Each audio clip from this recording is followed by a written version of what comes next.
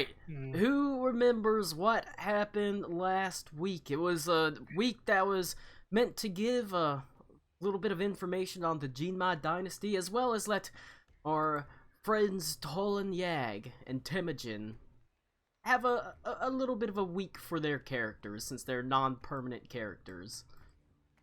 Well, I felt sick and wanted to die. wait till you see how Not he a felt cat. in game. Yeah.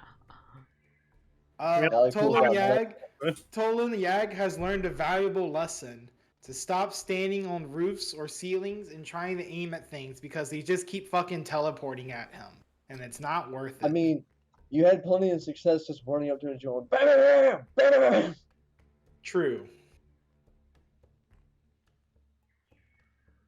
Okay, but what happened last week? So basically, we are on the island of the people who live in the weird sea, and shit's been happening there with some beasts at nice, maybe, or something like that. There might have been some danger with some other savages that lived on there. And before we could really decide anything, there was a kid who was spying on us. Turns out his father was from the Jinma dynasty, which is pretty weird. So we talked with him. His mother and father were killed after they came here. And he had his heirloom of stuff. He had his father's flintlock pistols, some of them. Well, we trained him, and this kid is the worst fucking shot in the world. He can't shoot a broadside of a barn 2 feet away. It's pretty rough. I mean, it's real hard when his gun just breaks. Even when it wasn't breaking, this kid was sucking Yeah, he mad was shit, still a dude. stormtrooper. So what I'm hearing is he's a Hey, he shoo-in got for one good stormtrooper. shot in. One good shot. We'll give him that. So basically, what is Tara doing? Jerking it. Oh, panda. I don't care. So basically, we went out into the woods, and it turns out there are some troublesome beasts here, some very large cats. And there are also savage island people who are basically pretty cool. We named the cool guy Walter. He was the leader. Okay. And he had a bunch of guns, and we all went, "Is that a monkey? He's got a gun." We all made that joke. Mm. And then we found out that the big bad kitty was a big fire kitty, but we didn't know it was a fire kitty, and it scared the shit out of us. But then we shot it a bunch of times, and it's dead now. And we could finally put Batu's father and horse to rest. That's the The important thing, end. the horse. Yeah, honestly, but we gotta get that horse where it's supposed to be. You can't By just have it Jinma like- Dynasty, that is actually true. The important thing is the horse, because it's also we expanded on the religion of the Jinma Dynasty a little bit, and why it's important to properly see to horses, and about the Emperor being sort of this idea of a great rider who rides this sort of stallion that rides across the night sky, and all the stars in the sky are part of that great stallion's herd, basically, and every time a horse dies and it's dealt with properly, it becomes a star in the sky, etc., etc. Far more backstory than the Jinma Dynasty really actually needs. But you had learned that you had noticed that despite the fact that they were this is a pretty sizable group of islanders, and it was a pretty large and verdant island, they hadn't really pushed into the depths of the interior of the island, and so you did some asking why about that, and of course obviously noticed that this young boy Batu was watching you sort of nervously, a little bit surreptitiously.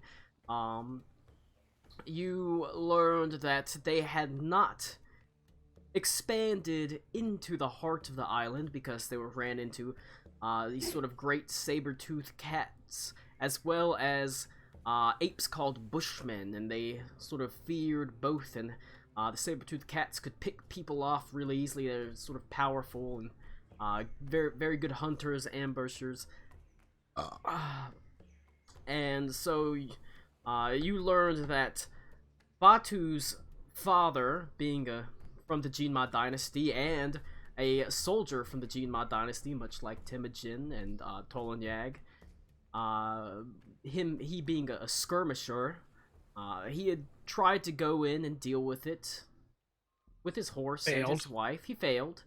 But you sort of decided to go in and hopefully at least kind of help deal with this problem of the Bushmen and the bush people and the saber-toothed cats, and you hopefully would come across, you know, Batu's father, and hopefully his horse, to lay his horse to rest.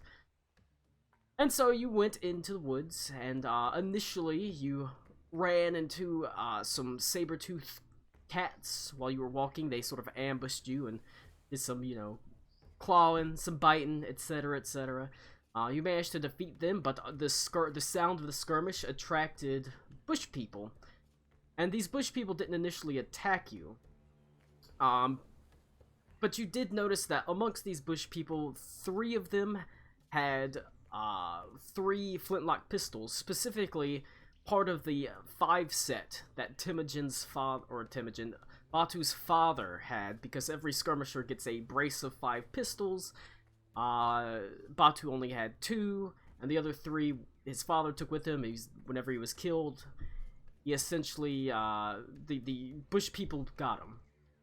But they were actually they're actually pretty intelligent, surprisingly smart. You were able to communicate with them, and eventually, the leader, Walter, was able to kind of help you out.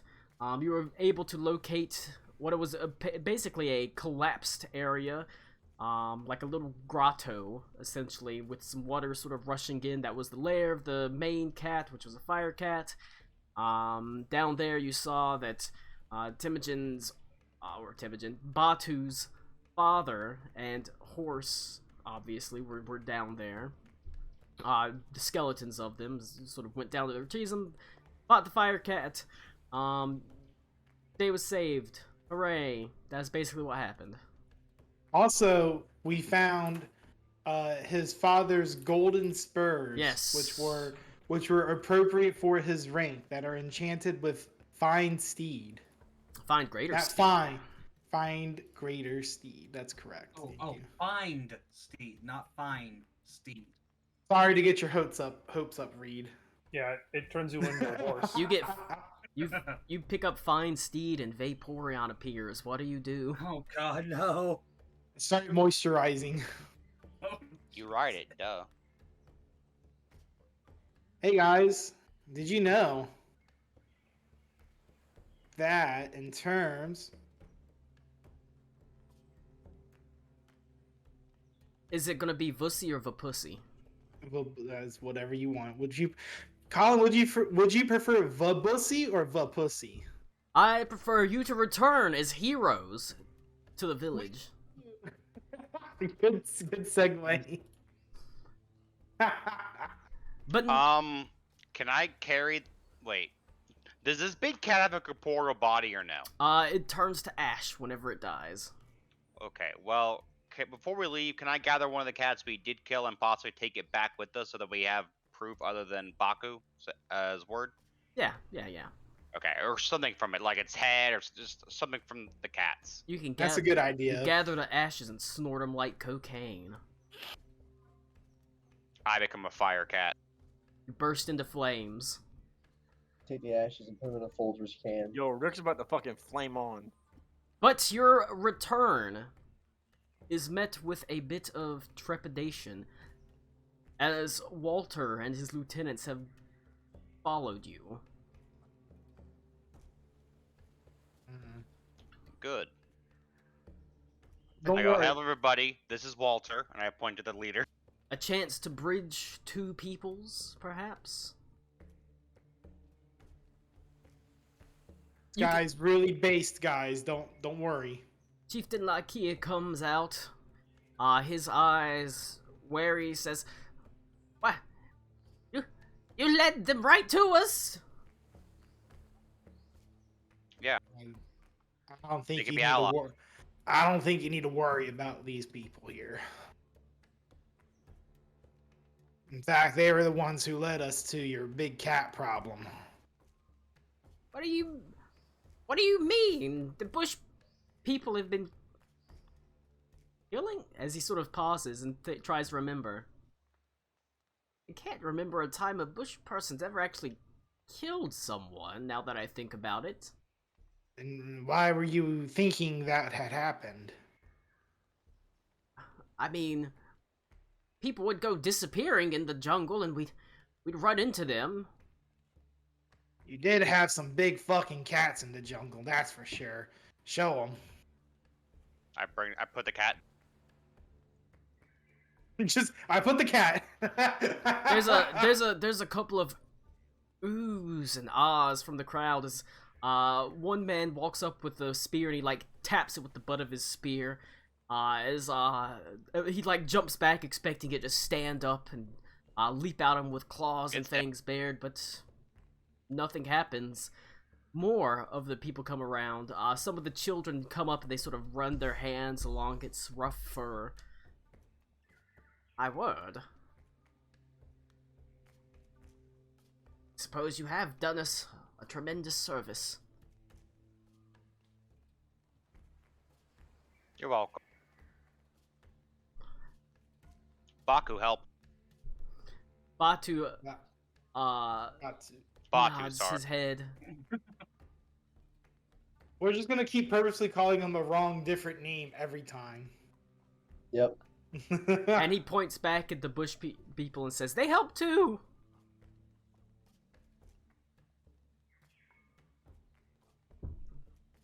Well, It's a circle jerk of, well, they also helped us, and they also helped us.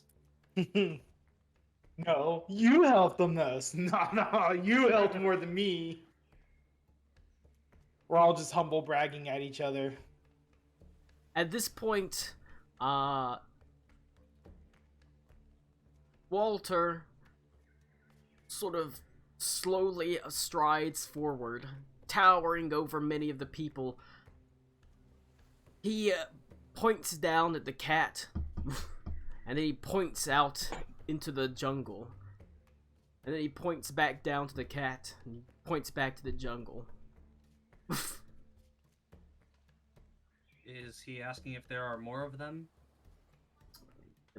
Bush people would know No, better. they're just saying they're out. He's basically saying they're out there. No. But then he points at himself, and he points at the chieftain, and he points down to the cat, and he points back to the jungle. They help too.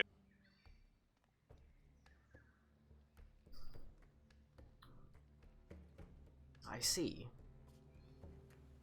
You speak such wisdom, ape man.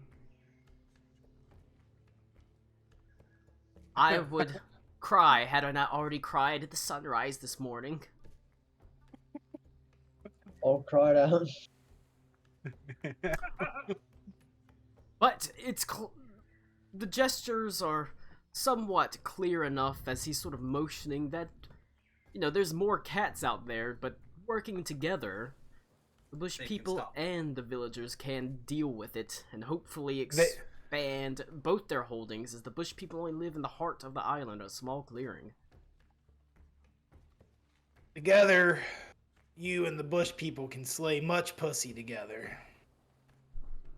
Yes, I've slain some pussy in my time. Half of these villagers are my children. We look at all the Alright, Genghis villagers. Khan. Ah, that makes sense now. Do you have somebody here that's Not incest. a capable translator, maybe? I'd be willing to try and learn their language and try and teach them Wait, common. Reed, can't you understand? Well, you weren't here last week, were you, Lou? I was not. He was no. not. But you would be able to understand Walter, right? The Walter If is the he- monkey If person. he is speaking a language, I can. He Oh hasn't. my god, he is maybe just you could going- help. Maybe you could help bridge the gap. Oh my god. He, If it's Is that diplomacy? he hasn't like currently animal, spoken a ook. language, but I he's can't do that. been gesturing Oh. at this point, I Oh, can he do hasn't that. actually- making- It's animals. making oofs and sort of grunts. There's a clear intelligence, but he hasn't tried to speak a language. Yeah, we confirmed that a while ago. I can understand languages. I cannot understand animals. Oh. I wasn't sure if okay. he had actually like spoken a language. I Or wasn't not. sure if that counted as a. But regardless, if you have somebody that's since he's not speaking a language, if you have someone on the island that's like a teacher for the children, maybe they would be willing to teach one or two of the bush people some common. I think we can certainly handle that. As he sort of motions for a middle-aged woman to come over, she says, Tanisha, this is Walter, and Alec Cool. Perhaps between the three of you, we can work out some sort of way of communication, so that our peoples might become better allies. And, well, between the two of us, we can, well, clear this island of these infernal cats and finally live in peace. But perhaps on to more pressing matters. I received a reply from my silver scale eel.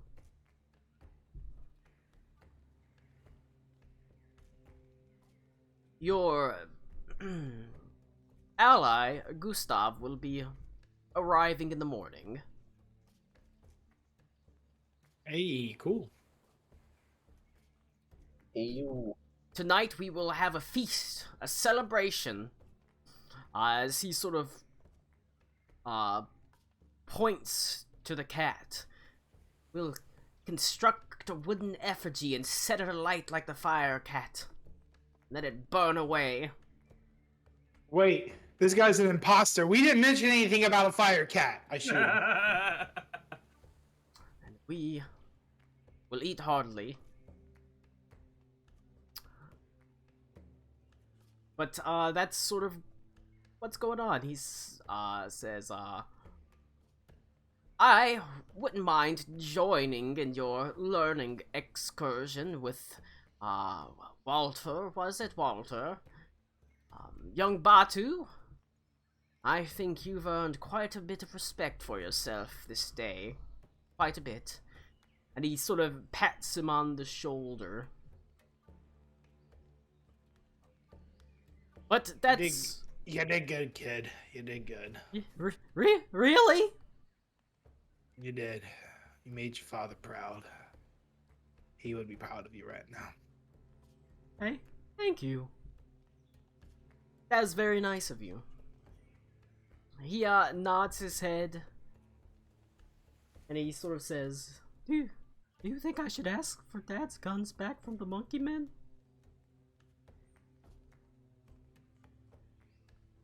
That's up to you, son. Be right back. Do you think it should? I mean, I've only got 2 hands, so... He, like, nervously looks at the giant gorillas. That's correct, Lou. Whether you think you should ask or not, I can't tell you that. I will tell you, though, that those spurs of your father, they belong to you for sure. Ain't nobody here can take them. He holds them and says, Oh yeah, I remember when Dad would... He'd dance with Mom and he'd wear the spurs and I'd hear him jingle and I knew that things were okay. I'd fall asleep to that sound some nights. And he sort of smiles faintly and he holds them to his chest.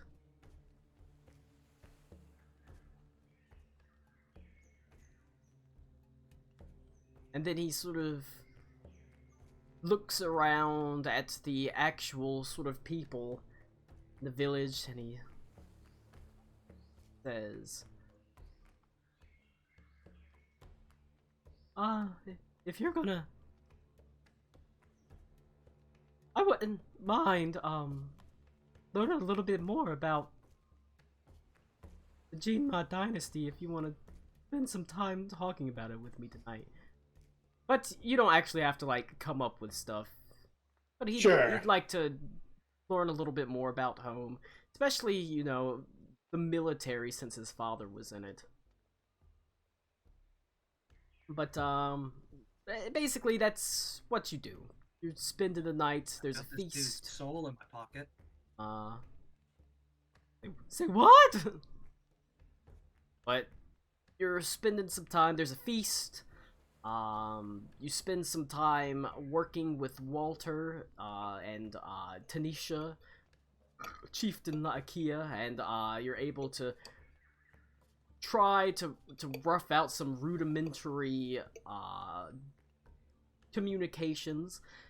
They often speak, you notice that the, Bush people speak a lot with facial expressions and gestures.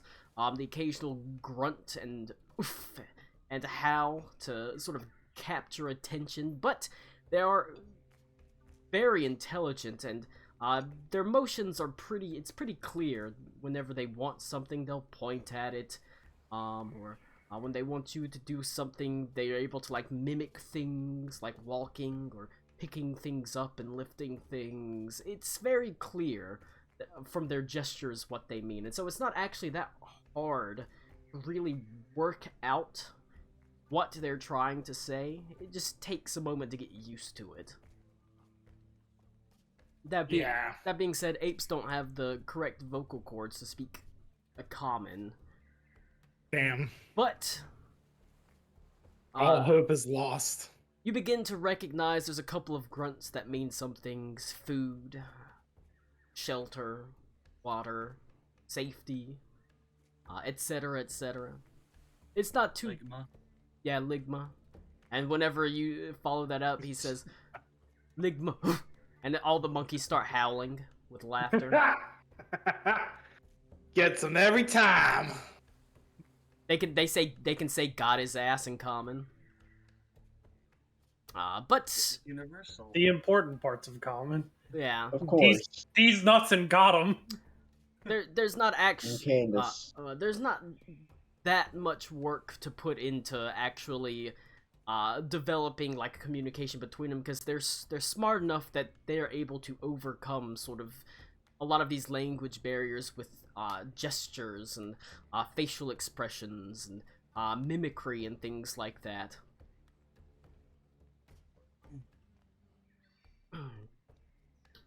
If nobody wants to do anything particular, I think it's good to just move on to the next morning.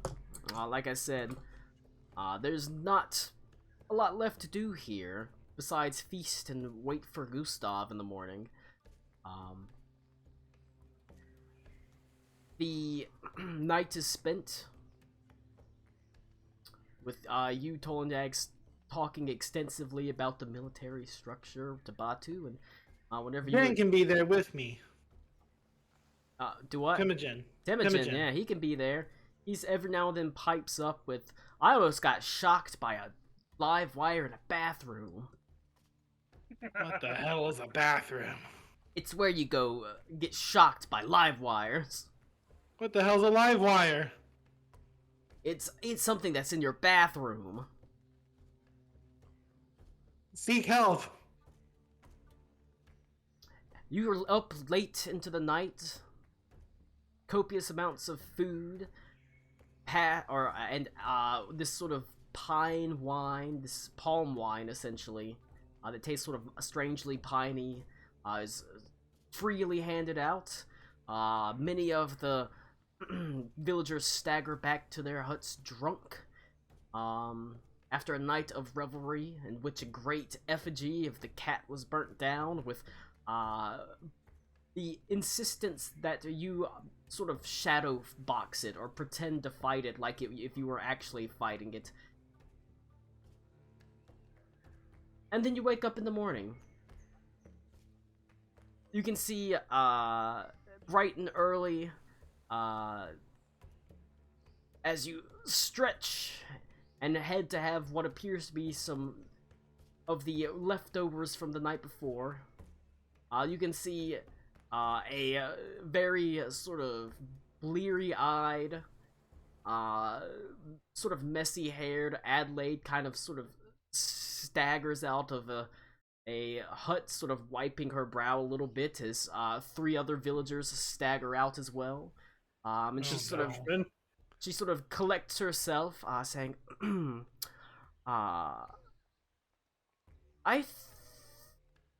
where's Ito at? These villages are getting destroyed by they them pussy. I have a wild story I want to tell him. But she sort of staggers away. It looks like she had a good night. Yeah, she didn't even invite me. I think it's the first time she's actually wanted to see Ito. No one wants to see Ito. Is it Exactly. is it normal to bleed from the other holes? Oh Jesus Jesus! Christ. Well, and his weird super. There's other holes? What the fuck? But she goes to find Ito, and as you're eating this sort of rough leftovers, you can see from the crashing waves, there is a moment where there's a roiling mass, and then from that roiling mass steps forth a face some of you have not seen for a long time. Some of you haven't seen at all. Gustav. Oh my god, it's Gustav. Tengoroa. He wears very different clothing now. Far more akin to that of the villagers. And yet also quite a bit nicer. He's actually wearing what type of armor did Gustav wear? Let me bring this picture. Damn.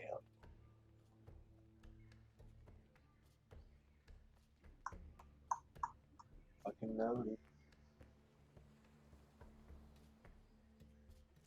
Well, you're a fighter, so you're wearing he's wearing like a breastplate that appears to be Studded leather. oh, it's a basically like a hardened leather covering on the outside. It resembles like doesn't have studs on it, but it has been beautifully sort of carved to resemble like a turtle shell. He has a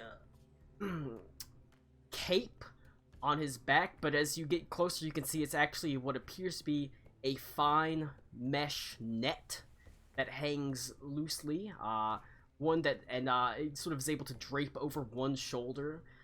He carries a bow that is not, it looks like it's made of the same palm wood that these the very same palms that you're on, perhaps, or the palms are around that sort of same type of tree, and capped with what appears to be these nodloid shells at the tops of and the sort of bottoms of it. It has no bowstring that you can see, but it does sit firmly across his shoulder and his sort of across his back crossways, even though you can't really see a string, as if there's some sort of invisible force there. And he strides from the surf. Is completely soaking wet, but comfortable with it. In his hand, he has what appears to be the same silver fish eel that he sets loose as it skitters away into the water. Thanks, Greg.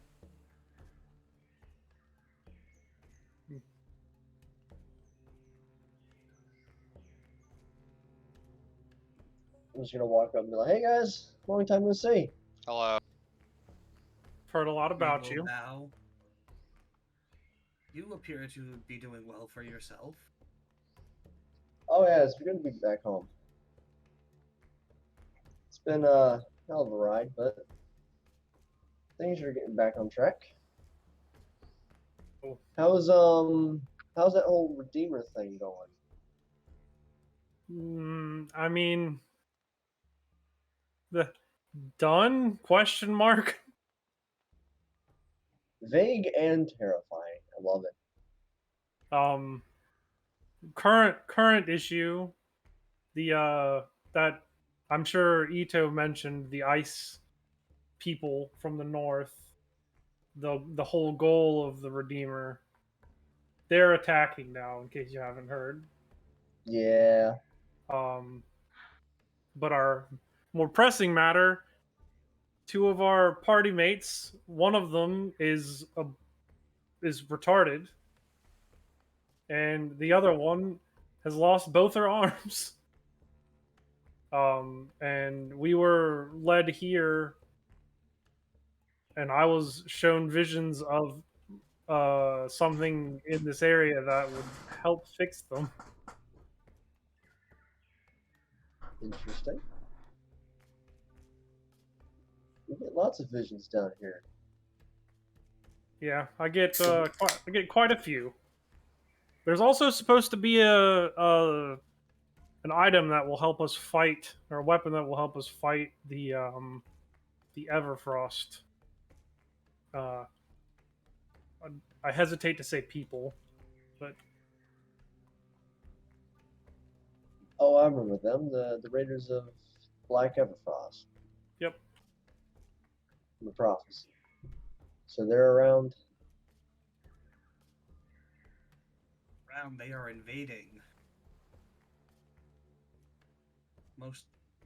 Quite a bit of the mainland has already been taken over. it's quite bad. The capital is being evacuated. Like, it's Still So- there, though. Right? for now, I guess. We've not been very recently.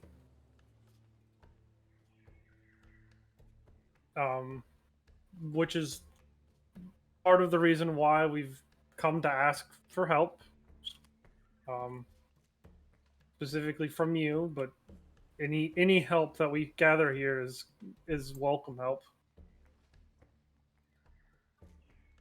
You do have someone that could possibly help out. Ito also is looking for some kalam. But you do have people that can help with that. Very easily. Yeah, I mean, honestly, with your visions, I'd say we should go see the Oracle. Or the Oracles, I mean. Over on Tidewater Hall, I mean, they'll be a great help.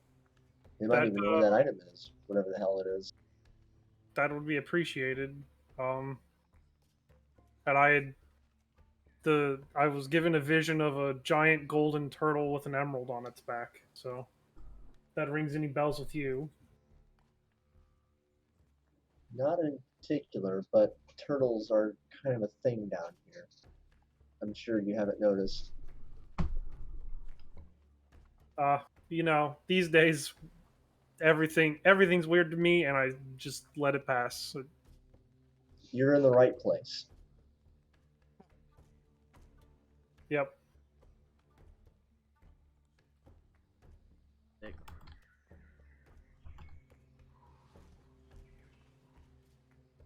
What are you checking? I was making sure to write that. Discord, what happened? Okay.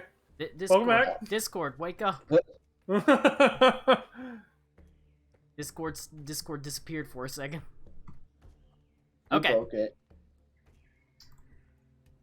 But no, I had an idea on that. So I know. Thank you. All right. But I imagine nobody's brought it up yet.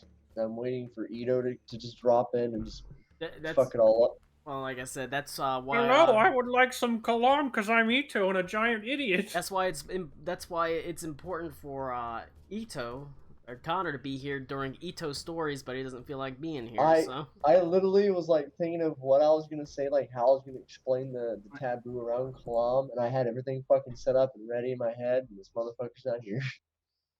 My name is That- Ito, and I need to drink that's- a bunch of Kalam and look through the Dragon Eye Star Scope. That's okay, because, like I said, I came up with a interstitial game on the fly. You can lead them to Tidewater Hollow. The way is... It's not that it's unsaleable, it's just you have to essentially have permission to enter. It's breathed by powerful currents and mana storms that rebuff anyone who tries to go into it without any kind of permission. And so you're actually able to help them bypass enough of that they can get through. For the most part, they'll have to deal with the actual mana storm itself. You yourself don't normally have to deal with it because you can travel underwater. You can use wildlife, but for the Iron Trove to arrive, unfortunately, it's going to have to actually make it through the mana storm.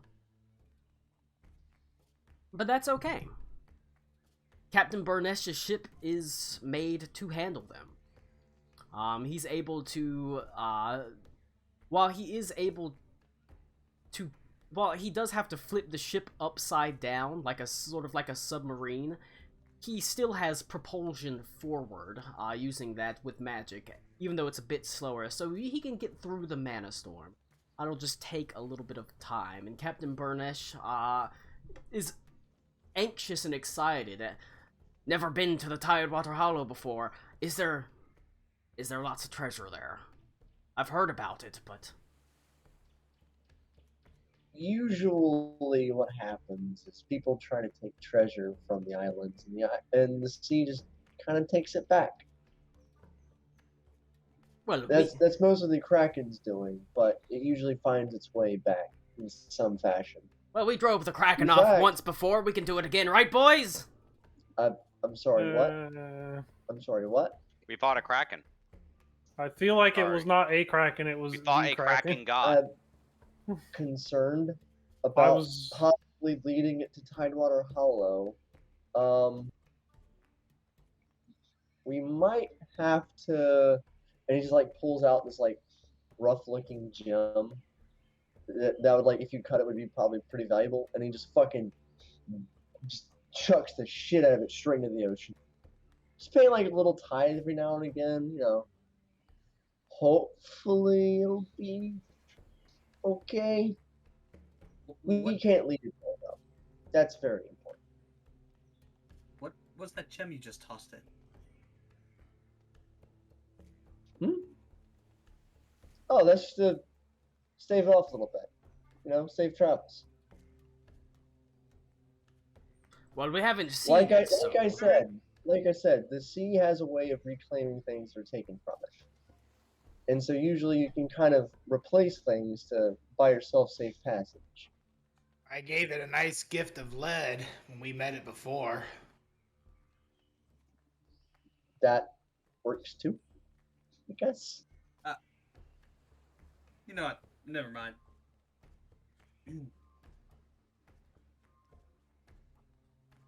We haven't seen it since we last left it, and I've had a pretty fair eye out, so... Whatever it was, it's fucked the fuck off it has. Couldn't deal with the core now. of the Iron Trove. He sort of smiles broadly.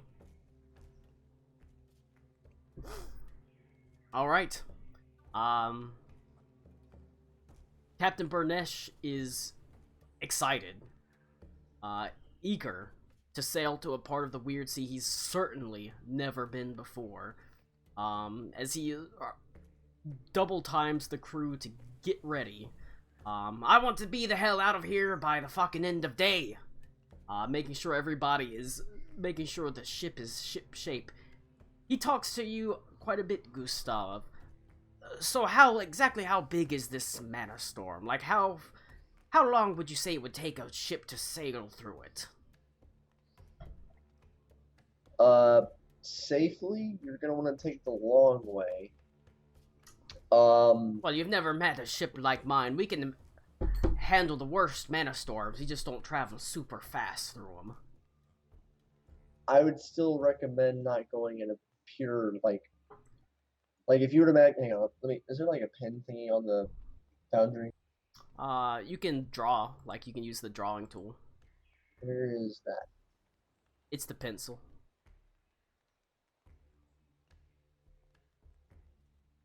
I don't see pencil. Oh well, maybe that's not something you have. You can ping it. I'll draw it.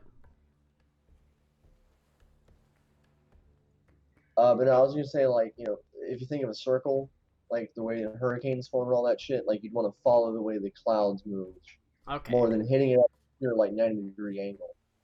Yeah. So I mean, you could, but you probably would be better off at least taking an extra day or so. Maybe not even that, depending on how fast your ship goes, but taking the extra time to take the long route. You will have to meet it from behind and kind of move into it to not miss your target. Normally I'd be annoyed by insolence, by someone telling me my ship couldn't handle it, but in this case, I suppose I can trust you. I mean, you're going in uncharted waters, friend. That's why I'm willing to trust you. Alright. We'll take the long way. But he'll take the long way through the mana store. Get a little bit more time, but that's okay.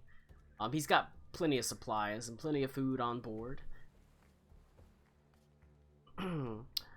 Now,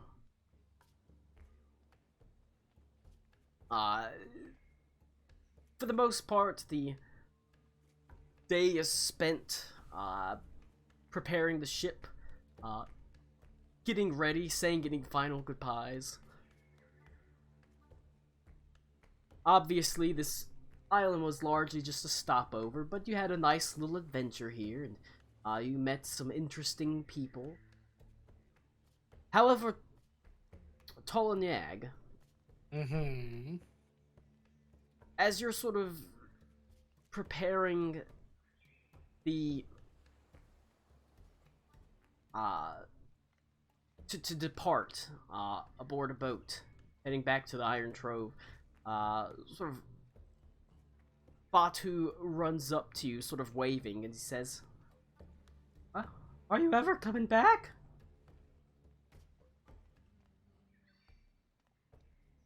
Well, it depends on the captain's journey. He's the one who tells us where to go. That'd be But right.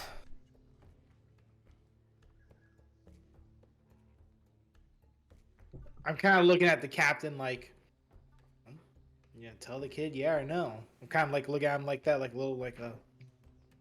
I see no reason why we can't come back and check on the progress of this fine merger between two peoples. After all, he shrugs and says, "We are heroes after all, right, guys?" As he sort of, like, he joined in. Yes, Captain. That's right, lad. I like how this is like a normal thing for the captain. We're all just kind of like, yes, Captain. That's right, young lad. Make a good kiff. He pats you on the shoulder, and then he pats the boy on the shoulder, and he hands him a shiny gold piece. Don't spend that all in too many places, as there's nowhere to spend gold here because gold is useless here. No, it's good for throwing in the water. That is true. It is good luck. But he says, "We'll be back, young boy. Don't You worry. muted Nick. We'll be back, Batu." And nods his head, and he departs. I'm gonna want to hear more about the Jinma Dynasty! But he sort of calls back and waves. And you head to the boat, ready to finally set off to Tidewater Hollow, to reach the ultimate goal. one of the ultimate goals of the actual journey into the Weird Sea, to finally go where no outsider has gone before, into the heart of one of the most sacred places, where at the very center of the worship of the gods of the Weird Sea, and the struggle between the dragon turtle and the kraken, the never-ending struggle.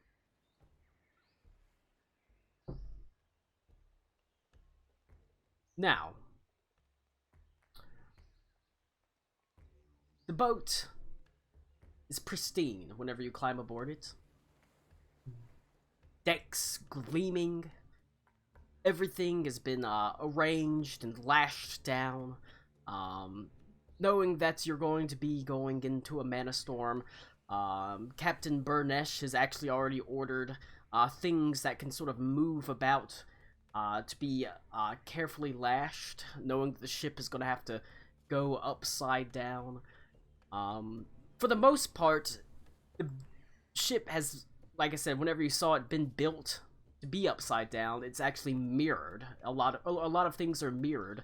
Like the beds are basically bolted to the ground, or in this case, they use sovereign glue to make sure they stick. Everything is stuck, and it's mirrored on the ceiling and in the rooms, basically. And the actual crew's quarters, they use hammocks. Obviously, when it flips upside down, you can just flip the hammock over, basically, because they're suspended in the middle of the room. The what? I said, huh. What? You were thought you were sleeping on feather beds? No, it's just like how immaculate everything is. It's kind of Yeah, it's usually not this strange. clean. Now, there is a sense of excitement that permeates through the ship. One of the largest reasons being, Captain Burnesh understands that it can be stressful going through a mana storm. He understands that he wants the crew's spirits need to be lifted. And so when the boat is flipped upside down, there is basically a significant amount of free-flowing alcohol from the ship's stores, as well as a reasonable amount of gambling, essentially. As the crew, Captain Burnesh, basically pays 5 gold pieces out to every crew member to essentially gamble with. And they play games of chance and dice games and card games. There's even a roulette wheel, essentially. But there's a spinning wheel where you can basically guess a number. my favorite game. Yeah, and I mean, it's gambling. Pure and simple. And even better, it's gambling on the captain's gold, which he's happy to provide you because he's got a fucking shit ton of it. What a based man. He usually does not join the crew, preferring to stay in his downstairs quarters, basically. His cabin is usually above deck, but whenever it flips upside down, he does have his own smaller cabin that he stays in. He usually remains there. In that cabin is the controls to rewrite the ship, essentially. Yeah. And so he usually sequesters himself away.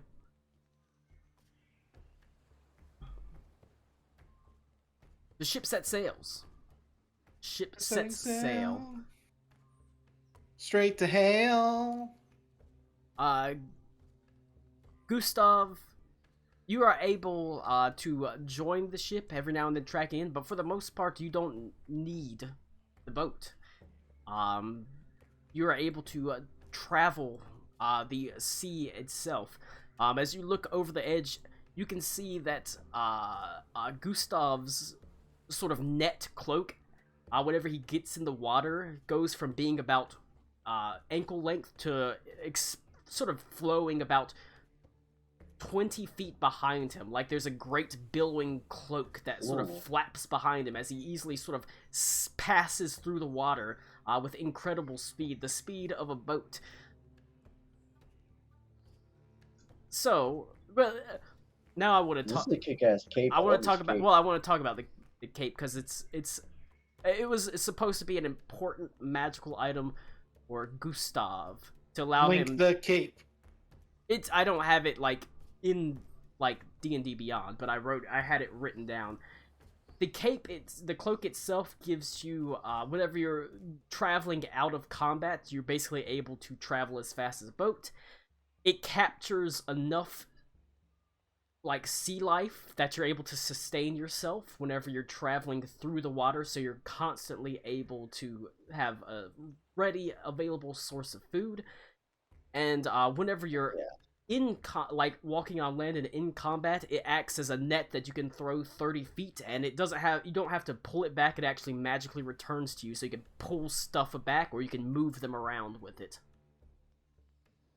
Dude, that's dope as shit.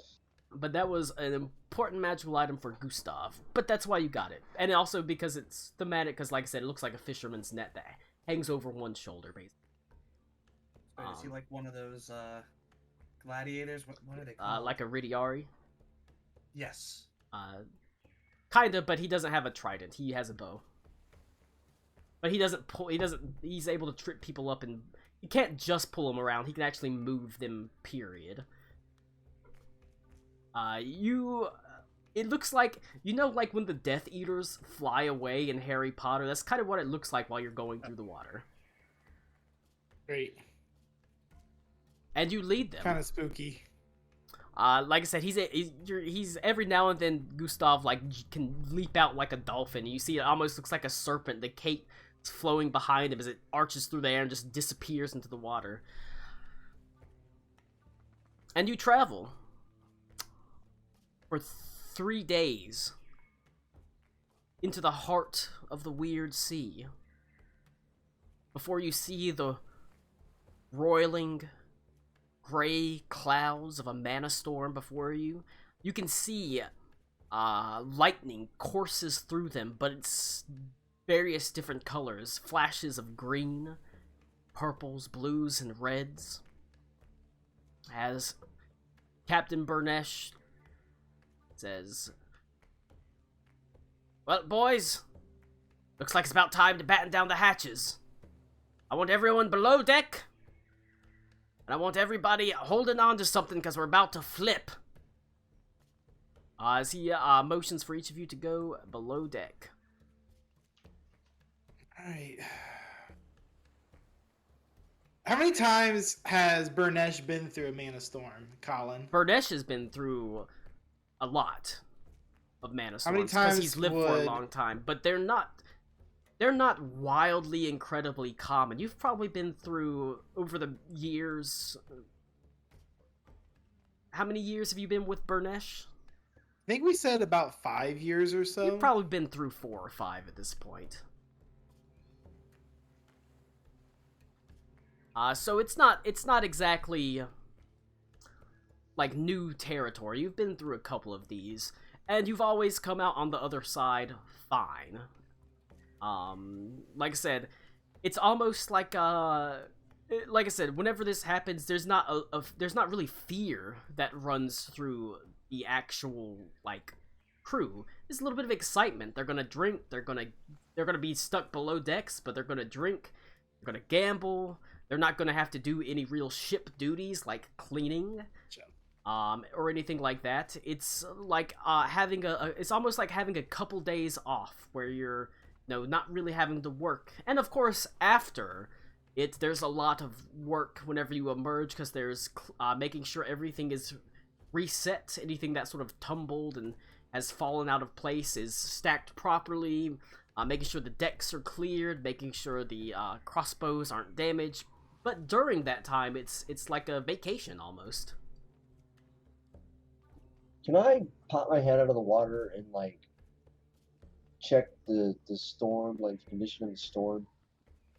Like determine if it's like a Cat 1 or a Cat 2 or something? Oh, it's around Tidewater Harlow, it is a Category 5. It's the strongest mana storm you can run into, basically. I'm gonna get on the ship. Alright, you might have to choose between playing as Bruce or Gustav. That's not a hard choice. Alright, Bruce. Damn. So, did Gus just become Jim Cantor? Fuck you, Connor! Fuck you! Yep. You son of a bitch!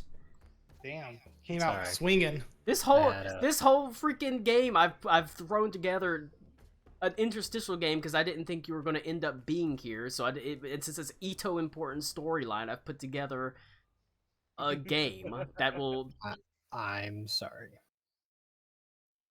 All right. Well, Sorry doesn't cut it. Start sucking. My kid. Actually, give me Gus. Give me Gus. My kid. My You want me kid Gus? needed.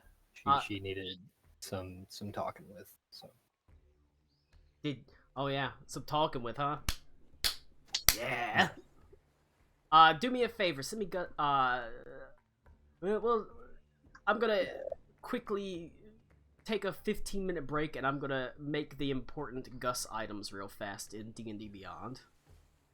Question isn't who is here, but why are we here? I don't even know. All right, especially since this is a off-the-cuff quick game that I've come up with because I didn't I'm think sorry. Connor was gonna be here. I'm sorry. You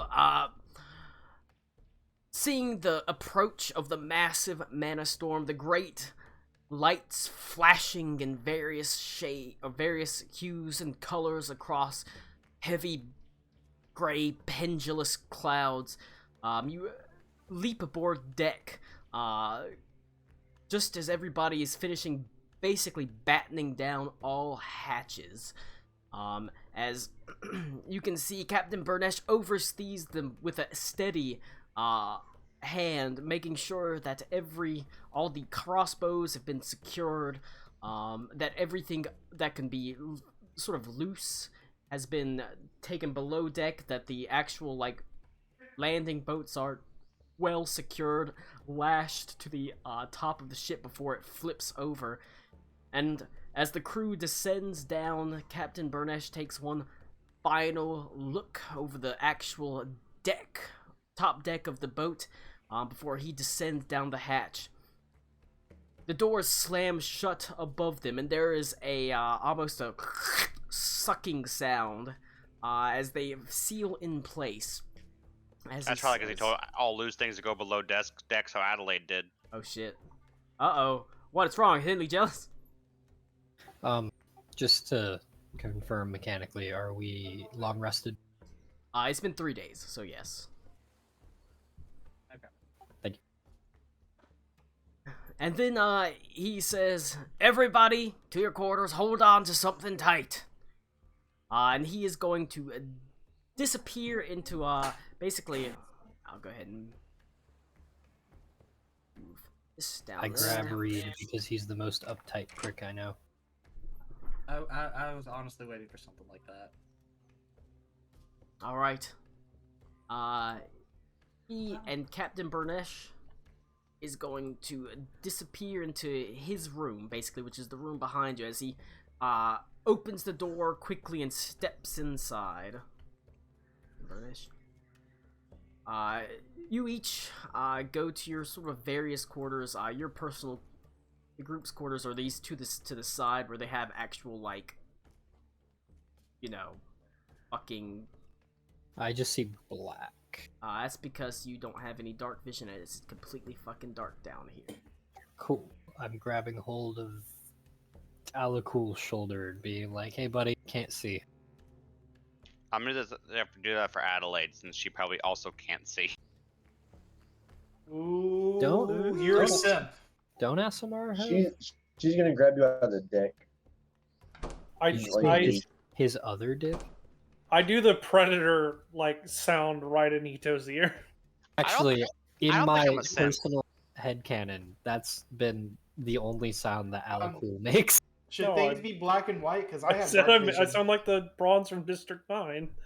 This is Oh, It's that. It's a combination of the predator growl and Honestly, this is super weird because I see myself as black and white, but then I see the floor in color. That's because that part is hit in light, that part is in darkness.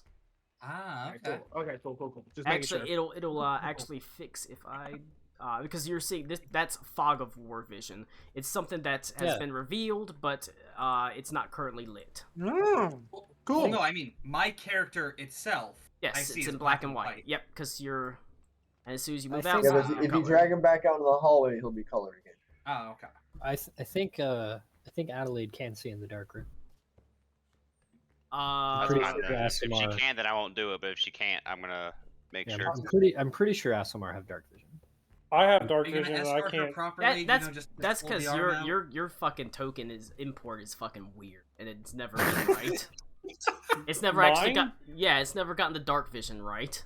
Whenever I Okay. tried it, it's never imported your dark vision right because it's a Mixed the broken toast. the Thrycreen was a homebrew that we pulled in, Yeah. so it's never actually done the dark vision right. Even though I've literally gone into your senses in the Foundry character sheet and tried to give you actual like dark vision, it's never done it right, and I don't know like why. It's never even trying to do it. Who knows? Yeah, like I've got your senses listed as dark vision 120 feet, and it doesn't actually give you dark vision. And like I said, I don't actually know why. And I can't It's not gonna really... be something stupid like blind is toggled on him or something, is it? No, it's not like Because I that. can see. Alright. The boat, interestingly enough, I'm gonna send Ito what, Adelaide and her talked about. Oh, okay. Ooh, secret. Like in text? Yeah. Okay.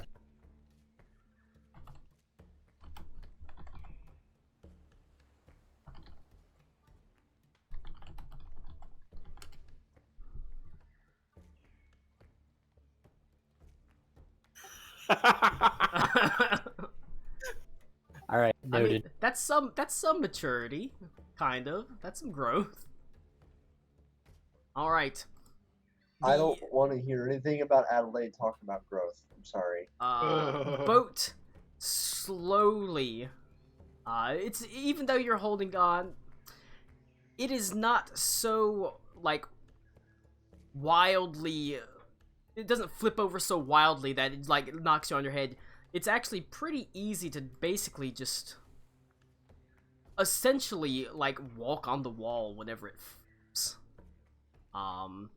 You're able to hold on and sort of clamber up the walls as it initially just falls to horizontal pretty quickly, and then it slowly flips upside down I forgot I before had to flip to do that. settling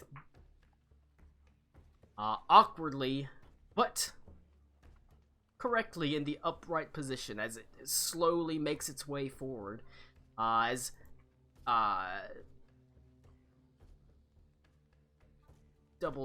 Captain Burnesh emerges from his own quarters. Everyone okay? Aye. Aye. Hey, that's my word. You can't say that. Burman the Captain. poop deck, sir. Good. Appear to be unharmed. He I heard I it's can't- supposed to be You called. the can't say Voodoo that to me. The Torch. poop deck's above board. I can't see. that's because do you have dark vision? Then you can't see. No, He's I- telling I Burnesh was he can't telling see. Burnesh Oh, I he, can't see. I says, well, I can do. He said he nods his head. Torches, everyone, as he has emerged with a torch himself, as he's holding up a torch.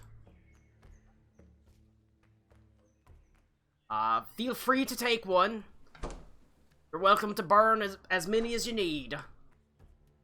Well, Oh, I Jesus. take one if it will give Right me now. light. Forgive me. I came in like at the last time. We submerged for a mana storm. Yes.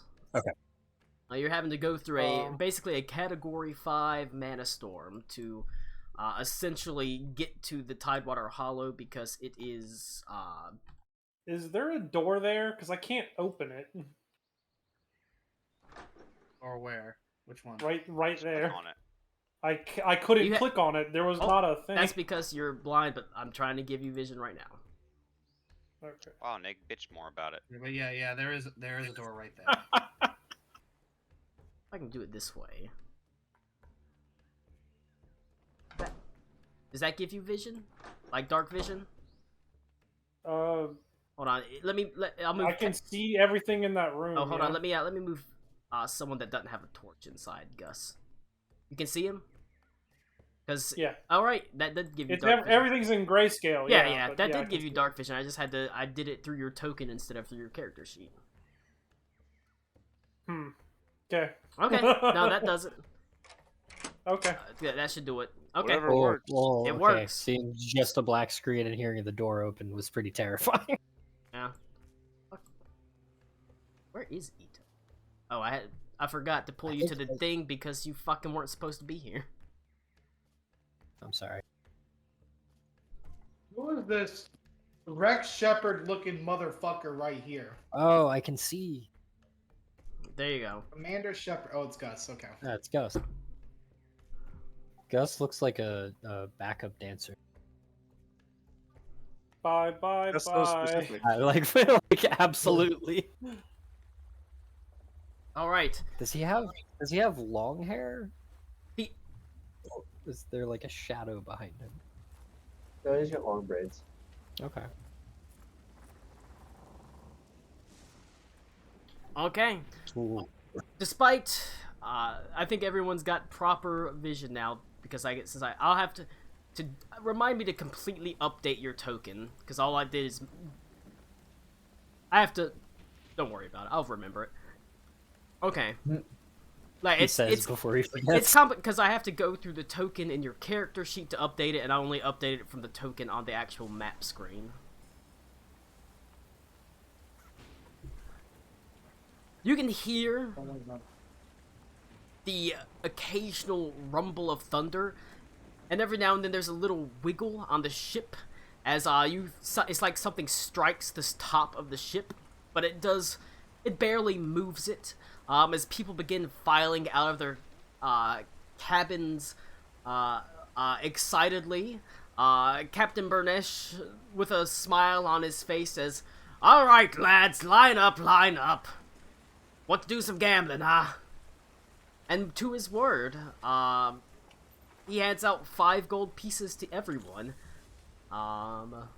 Sort of generous smile on his face and he hands out 5 gold pieces to each of you. Temporary crew, but still crew to say the least. I don't know if you were here when they talked about it, Ito, but there's a lot of... While usually Captain Burnesh has a pretty tight control on both gambling and alcohol on the ship, but when they flip over to keep morale high, he lets people just gamble and he lets the drink flow pretty freely, and he also hands out a few gold pieces.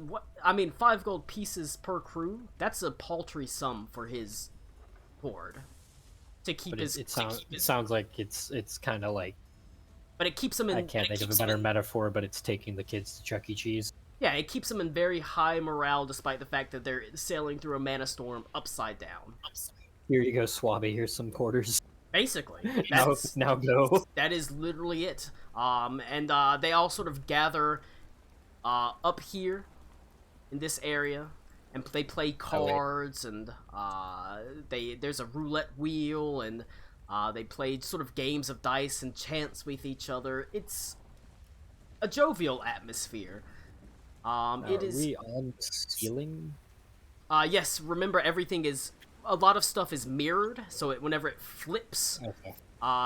and he uses sovereign glue to hold like tables and things to the ceiling, and whenever you go in, you have to pick up stools that have been scattered about, and unlash those that were secured, and sort of push them underneath the table. But soon, realistically, there's a pretty jovial atmosphere that permeates the place.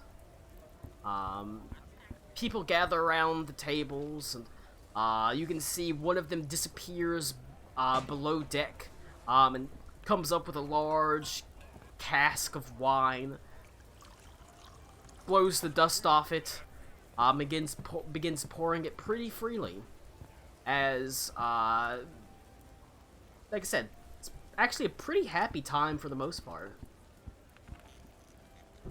Captain Burnesh smiles, and he is going to nod his head and says, "Have fun, boys," and he disappears into his quarters.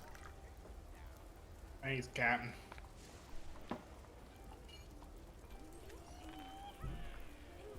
Now, these things, Tolanyag, you know that it's fun. It can be a little bit tedious. There's been times where we've had to sail for multiple days through it. But you know what? It is what it is. Break. It's better. It's certainly better than being on top of the deck during a mana storm. And so you quickly find yourself sort of joining the rest of the crew, sitting at the various tables, smiling broadly as there's... Let me just pull some top-down tokens in to give this thing some life.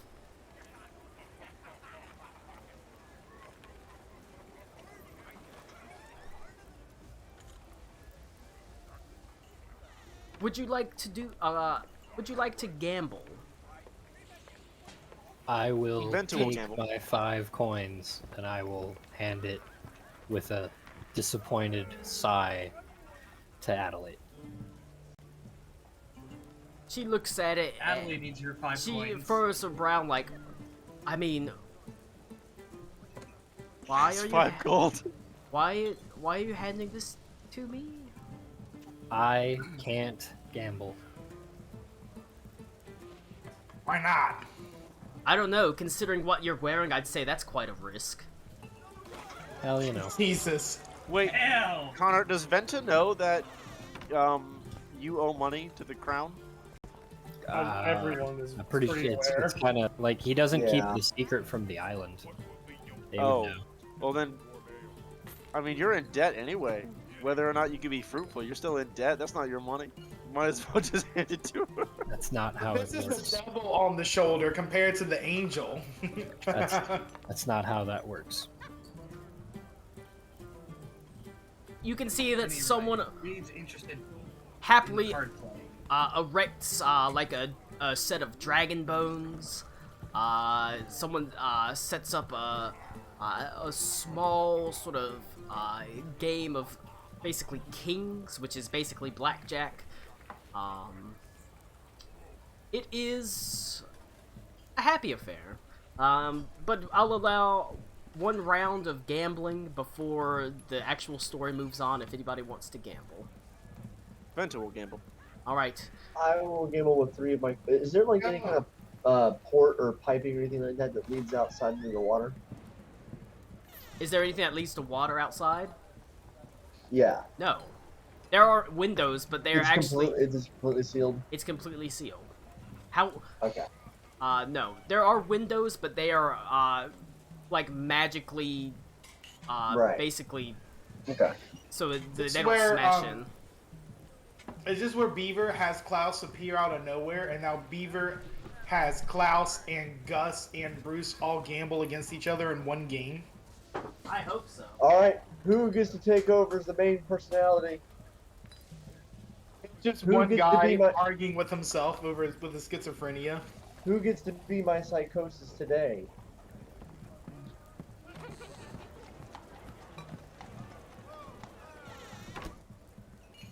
Oh, shit. I just want to chime in. Like, I want to have a conversation between 2 of the characters and have the third one chime in, and then they'll Say- both tell the third one Is- to shut up. I'm looking through my, frickin' games notebook. Hey, I'll say, you remember Underwater Polo with the giant manatees? I really hate Oh, it was these dolphins. No, visual aids. they're manatees. See, Man titties. Ooh, man. manatees. Manatees. Yeah, are there any manatees in Well, the water right now? they were called I but Shwatas, but they were called Shwatas for short. All right, Colin. I'll bite. Where'd you get that from? Hey, look, is What random ass it was words like- it did was you like- type into Google Translate to pull that it was one out like of your ass? it was like lacrosse blitzball. I was gonna say, is that on the cross stick? Yeah, they used lacrosse stick, and then hold on, and it had a How to make Blitzball I worse. see you gotta like that. Have the saddles, Good lord. and then you got the ball. which was shaped like that, as like a golf ball, kinda. There's a lot of work that went into that we never played. Damn. This is not the right notebook, though. I need my Tavern Games notebook. Is Colin wearing a bear skin? Oh, okay.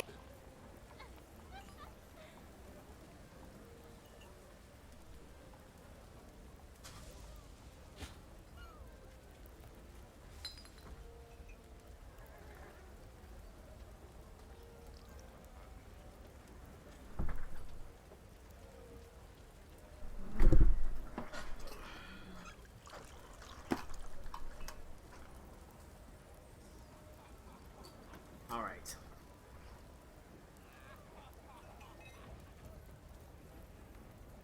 To the...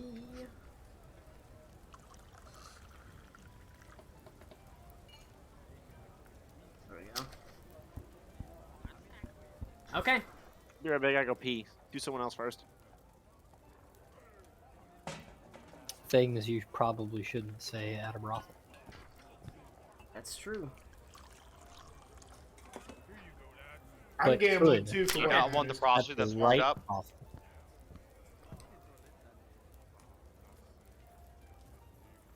Alright. No, I want them cold Here, like I'll- frozen fish. I'll describe the games, the practical games I have written down. There is Kings, which is basically blackjack. There is, let's see, Threes, which is a dice rolling game. There is Crown and Anchor, which is a game of chance where you put an amount of gold on a grid, and basically you try to roll dice to match the number on the grid. Sort of like a weird roulette. For other practical games, there's knife throwing. Get a nice knife throwing game going on. Dragon's Bones, as I said, there's a Dragon's Bones set up. That's Jenga. And yeah, that's pretty much all that I have going on. I don't want to do the more complicated games. Shut the fuck up, Ziggy. Is the knife throwing like a dexterity thing? It is dexterity, but it's also... It is a little bit more complicated, because right now you're so much higher level than them. It has to do... You would have to do way better than them to win money. The dealers are like, these guys have character level. We gotta rig the set. Regardless, I'm gonna pass. there's unfortunately not a lot of money to win for the most part. It's mostly just entertainment for the crew. But the I understand that we're underwater and in a metal container. Yes, Is music yes. prohibited? No, not at all. I don't know how that would behave, Well, sonically speaking. if you don't suck, I think it'll go over quite well. I mean, it's not like you're literally... I mean, you're basically in a room. Sure. I didn't Anyway, know if there were sensitive elements. No. So I will find a corner and I will play my lute. Okay. Roll a performance check.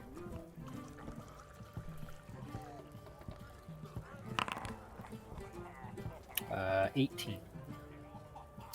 You get a couple of a reasonable amount of applause from the people as someone says, "Do you know the drunken barmaid?" A very common tune Know her. and a very simple one. Fucked her. A bit bawdy, to be sure, and will- yet very suitable for this sort of crowd. If I know it, or if I know it by another name, I will play it. But alright. The Drunken Barmaid has a little bit of a tradition. Connor, I am sure that you are familiar with the Aristocrats joke, the Aristocrats joke, right? I think where it's so. you improvise it to make it as absolutely raunchy and fucked up as possible. All right, I'm following. That is what this song is. We're the Nope. aristocrats. What's your act? Well, first I fuck my daughter, then the dog licks out my asshole, and then we do all this, and I kill my mother and eat her ass out.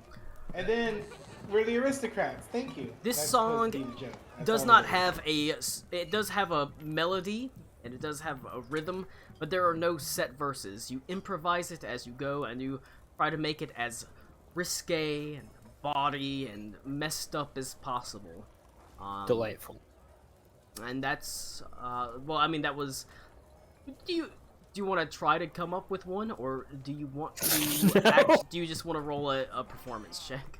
I will happily roll a performance. All right, check. roll it with disadvantage. 16. There's a few chuckles, but for the most part, they're not. They're certainly not mollified by what you've said here. Pretty. One of them says pretty tame. It did not seem to particularly impress them with your improvised verse, but they didn't exactly hate it either. I will continue playing if someone requests something. I'll try and cater to it. Otherwise, I'll just sit and play. All right. The idea of gambling scares the shit out of me. Moving on. To Kingslayer or Kings. This is, like I said, this is a game that is essentially blackjack, but we play it with dice. You put your money down. In this case, however much of your 5 gold you want. And the opponent puts their money down, and you take turns rolling a d10. You go over, you bust. You want to get to as close to 21 as possible. If you tie, it's just a push. You get your money back, but you are against your opponent, and you want to get as close to 21 without going over as possible by rolling a d10. You take turns rolling. And between rounds, you can add money, essentially. It's not hard to find a group. If you want to, sure. This doesn't have to be between just one-on-one. It can be any number of people, but you're all trying to get the highest number amongst them. And this guy will also join you. As he looks like he's had a couple of drinks already, and he slaps 2 gold down on the table in front of you, Gus, and Reed. I'll slap down 2 as well. Uh, Anybody else? I'll join. I was interested in the cards, yes. yeah. Even though I'll it's play played around. with cards, but we do it with dice, basically. Yeah, I know. I'll play. You have a deck of Vincent will cards here, play. though. All right, so you're all playing. It's a race to 21 between the 5 of you, or as close to possible as 21 between the 5. Oh, of you. that's a 10 Luckily, gold the pot. D10 is one of the only ones I still have. It's That's a 10 gold pot, actually. pretty much, yeah. I said Vince is playing. Hey. Yes, sir. We got Gus, we got Reed, we got Vento, we got Random Guy. Who else? Oh, and yeah. Golanag. Alright. I'll hand the first dice to Reed.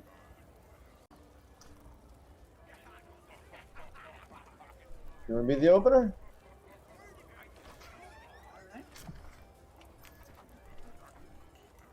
So, well, in game, this played with cards, right? Yeah. Essentially, we're just... So by opener, are you talking dealer or? Do you want to be the first one to roll? Okay. But yeah, I'll start us off. That's a 10. Here, I'll even. Do-do-do. Damn it. Do-do. Nice. Alright. It's pretty good. Does it go around or is it just me? Whenever it Until I goes stop. from you, it goes counterclockwise. Okay. So it goes to Gus. Counterclockwise or clockwise? Clockwise, I mean. Tolan Yai. Yeah, it goes Okay, so clockwise. Alright. They're pirates, not barbarians. A 5. I messed up my camera doing it. Alright, it's on random guy now. Alright. The image is still clear, Lou. We can still see you. You gotta fix that.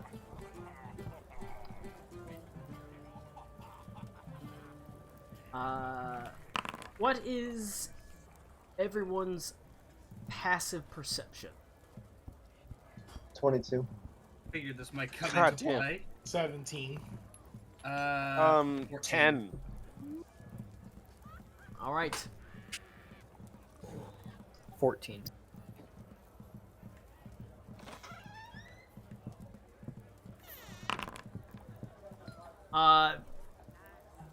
As he takes the D10 and he rolls it with a flourish. You can see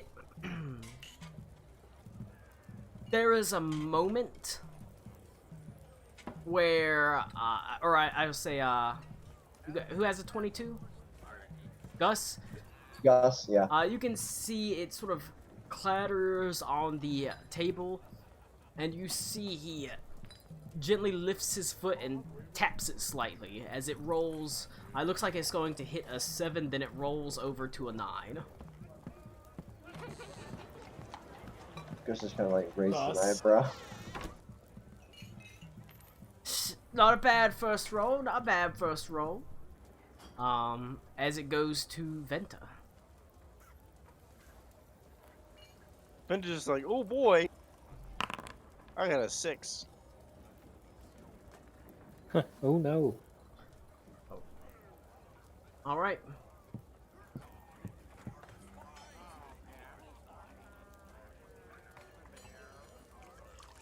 It's a tough break, but you never know. It goes to Tolan Yag. 7. Alright. Bad indeed. Not bad, it's not bad. Alright, we're currently standing at Reed believe with I'm a in the solid lead. 10. Next, the crewman with a 9. Then what? Tolan Yag with a 7. Venta with a 6. And then what? Gus got a grand total of 5. It's pretty rough, but Yep. it's whoever gets closest to 21 and doesn't go over. That's the important thing. So, when the guy cheated, did he just bump the table? Yes. Okay. Alright, well then. I will take my next card. But you would also say if you want to add more into the pot, this is the time to do it. Stay I'm for not gonna add now. any more- I'm not gonna add any more because I already made my roll.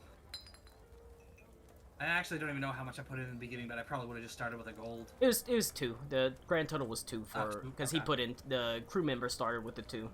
Okay. But yeah, I I rolled put a in 2 as 6, well. So I mean, you have to match it, so you'd have to put in 2. Yeah. Oh, I can't add 3? Y'all never played any like gambling game before? Yeah, have Start you ever out played as Texas start the out match, with the match. So he and put then in 2, you can you add put in 2. add more now if you want. And in between rounds, you can raise it if you want to. Check, call, raise. Essentially, I everyone's only got decided 6. to just check. A 6? Alright. Yep. That's not awful. Standing at a solid 16 as it goes to Gus.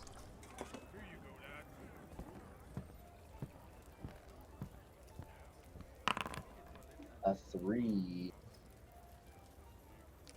Alright. Standing at a pretty solid 8. I'm gonna be prepared though. I'm gonna look out for this guy to cheat, and if he tries to cheat again by bumping the table, I'm gonna bump the table right after he does, so it fucks it up.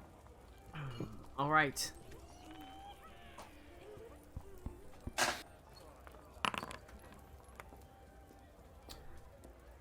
You But better yet, I'm gonna hold the table. It- I say That's what I'll do. Oh, all right. that's good. This time his attempt to cheat is a lot sloppier.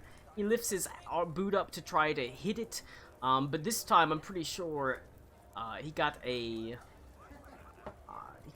14.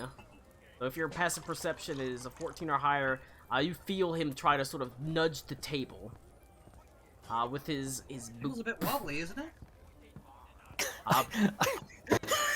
I can't get over the picture of Lou, the 3-foot tall monk, going, "Something's wrong with this table." Right. You're right. Yeah. I just got excited is all. So he doesn't get to choose. He has to take whatever was first. Which for him was another. It was a 7. He doesn't get to choose the option to choose between rolls. Lou over here, like, "Excuse me, Captain, there's a problem with your table over here." Can we get a couple of coasters to put underneath? Yeah, just like folds up a note card. Level it out. Slides it. All right. But he got That's good. he got a 7. He wasn't able to try to cheat to get to choose between the two. It goes to Venta.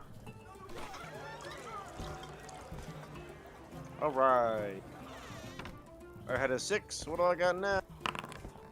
8. That's not the worst.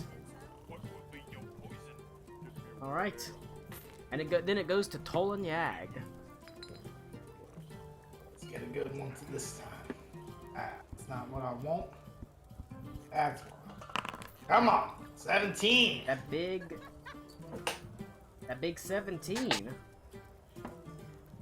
That basically brings like Tolan Yag to the lead, but with a 17, that's a rough position as we've got currently Reed with a 16, Tolan Yag with a 17, Gus with an 8, crew member with a 16, and Venta with a 14. Would anybody like to raise the stakes? I'll stick with. I'll put in 3. Fuck it. The whole 5, wow. So a total of 3, or you're raising 3 more? Oh, total of 3. Total of 3, okay. So you're raising 1. Okay. The crew member will call. Wow, no balls. I'll raise with 2. Humans have balls, right? Ooh, a raise with 2. We got balls, don't worry. Often. Oh, hold on. Yeah, no balls. 1. All right. So now it's the crew member is going to add in another goal. Gus, do you call to the raise? Is he maxing it? He rolled. You would add another 1 because Venta put in 2 instead of 1. Well, okay. So hold on. So Venta- Currently, you'd be in at Put it up 4 of your 3. 5 gold apiece. So it was Okay, so he's 2 asking me to put initial. in 5 of my 5. 2 Right. initial, and then Venta raised 2. Or initially you raised 1, and then Venta raised 2. So you'd have to match his raise. No. Venta raised 1. and then Someone Ava raised 2. Yeah, no, I raised Venta. Yeah, Venta so raised by 1, and then I raised by 1. and you have so you have I to split you have it. to you have to raise the match. So you're at 4 of your 5. Yep. Okay. So then the crew members called. I think Venta, are you calling to the 4? The 14. 4. 4. Oh, Do the you want 4. to put in a total of 4? The dollar amount and the card amount are different, different. numbers. this is the I pot. thought we were. Okay. Yeah. Yeah. that's fine. So right now, in order to continue, you have to put in a total of 4 coins. Yeah, you've already put in 2. 3. You've already. I've been putting yeah. 3. You already put in 3. I will- You have I to will put abstain. in 1 more. I will You're gonna abstain fold? then. So you're gonna You're fold. out. You're out. Yeah. You lose the gold that you put in. You already. lose the gold you put Okay. I mean, Sorry, it's better than I'm losing just trying to make 4. sure that we're going in a circle. Cody, in. You lose 3. are you calling or are you? I mean, I already said I'd call. Okay. I feel like I'm in a pretty. I've got a 50-50 of getting knocked out or getting a little higher. I'll call. All right. So that brings it from 10 to 12, 14, 18, 19 gold total. Do you have 12 or higher, Lou? Well, right now I'm at a 16. Then you should stop. I have a. He's I got have a a good, I got a 50-50 17, chance. so he kind of has to go for it. That is true. Well, I don't know how much of this is blackjack. Is it based on the dealer? It's not a dealer. There's not a dealer. You're choosing from a card Okay, deck. then Did you get a 5? you'd be choosing a loss. Technically, Alright, Venta stood, but he stood with a 14, so he can't win basically unless everybody busts. I got. Well, a I'm about to 4. bust. Oh no! I got a 4. Damn, You What are guys- you, so That's what are you good. standing at now? What are you standing at you now, got Lou? 20. 20. 20. Ooh. Ah, lucky little bastard. All right. Well, Uh, and a half point. Now I need to roll a 10. I'll be right back. It goes. Has the- Have Well- their opponents noticed that the table's not shaking on their turn? They don't care. They don't care that they're not cheating? Okay. The opponent's cheating, but the group is not, and they don't care if they're cheating or not. Okay, I was Yeah, just we're just preventing the cheat. Reed hasn't really noticed it. He just noticed that the table is wobbly. It goes to Gus. I figured it kind of goes with the fact that we're underwater and it's. Hey! Wow! So what are you at now? 18. 18. Oof. Still not enough to beat. Still Reed, not enough to beat but- Reed. Yeah. Oh, okay. That puts you in a rough position. It goes to the guy. He is not going to, having been called out, he's not going to cheat. He's not going to cheat this time. He's just going to straight go for it. Good on him for not cheating this time. All right. I guess. third time. Whenever it rolls a 9, he sort of slams his fist down. Damn it! As he goes over 21. Damn. Mm. So he is Been to Brew Cloud. out. Stupid game anyways, as he gets up and walks away. It goes to Venta. What's his name? Oh wait, no, it's not Venta. Venta abstained. He's sitting So, at yeah, 14. Understood. What, goes So to just- what was his name? I- What was his name? Colin? Roderick. Roderick, you always were kind of shite at it anyway. Alright. But knowing when to fold, know when to hold. Goes to Well, he certainly knows when to walk away. Thank you. Goddamn. let's see. Thank you. Goes to Tolan Yag. You're in a rough position. Ah. Wish Jen was here to blow on the dice for me. Let's see what we get. Ooh, 19. That's even worse. Yeah. Yeah. Well, at least I didn't go over. I'm still losing to you, little man. That's the Well, end fortune does of appear to be favoring me. that's the end of the round. You still got 1 gold. Each of you still has 1 gold from your remaining pot. Do you finish betting all of it? Do you go all in with that? I'll bet Would just for Reed one be last a gold. cheeky dick? Are you gonna? I thought you folded. Why No, would you? he's at 20. No, I'm talking about Max. No, Venta. Max, you Yeah. stayed. Play another to- game? I guess not. You stayed. No, this you is- stayed this at is the same 50. round. This is same game. Same game. Oh, yeah. never mind then. You'll have 2 gold for the next one. Yeah, I was like, okay. Nah, Reed's just gonna keep it at 4. I'm like so lost. Yeah, I'll check. You never played blackjack Have you before? not played blackjack? No, I have. It's not the blackjack Are you aspect, sure? it's keeping track with the pace of the group. Oh. I'm like that kind of lost. Max, I'm not even playing and I'm keeping it straight. I know. That's the crazy part. I'm playing Magic and watching YouTube, and I gotta But hold on anyway. everything. I mean, it would go. I imagine Reed's gonna stay with a 20. Yep. All right. Yeah. You're staying. It goes round the table to try Gustav. it. You got an 18. You have no choice. I've got I've got a 33% chance here. You got it. Nope, over by 1. Over Shit. by Damn one. Aw. Damn it. Bustin' Needed a makes me 3. feel good. Unfortunately, it makes Gus feel bad. What the shit? I mean, I don't need the gold. That's true. It's all free gold that you were given just to To have an some, island boy. to have a little bit of fun, essentially. Yeah, you mainlanders. Tolan Fucking howlies. Yag. Not in a good spot here. You're it's 1 will tie, 2 will win it. your odds are real bad. Ah, fuck it. Yo! What? What? What? Ah, Someone was gonna do it. Did you hit feels exactly? good to win. That's the secret. Always win at this. Well, Gus looks down and checks the table. Well, I guess that fortune did not favor me this day. You win some, you lose some. you can try I still to. got this piece, but he's just You gonna... still got the 1 gold piece.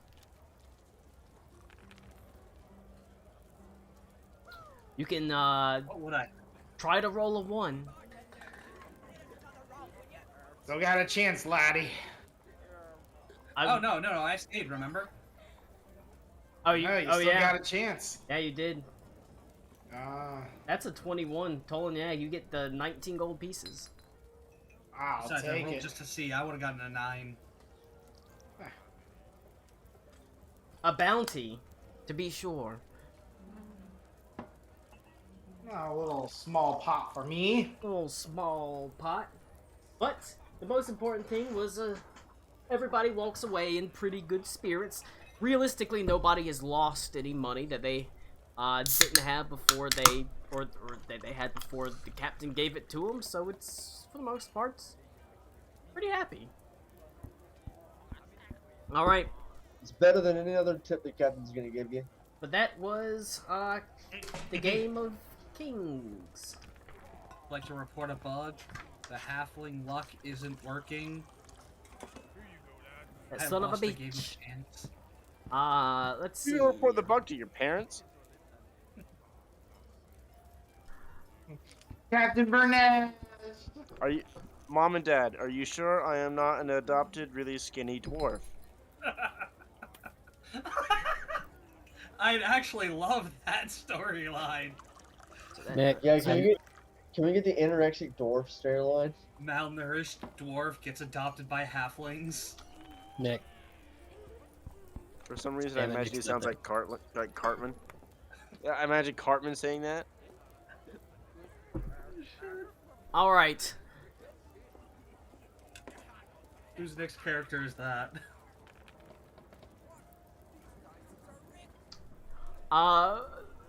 Is anybody else doing anything? Henley, Adelaide sits and has a drink with you.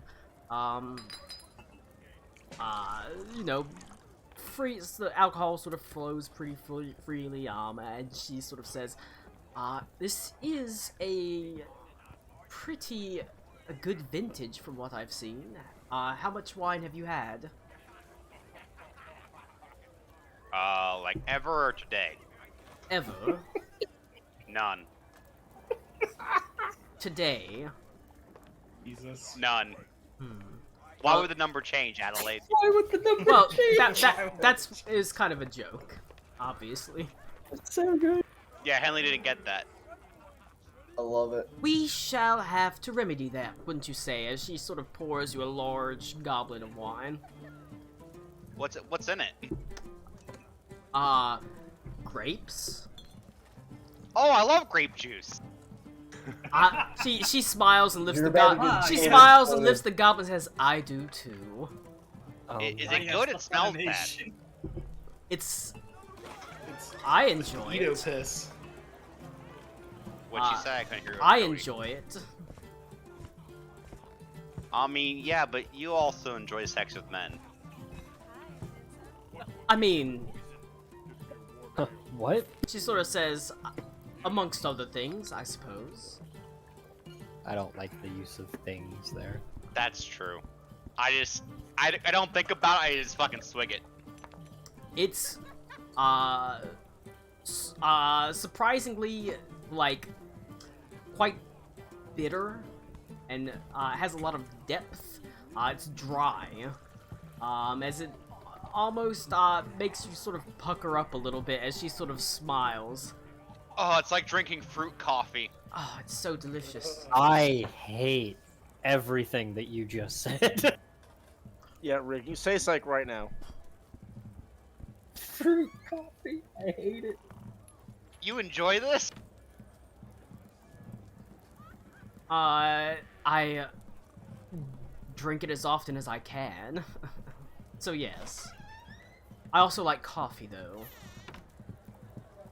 Oh, I mean, yeah, but when we drink coffee, it's literally just ground up coffee grounds and with water poured on it.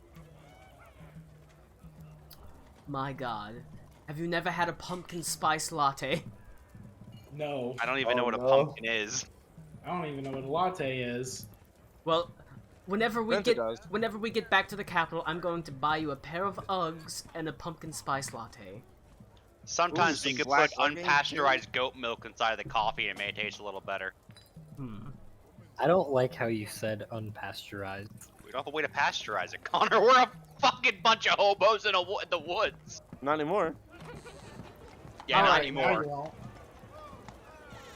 You've been shown The the, jo- civilization. The sort of of jovial pasteurization. atmosphere is bright and high, as like I said, there's some knife throwing games. They're not, the knife throwing is not particularly popular, and it quickly ends after one of the crew member accidentally throws the knife into another, as he says, "Sorry, sorry, sorry."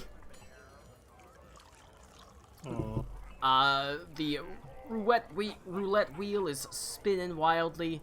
There's an atmosphere all around of good merriment. And yet Captain Burnesh is not there. Left to brood in his own quarters. That is Is he- until he pops his head out. And he sort of says, "Everyone enjoying themselves!" As there, you can Aye, Captain. see. You want some fruit coffee, Bernesh? Oh, no thank you, lad. I've had my fair share already. You can see, however, there's... He's sort of grim. As he sort of gives... His lips are pulled tight in a false sort of worried smile. As he nods his head at each of them and says, "Well, enjoy yourselves. We don't know how long it'll be till we get out of this storm. If anybody runs out of gold, well, you come to me. I'll see that one, maybe couple pieces finds their way into your pocket, lads." As there's a cheer, as this is extremely unusual, Tolanyag. He doesn't give what- more gold. He gives the 5 gold and that's it. And if you're out, you're out. Must be in good spirits knowing where we're heading. Or should I roll an insight check on that, Colin? Yeah, yeah. Do I? Can I Yeah, I'm also gonna roll roll an an insight insight to too. catch since the I've been crowd response, Yeah. or is it that obvious? It's pretty obvious. Yeah, roll I'm probably just in fudge. good spirits. 16. He's obviously worried. Tolanyag's like, ooh, money. He is worried. Perhaps unusually worried, because he's willing to hand out more money. But he sort of smiles and takes his leave. But before doing that, he says, "Get about time for dinner, lads. Y'all eat up?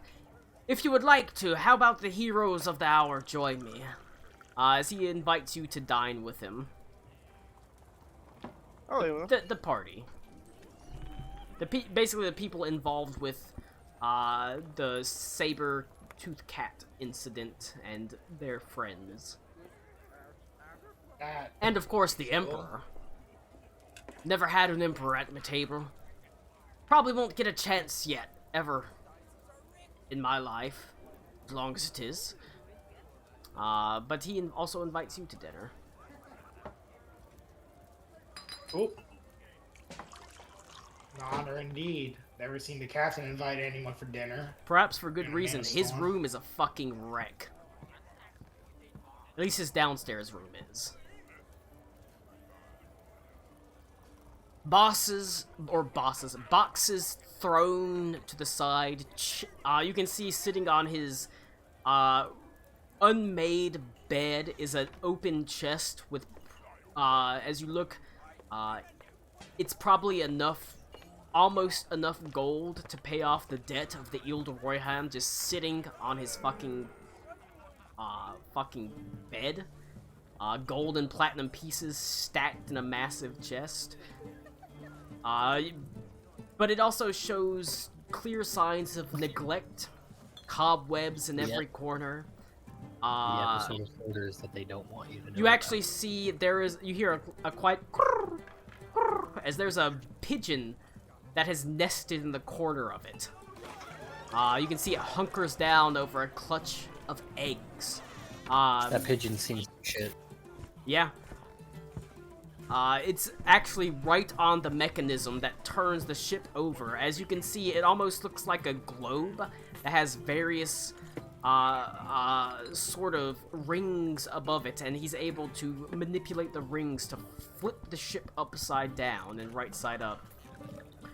There's a map on the table that's long since been neglected. You don't know when the last time any course destinations were put on it, but it's completely covered with dust. An inkwell sits nearby it, dried up, the quill brittle and broken nearby. He has to right several of the chairs, as he motions for you to sit around a rather cramped table, and says, "You'll have to... I must apologize for the accommodations. I haven't had any guests in my quarters for quite some time."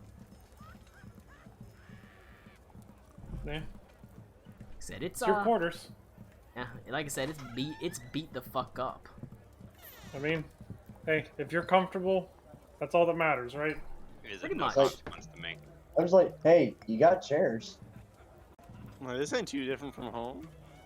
It's not that bad. Minus the money. You're just like, wow, what a fucking slob. Loser, get out of my room. I'll be back here in about that. Wee, pulling tokens down.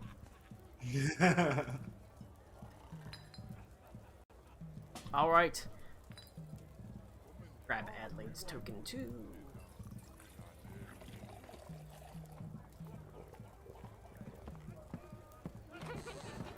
For this affair, Henley, I'm afraid Steinhertz is probably left to his own devices, as there's not quite a lot of room around the table.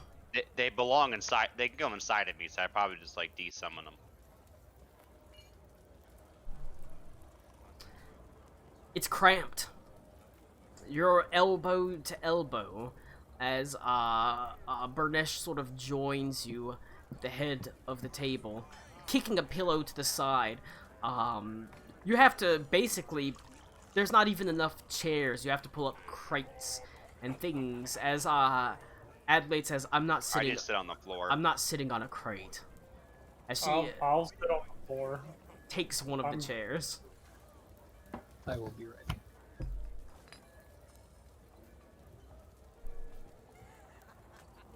Captain Burnesh seems nervous, as he says, can't say I've ever been in a mana storm quite this bad before, that's to be certain. But the old iron trove, she'll hold up. She always has, as he pats the table. As he does so, there's a faint rumble through the ship, as it feels like something hits the top of it. He sort of shakes his head. It's perfectly normal. You don't have to wait too long. One of the crewmen walks in with a large, sort of roasted leg of lamb, what appears to be various citrus fruits, quite a few, like, it looks like they're candied nuts that they set out. He says it's not the most impressive of repasts, that's to be sure, certainly not for the likes of an emperor, but on this boat, it's about the best you're gonna get, as it is adequate. I'm back. You dig in. Captain Bernesh is largely silent, sort of a little bit sort of lost in his own thoughts, as he eats sparsely, only sort of picking up the occasional candy nuts, a single slice of the roasted meat, a single one of the citrus fruits, as he lets everybody else sort of tuck in to their heart's content. He makes polite conversation, as he asks how they've enjoyed the weird sea so far, but for the most part he is kind of distracted. Every time there's a little bit of a shake on the ship, you can see he tenses up for a second and smiles as soon as it dies away. Bernesh, can you tell when something's wrong with the ship? Like if a hole were to open up or what have you, would you be able to know immediately? Is that something you're capable of, this being your horde, I guess? He says, the hole I can't exactly feel exactly when it opens up, but then he points to the globe, and you can see motions to what appears to be a small, on the rings there is a ship that is flipped upside down, but if there is any damage on the boat, it'll show on her. It's enchanted to show every deck of the ship, any holes, any leaks, anything. Good to know. Can it show any of the immediate vicinity outside the boat? Aye, it does actually. Well, Interesting.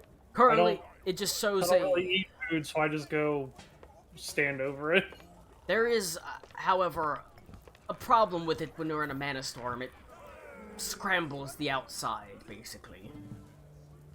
And like I said, all you see is just roiling. It looks like currently a flat globe, with the ship on the rings, just like a flat, empty globe. All right. Captain, you wouldn't happen to have any blood, would you?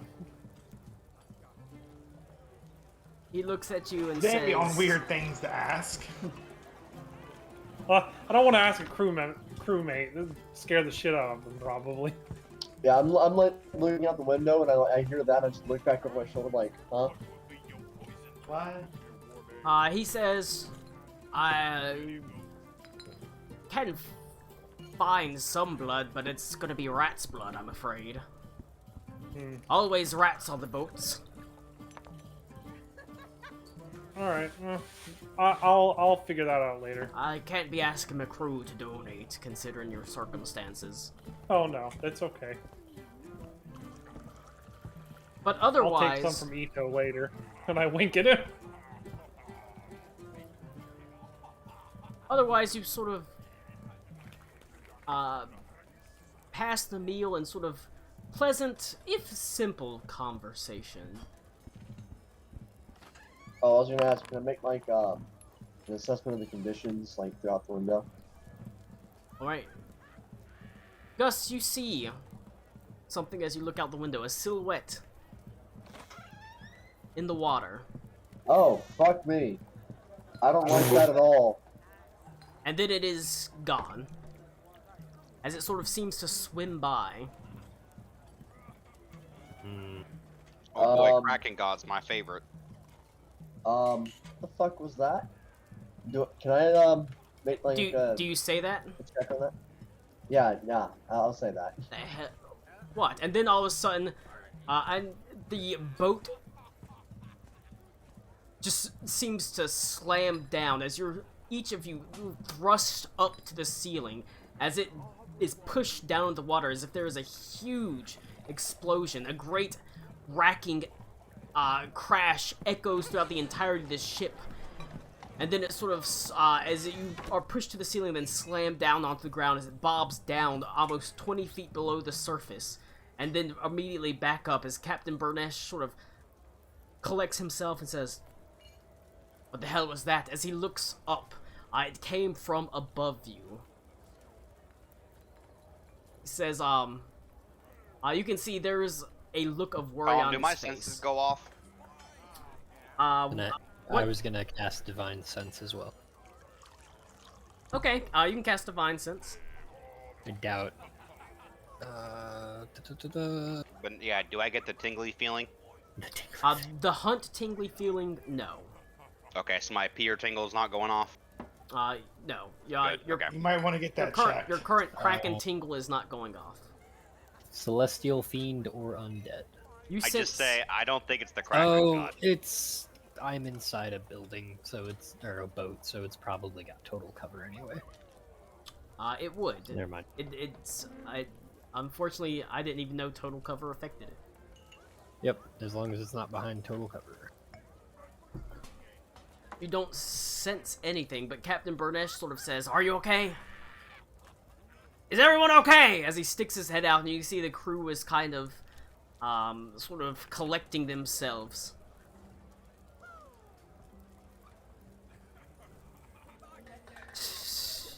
Stay here. If I'm not back in a half an hour, you come after me down to the vaults. As he sort of looks worriedly above him. That's an order that That- I'm not Where's- listening to. You can't miss it, just go straight up. And then From here? from here, up the decks. Okay. And he is The going. The horde's at the bottom of the ship, so it would be at the top. Yep. of So ours. the whole vault's at the bottom of the ship, so it's currently at the top because you're flipped upside down. He walks out. And he says, "That's an order to you two." As he points to Temujin and Tolanyak, although Temujin's not here. As he Texted walks, Tommy. He hasn't even responded. and he closes the door. He's okay.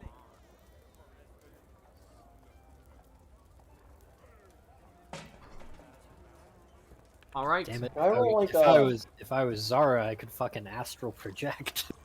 Can I roll like I don't know, like history or something like that against like what the fuck I just saw? Sure. Colin, I continue to stuff my face. It's good. It's good eating. It's I've super- never seen the captain like that before. That's a 12. Never. Never. It's not native to the Weird Sea. You've never seen it. Ooh. Okay, so guys, it's not one of ours, and it's not one of mine either. You wait I have no idea what the fuck we're dealing with. Are you nervously. sure it says she's one of ours, sir, on its name tag? Ah, classic. I like the vampire bug.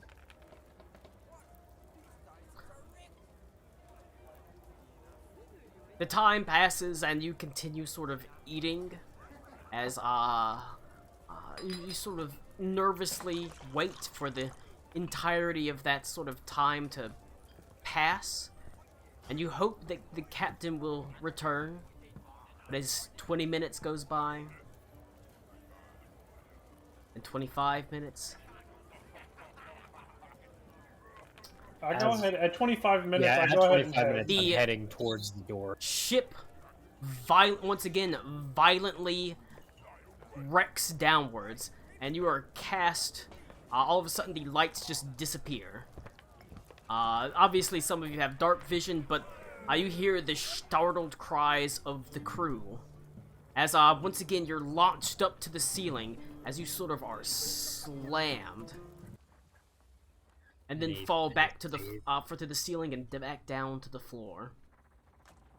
Any saves or anything to be made? No, no, I'm just describing it. I get out and follow them out the door, but I have a lamb shake in my mouth like an anime girl with toast.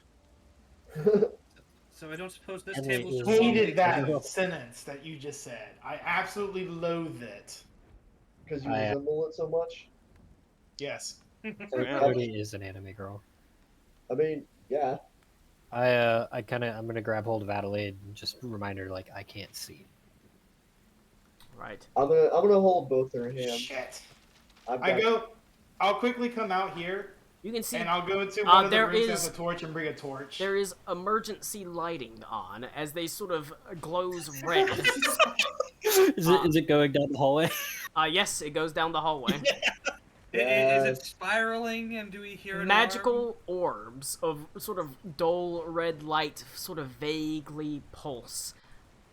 As you can see, many of the crew have been knocked heavily to the side. Several of them sit unconscious. The ones that are up are trying to sort of tend to the crew. All sorts of gold pieces and the like are sort of slammed about. When you say unconscious, do you mean literally and mechanically unconscious? Mechanically and literally unconscious. As I walk past them, if Adelaide points them out, if I'm assuming she's narrating this to me because she's not incompetent, I would put hands There's on light. each person one by one and give There's- them a single lay on hands. There's light. You can see. Like I said, there's Yeah, but it's emergency still like lighting. shaded and stuff, isn't it? Okay, I didn't know if it was because for on my screen it's still dark around that, so I Ah. didn't know if they're in quarters. Most of But them, if I could, I would go from person to person to do a single lay on hands to wake them up. Yeah, Most- I imagine Tolaniaga was doing the same thing I was doing, was checking room to room to Ah. see if there's any injuries. most people were out gambling and having fun. You do find a couple of people in rooms as they sort of are staggering away. You do find a total of the crew of roughly 30 of them were either unconscious or pretty heavily damaged. The other 20 are hurt, but not like out of the fight or out of any incapable of fighting, as they sort of wonder what's going on. I have 30 points of lay on hands that I will distribute throughout the crew. Oh, I guess I should do a long rest from the previous thing. I haven't done that yet. So I am out of lay on hands.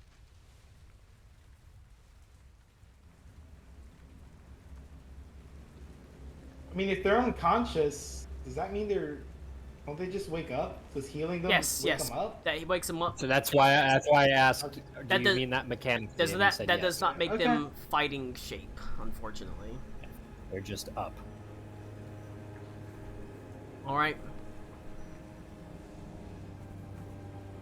But I figured that was the easiest way to heal a large quantity of people. Adelaide will go with you. Appreciate it. How much rope do we have? We might have to start strapping people to their hammocks. every If this ship keeps I would rocking say- like this. That's a good idea. where is currently everyone?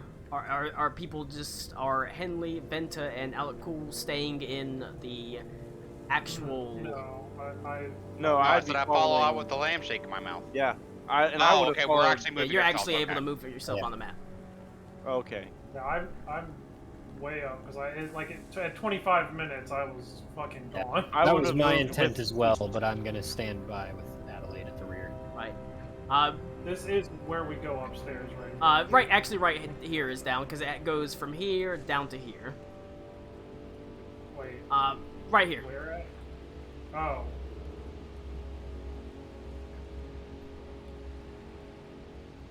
I haven't made it so you can go down the stairs either.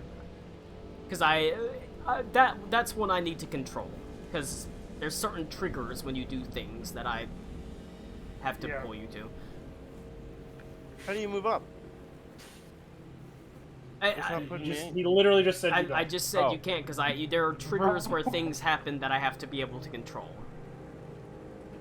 Oh, I thought, okay. I'm stupid. Bit. I'm stupid too. It's okay. Adelaide will also move down to go down with you. Okay, then yeah, I will stick with Yeah. Adelaide. If everyone's okay, Alright. we got captain's orders. Tolanek, I'll tell the crew that's up here. We got captain's orders. Make sure everyone's good up here. Don't you need to? No. Yeah, I was gonna say, don't you need to put someone in charge? Well, I mean, I'm not like an officer up here. I'm just saying I got captain's orders. So I don't know where you hail from, but where I hail from, the captain's orders supersede rank.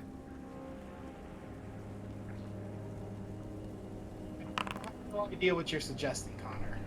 I'm saying you should probably let somebody know downstairs that you're leaving and that you should put someone in charge. I literally just said I'm leaving. What do you want from me? Never mind. Thank you. alright. As you, Tolenlag, Yeg, as you sort of walk away to try to join them going down, as you look over your quarter, you can see what appears to be a gaunt, emaciated form wrapped in bandages walk from one cabin to the other and pause only enough to look at you before just walking into the other cabin. Colin, you having a little trouble talking? I said Does he cavern. look familiar? No. Can I... Wait. Who are you? I don't recognize you. Do you pursue him? Did you see the line he took? Were you looking at the screen whenever I walked him across it? No, I was looking down here. I had it zoomed in. He right walked here. I'm across here. From this Like cabin to this one. Hey, wait. Who are you? I don't recognize you. Roll a said- perception check. You said he was bandaged? That's a 26. Looking at, Oh, they look like a mummy. do you know what a mummy is? I'm not asking if it is a mummy. I'm asking for for Rick's knowledge. Does it look like a mummy? It looked like one. Okay. Toleneg, as you look, you see what appears to be Just had to know. Doesn't matter if it's a mummy or Well, I'm trying to know what it looks like. Small I don't know if beetles. it's a person with bandages or like a mummy. that are able to are sort of skittering across the floorboard. Scarabs. Scarabs? Do I even know what a scarab is? If you traveled through Bayaz Kulahar, probably. Okay, just making sure. It's not You got 7 hells. not great. Do I see him? Did he just disappear? Yes, all that you saw was the sort of scarab skittering across the actual deck. I think the captain might need assistance. Guys, be on the lookout. I'm thinking it's an actual There's mummy some now. strange shit going on. We go down. Colin's like, June's close enough to October, let's do a spooky game! It's like Scooby-Doo level hijinks. Fucking. We're way past half Halloween, so it's okay. It's true. Alright. I should have reloaded this. That's my secret. I'm always preloading. Colin, when we go down, bring Steinhurst too. Okay. Steinhurt's what's come too.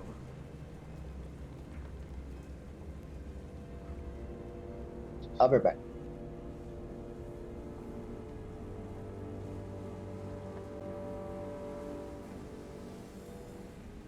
Alright. While this scene is loading in, I'm gonna go pee. Descending down into the, basically what is the cargo hold and the first layer of the trove, or the first layer of Bernesh's trove. You can see it is also, black, but also lit by these vague emergency lights. Unfortunately, I wish I could make them like flash, but I don't have a way to do that. Can I see? At the Alright, you okay. can see the We can see what's illuminated. yes, the cargo hold is in basically shambles. All sorts of stuff has been tossed to the side. Several sacks of probably some sort of grain have been burst open, spilling their contents across the floor. Pretty much the standard you would expect for a ship that turned upside down. Not everything was secured properly. A couple of barrels have rolled this way and that. At the far end, you can see what appears to be a heavy, well-maintained door made of mithril. Emblazoned upon it the words, "No unauthorized access." Well, boy, is that sick. Guess we're going back.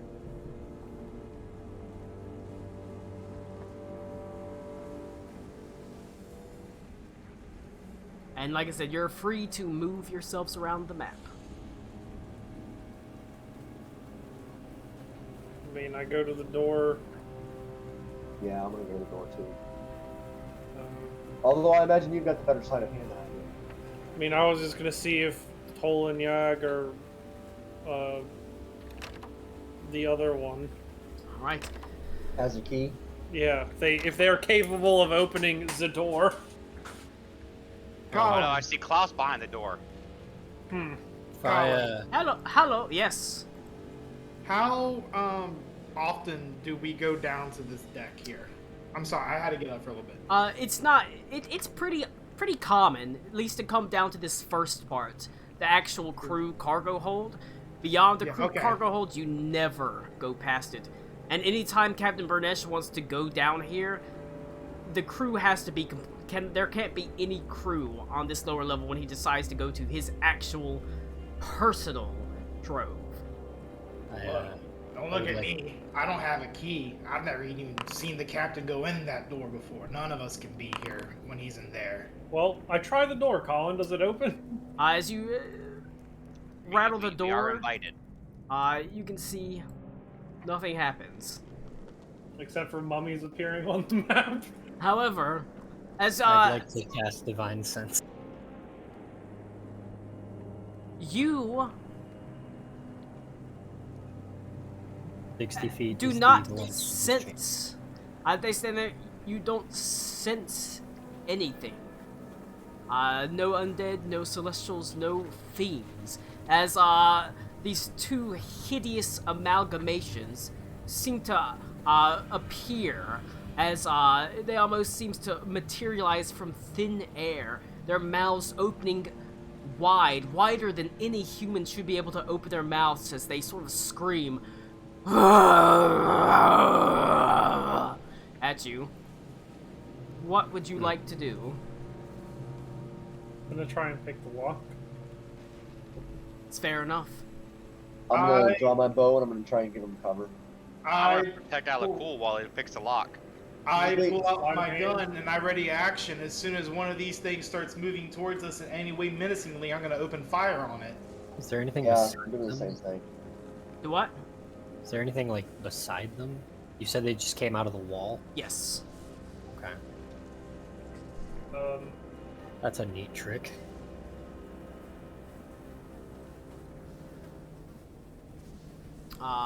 Alright, what's Ito and Reed doing? I'm gonna stay next to Adelaide. Okay. She is going to brashly take her sword no. and start moving towards one of them as she sort of weaves her way through the boxes. I will follow her and say this is not a good time for brashness. Just because the Mana Storm is not in here does not mean it is not still a problem. Colin, is lock picking. That is like a sleight of hand? Thieves' Tools Dexterity check.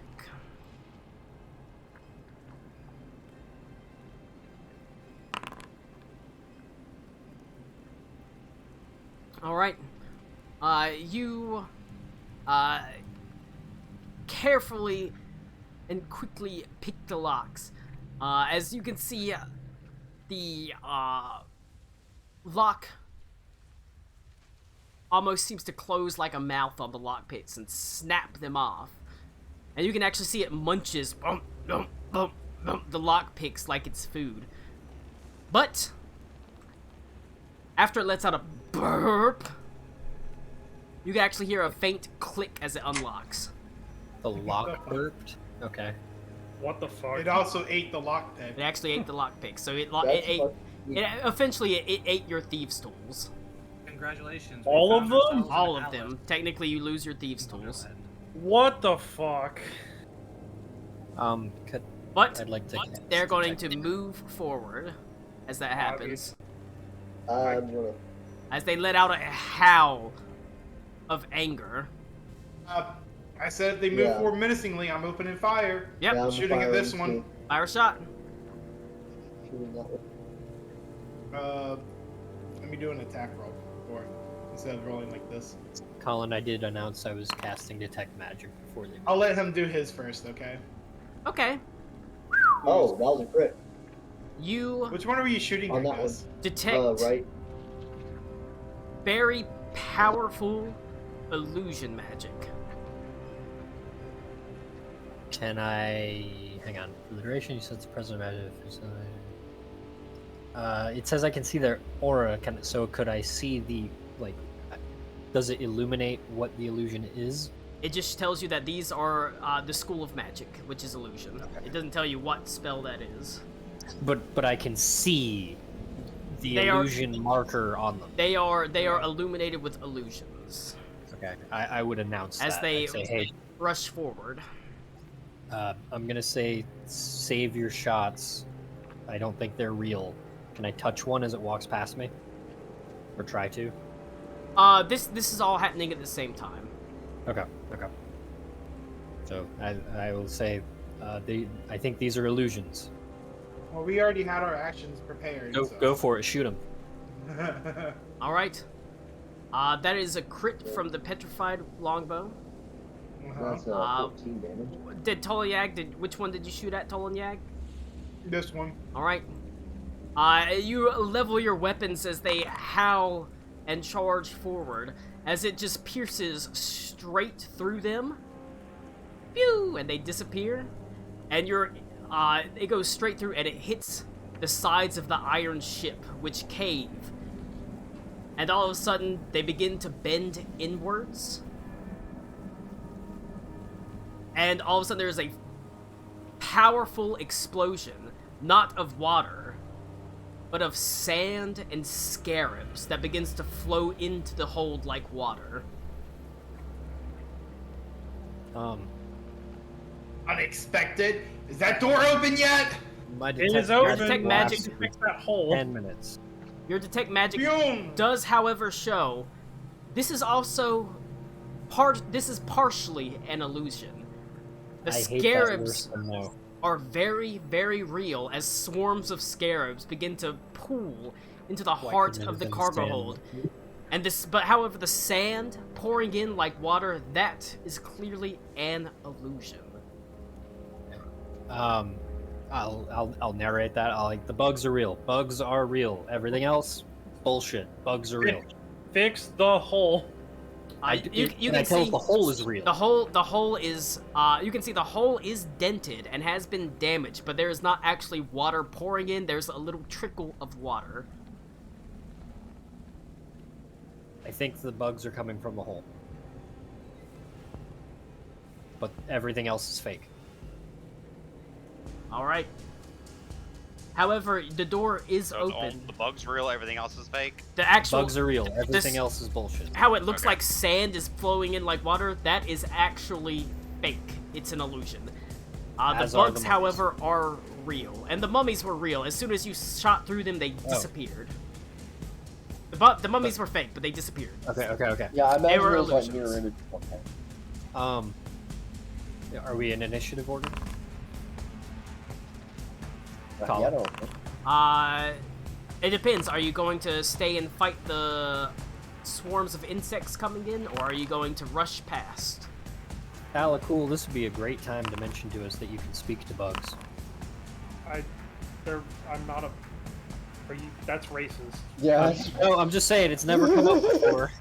That's We because don't- it's we not a wouldn't fucking know. thing, Ito. This is what you tell us. Someone it is a fix the thing. hole, and we need to leave. Oh, it's bug race. God damn it. I'm just saying. It's never come up. I'm gonna drink your blood. Just get through the fucking door, or I'm leaving you here.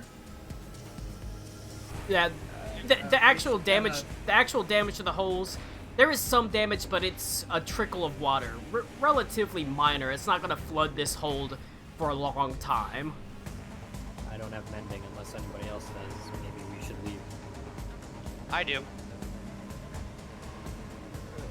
Consider it. I have a hammer. That's not mending. Oh. Adelaide is going to run. However, as she runs, she provokes an opportunity attack, and there are swarms of scarabs that are just covering her as she gets to about here. Gross. Biting into her skin as she sort of tries to pull them off of her. I can't press the because they're not like dirt. They're not dirt. I will try and help like pat her down. Alright. Just make an attack roll with disadvantage. The only way you can do this is basically to hit them, essentially. You can't, like... Unarmed strike? Yeah, you can unarmed strike her. Wow. That's pretty good.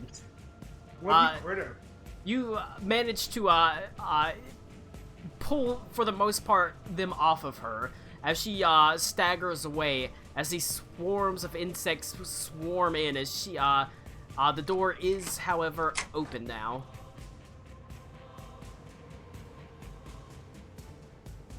I'm gonna step in. Yeah. Look at all the pretty. Please get in so I can close this door. I can't. I'm colliding with one wall. Yeah, it's not letting me in. You just got in. You're in, yeah. Yeah, you I gotta, think there's here. too many tokens being moved. you There gotta you go. No, you have to Yeah, use there was a the lag. right hand side. Yeah, you kind of have to weirdly move that's through them. That's perfect. Yeah, try the go to the right side. There you go. Yeah, the Thank. oh, whoops. Reed, move down! There. All right, there we go. As the swarms sort of push towards you, you slam the door shut as it, with a heavy clang, closes, and you can actually hear these tiny little feet of hardened the word. scarabs scratching up against it. Is this a throne right here?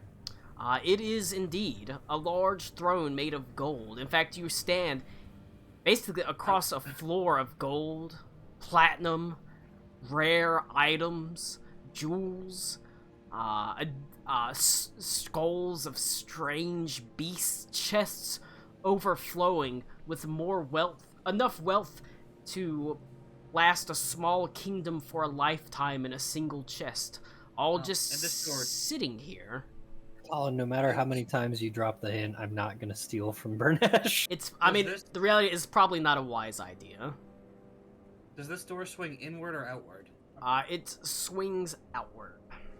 Lou over here asking the real important question. Okay, so I can't put this throne up against this door Unfortunately not. to block it. There's a trident. Does it have a bar handle on it? Does the door, does it have like a handle that we could brace? Like a handle that he could Sure. put the Yeah, thing in so it yeah. would- or Cool. rather. I will. Yeah, we've all seen that video. That You take Pops a, posted. there is a trident that is Oh, it's so good. beautifully, He's gonna be upset. it is made of beautiful mithril and inlaid with rubies all across it that sort of crackle with magical energy as you pick it up and just put it into the handle to brace it, to make sure that it does not open. Cool. But that trident ain't breaking anytime soon. I'm assuming my detect magic is going haywire in this room. Yes, Okay. all magic schools. It's like a blinding white light. Neat. Okay. You can see Don't- where a large portion of the gold has been actually carved away, pushed to the side, revealing a trapdoor beneath leading down to the lowest part of the actual ship. If I see the trident crackling, I'll loudly announce to people. It's like feels obvious, but don't recommend anyone touches anything.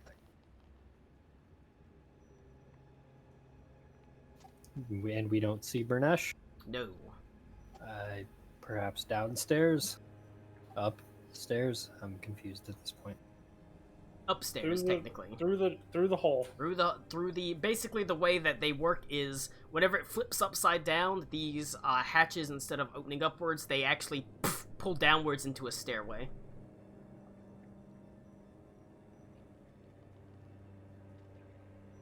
I will walk with Adelaide. By the gods themselves, I had no clue it was this much down here. It's a lot of wealth. Let's make sure I can get everyone in a copy paste whenever I get your token. Not gonna lie, the Kraken can probably smell all this. Is it the good stink beaver? Smells awful fishy. Is it treasure that stinks good? Take it in. All right, you That gold reach. was glissy, if you will. Let's see. You are able to reach up and grab the grate as it sort of lowers down the stairway, sort of descending before you as you're able to climb up to final deck. And the final deck is a mess. Immediately, you smell sulfur and smoke and blood. As you can see, what appears to be Turn the slab. walls of steel and stone have just been pulverized. Doors of wood and iron sit cast to the side as if they were child's playthings. The dull red light of the emergency lighting barely fights back the darkness that surrounds this deck. But at the far end, you can see what appears to be a beautifully ornate coffin. A sarcophagus shaped in what appears to be a person standing nearly 10 to 12 feet tall, sitting on a plinth, chains sitting limply on the floor around it. And as you stand there, you can see there is a loud thud from the sarcophagus.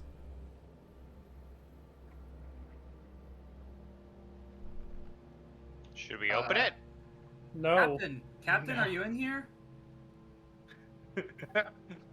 Oh, Captain, our Captain. Roll a perception Barnett? check. Can't wait to mostly fail this one. Hella cool, but that's a 23. I'm gonna go ahead and Is that a perception? Yes. Wow, he was only 1 point higher than me. I got a fucking 10. I'm gonna divine sense again.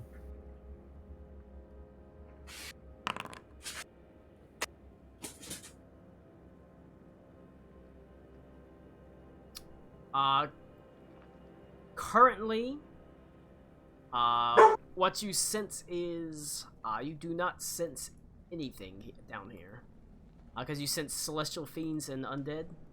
It does specify those things. Well, it's annoying. It says good and evil, Oh. so I guess those are the only things that are truly good or truly evil. Actually, I can use primeval awareness. So I can sense, if I spend a spell slot, I can sense aberrations, celestials, dragons, elementals, fae, fiends, or undead. Alright. Within 6 miles if you're in your favorite terrain, which is coastline. That's The pretty. underside of a capsized boat is pretty close to coastline. What are you trying to sense? Or is it all, or is it a particular?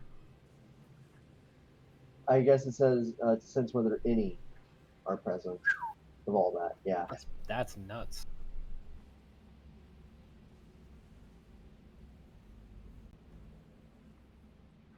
Alright. Yeah, I'll link it. You've Just got, think, you've Beaver, got you're thinking at some least. time.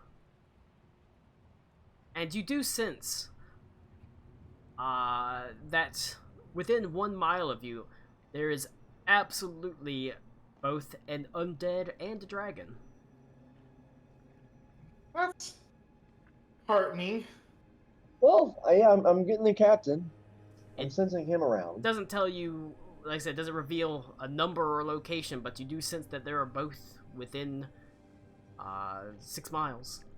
Within a mile. But whatever he's with, it's definitely undead. He's definitely got company. Alright, but if you rolled higher than a 22 on your perception, you hear a muffled voice that's, "Get me the fuck out of here!" I guess that's the captain. Can I tell where that's Damn, I from? only rolled a It's 21. coming from the sarcophagus. I'm Okay. gonna- Go Colin, I'm gonna cast meat metal on the sarcophagus if it is metal. Yeah, I mean, gold's a metal, so. It immediately downgrade. sort ahead. of. Don't you have to touch it? No, it's heat Oh. metal. Uh, You It's said meat ranged. metal. I know, but it's the spell heat metal. It's ranged. You should turn it. You should make it skeet metal and turn it into cum. No. skeet metal. That's more than one letter. Yeah, it's You a bad fool one. burst out But of it's that. also infinitely worse. So usually the DM will let that slide, right? He's gonna look a little bit more at this statue. All right. These are old, ancient statues. They just seem to depict a man in the prime of his life, wearing a beautiful sort of, vestiges. A crown, a scepter made of pure gold, studded with diamonds. Each of them seems to depict this man growing from the prime of his youth, and then clockwise to his what appears to be middle age. He stands with his foot on the neck of some sort of strange beast. It looks like a almost draconic, but its neck is slender, its head small, its eyes little more than slitted pupils. This one, a man that is in his late life, wisdom etched across his creased face. And this one, a man in undeath, wrapped in rough linen bandages, and they all carry the same scepter. You can see the light from the actual magical lights almost seems to flicker away from it. But the meat metal, that's enough. As the coffin turns essentially to ground beef, as all of a sudden you can see Captain Burnesh kicks his feet outwards, a sort of angry look on his face. You can see he is covered in what appears to be wounds. Tiny little bite wounds. As he sort of climbs out from it, blood sort of pouring from his humanoid form as he sort of staggers away, almost tripping on the chains. Shit! What the fuck is going on? Captain, you okay? He sort of Um, rushes forward. Yeah, okay. I was gonna say my detect magic is still up. Do I get any vibes off Burnesh? No. Just checking. He's out. Shit, he's out. Who's he? Who's out? He looks back at him. And so, the sarcophagus says, "The Iron Trove wasn't just meant to keep people out. It was supposed to keep some things in."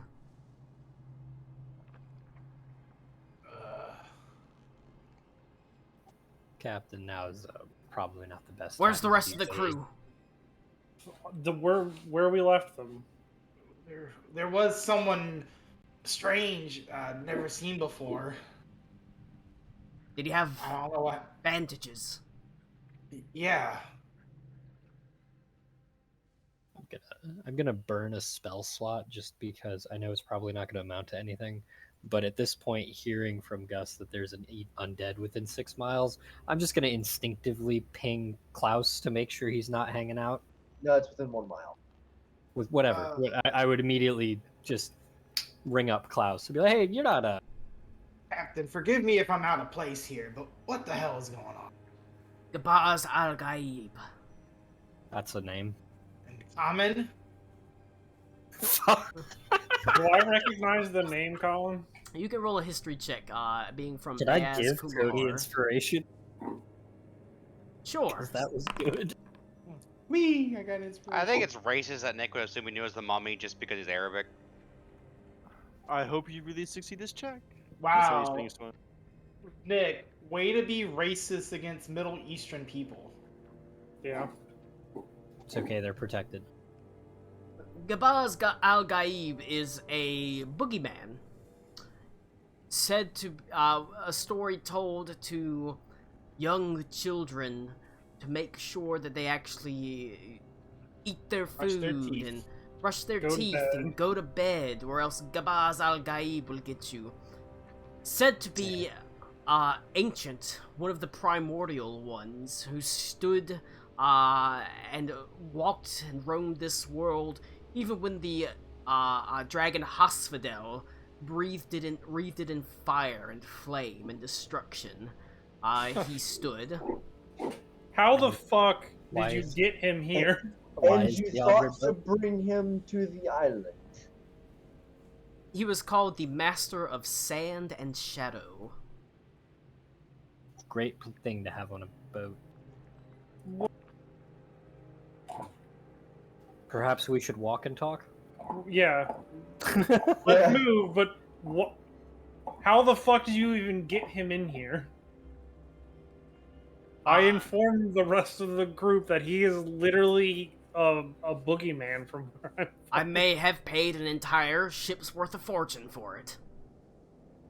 Who in their fucking right mind even kept that to sell? It seemed Cosplay enthusiast. Some weird cosplay enthusiast out here. it was only maybe 500 or so years ago that I acquired this treasure for my collection from the Bishop of Parzula. Great. The dragon. It perhaps could have been. It was a fair glamour if they were a dragon. Ooh. What was their name? Their name was the Bishop Ortez. That is the That is not the same one. It's currently Usul, right? that's the dragon's That's the- name. I that's do the not know current the bishop. name. Is The Bishop Bishop Usul. Usul. Do you know of the Bishop Usul? I have heard of him. He took, ascended to power maybe 30 years ago or so. That's the dragon. I don't know. So if that one is a dragon. I'm willing to bet the previous one probably was too. we should, like I said, the Dude. crew. We should walk and talk. We're moving. Ship the crew as he sort of begins Yeah, rushing we're up. moving. All right, gather everybody around. Yay. This was there an intent behind this? Do you have a plan for keeping a boogeyman in your boat? He says, Boogie boat. I mean, for the most part, just it was supposed to be bound as we had all sorts of arcane enchantments. The chains themselves cost probably more than most fucking cities do. I mean, that's certainly true. Oh man. Okay. Well, And okay. And you just turned our best chance of getting him sealed back No, up into no, taco meat. it's not. This is not his fault. What happened for him to get out? can you unmeet the sarcophagus? Yeah, I dropped the thing. I think that's what Beaver was concerned about. Yeah. Yeah, I just can just turn it off. It's like heat metal. I turn it off and it turns back. He says, he sort of shakes his head. I've never been in a mana storm this strong before. Be sure. So that He was Is a powerful magician in his life. Incredibly powerful. Okay. And you just let him tap into one of the strongest wells of magical energy When we on the came, planet. that knocking, was that him? Then At first, I didn't think so. It's not uncommon to have, bumps and things from the Mana Storm, but definitely those two big knocks, the ones that knocked us down, that must have been him. I don't think any Okay. Mana Storm could cause that. That must have been him breaking out, bursting these the fucking walls down. Well, All right, help me get this thing out. I'm gonna go back to the sarcophagus. I'm gonna drag it out of this room. I'll help with that, I guess. I'm going to go back to the crew. All right. And I will kind of drag Adelaide with me. Captain, you should be aware, there is a large swarm of Scarabs on the other side of the door here. Garrett. Don't know if you can. What was that, Connor? I've seen Reed do it. I can, I can, but I worry about damaging the ship. If I put a hole in this boat, it's going down fast. There's already a hole. Those are little, like, pinprick holes. Ito don't know that. He's gonna tell him there's a hole. There's a. I feel like we were aware that it was a pinprick hole. Hole. Yeah. Not. Well, no, but he's trying to tell him, there's already a hole in there. So I know, but if there's already if you tell him there's already a hole, he's going to just breathe a gout of fire and make a big hole. Just to remind myself, we're on the surface, right? The bottom of the boat floats just on the surface. But the But boat currently is the not boat is upside submerged. down, so the boat right? is yes, it's not it's not completely submerged. It floats on the surface. Just with the bottom of it up. Just above the waterline, essentially. Okay. So we're not really worried about pressure causing the hole to expand. No. Not anything like that, be sure.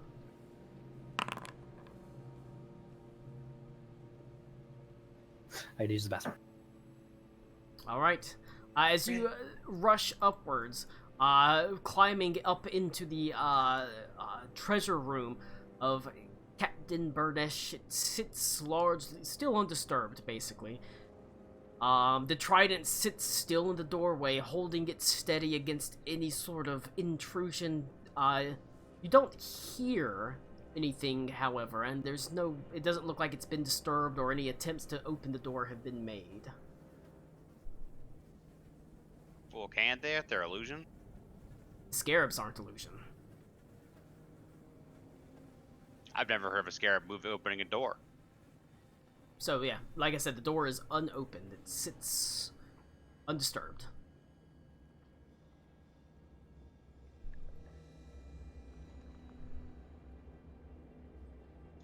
I guess we're continuing out. Yeah. Like I said, you gotta I'm- move because I'm you're on gonna the hold map. a shot. Because there's a Okay, I was gonna say. shit ton of stuff on the other side. As there are tons of scarab swarms. Yeah, I was gonna hold a shot on the other side of the door. I thought we were still in the room with the. You can go ahead and roll initiative as soon as you get on this side of the door, however. I will go ahead and add initiatives.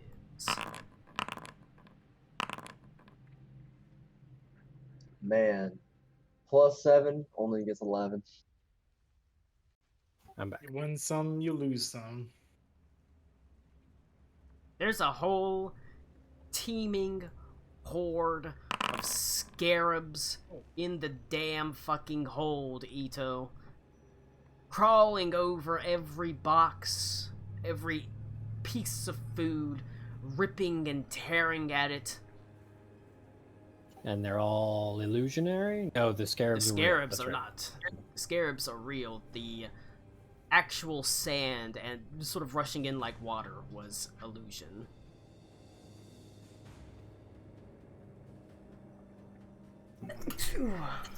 Sneeze. Bless you.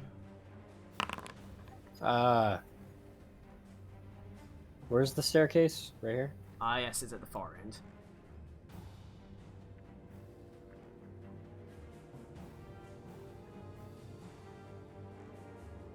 You can see it's still largely pitched in darkness, but you do hear a quiet,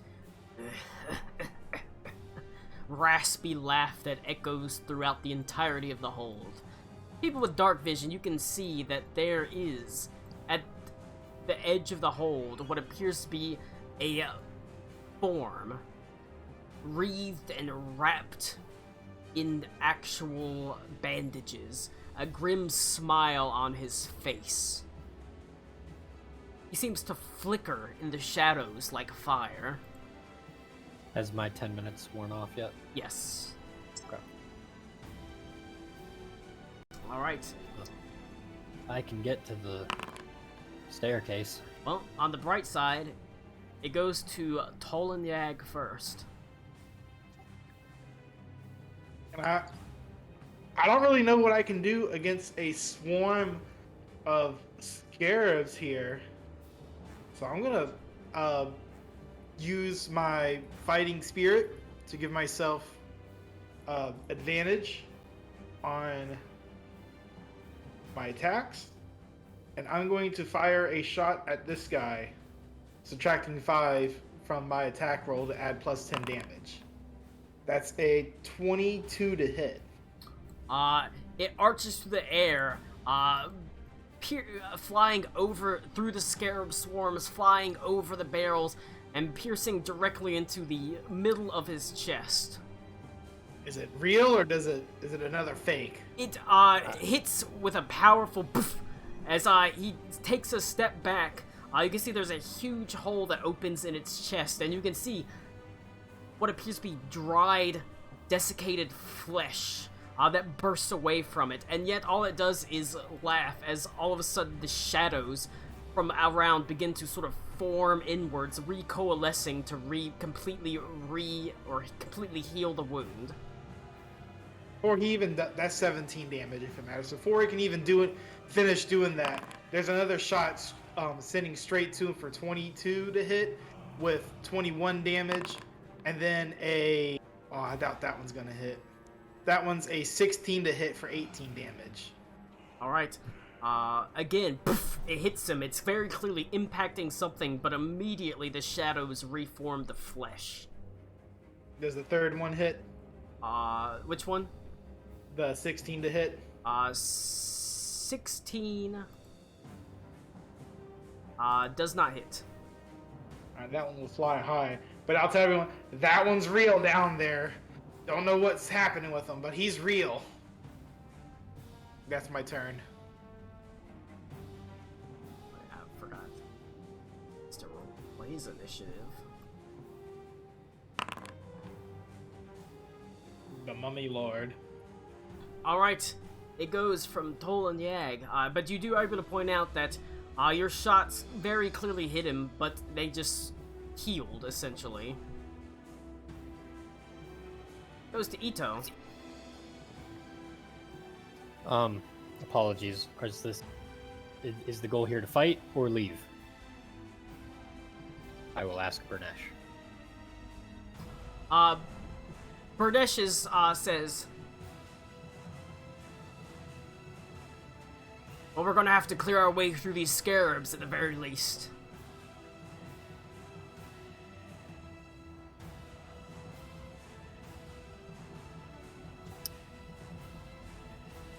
Okay. I'll do that. How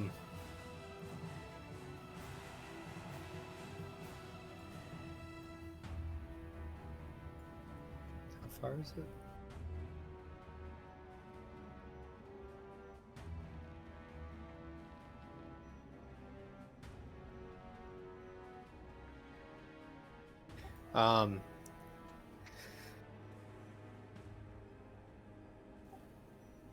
I'm gonna.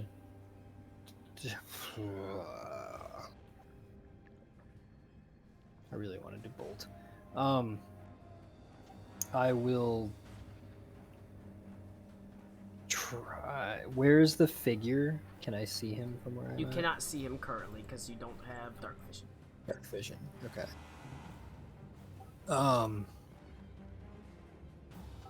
Can I?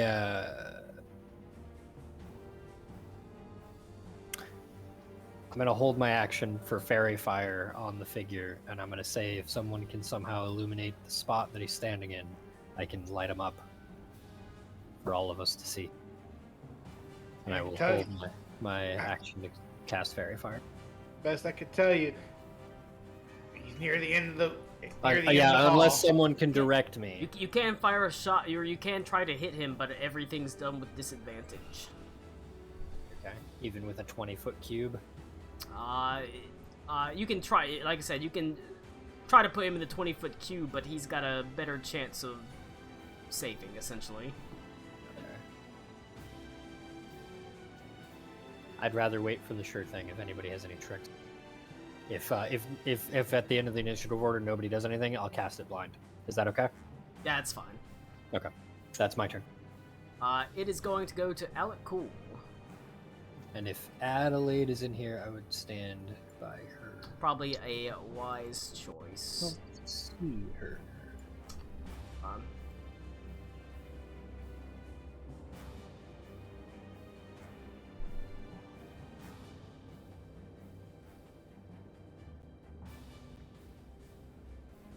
I go ahead and use my starry form. Nick cast wall of text. I mean, it unfortunately is worse. It's two things. I always forget that it's 2 walls of text. Yeah, so it is a full action. So I'm gonna go into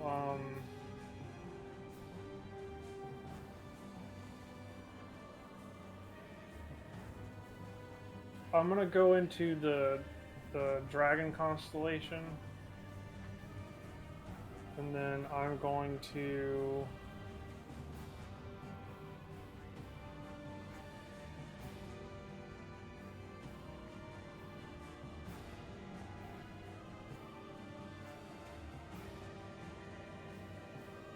don't think that thing is I think Giant's Might is a full action too. Yeah, so I can't. I swear Wild Shape was supposed to be a bonus action. All shapes in action.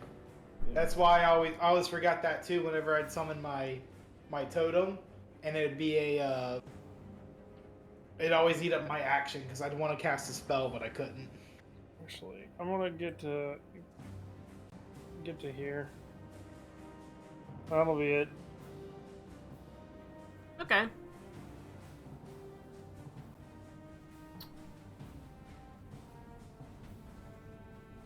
It goes from Alec Cool to Reed. That dragon star thing doesn't illuminate, does it? Sorry, I just had to switch over my earbuds. He's so desperate for light. So, we've got a bunch of scarabs everywhere, and somewhere in this black mass is this undead dude, Yes. right? Yep. Yes. Are you hearing us, Lou? Oh, one second. Lucius, come in. Come in, Lucius. Okay, there We we need the Luscious. go. So, Yes. Horde of scarabs between us and the undead figure. Somewhere down the in hall. This black area down here. Okay. Correct. I can't see shit in the dark. So I'm just gonna see if I can just punch some fucking bugs. Sick. All right.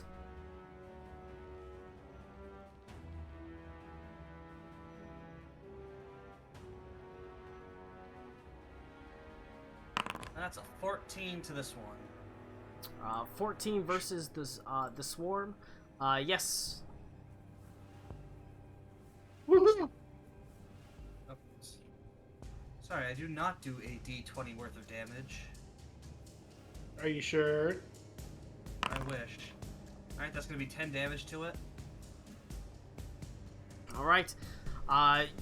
You, begin punching into the swarm, sending little bits and pieces of it flying as it, takes some pretty significant damage from it, managing to diminish that swarm pretty significantly.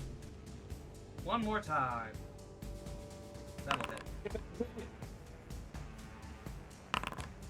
That's only 7. That's not, I mean, that's not bad damage. They're not super sturdy. There's just a bunch of them. Yeah, I kinda figured. Alright, and then I'm not gonna use my key points just yet, so we're just gonna do Let me one actually more. hit the right fucking... And that's a 14. That's enough to take this swarm of insects out. Yay! Nice. You did it, Poggy Woggies. Stay safe right now. It goes to Aventa. So, Ito, you've not gotten your thing off yet, have you? I am waiting for some form of illumination so that Got I you. can cast light for fairy fire. Colin, I'm going to cast Guiding Bolt at him at the end of the hallway. Okay. We'll run up right here, and Guiding Bolt is at.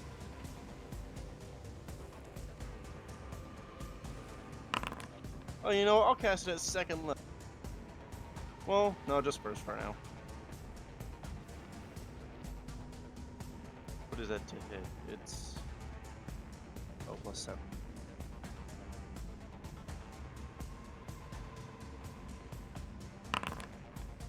Damn it, that's an 11. Well, it still made light.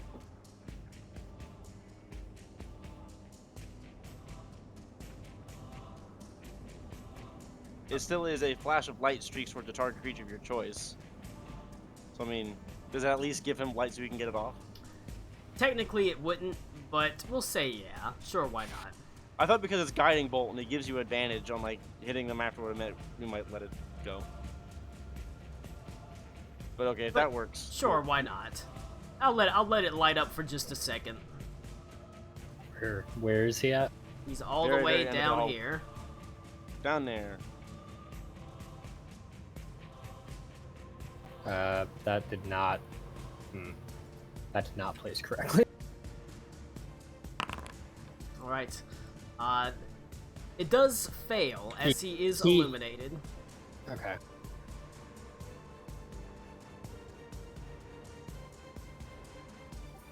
I don't know if you can delete the area then.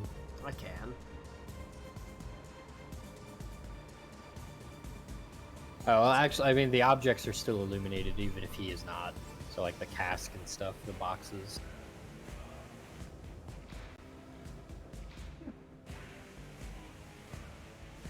There you go. That's a very violent shade of pink. Cool, thank you. Ooh, There don't we go. care what it do to you. Okay. That's what that But did. yeah, I'll say it lights him up enough, even though it does not hit. As it goes to Gus. Alrighty.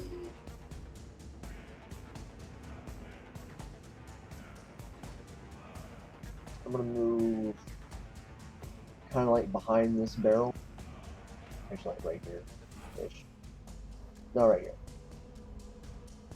I'm gonna shoot.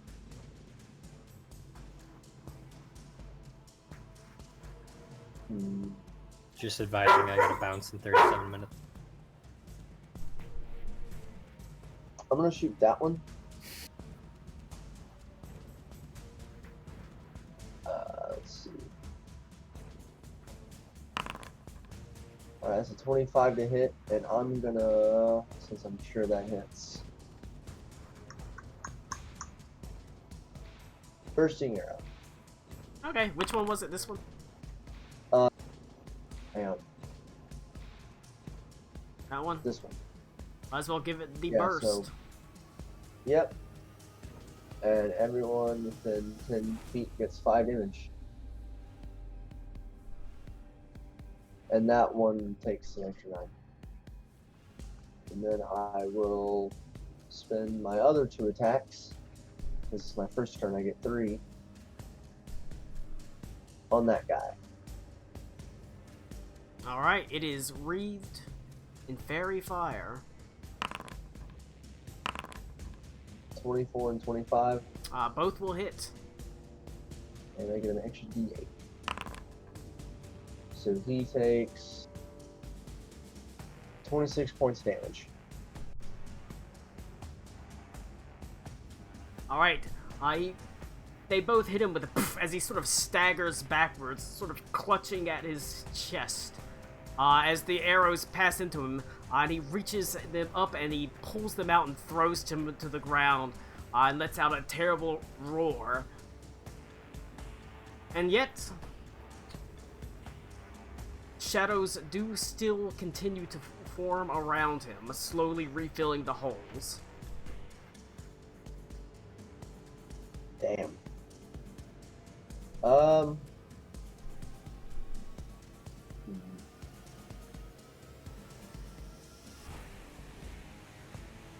Yeah, that'll be it.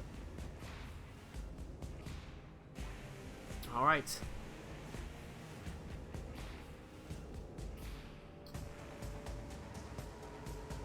It goes to the Mummy Lord's turn. Looking at the actual sort of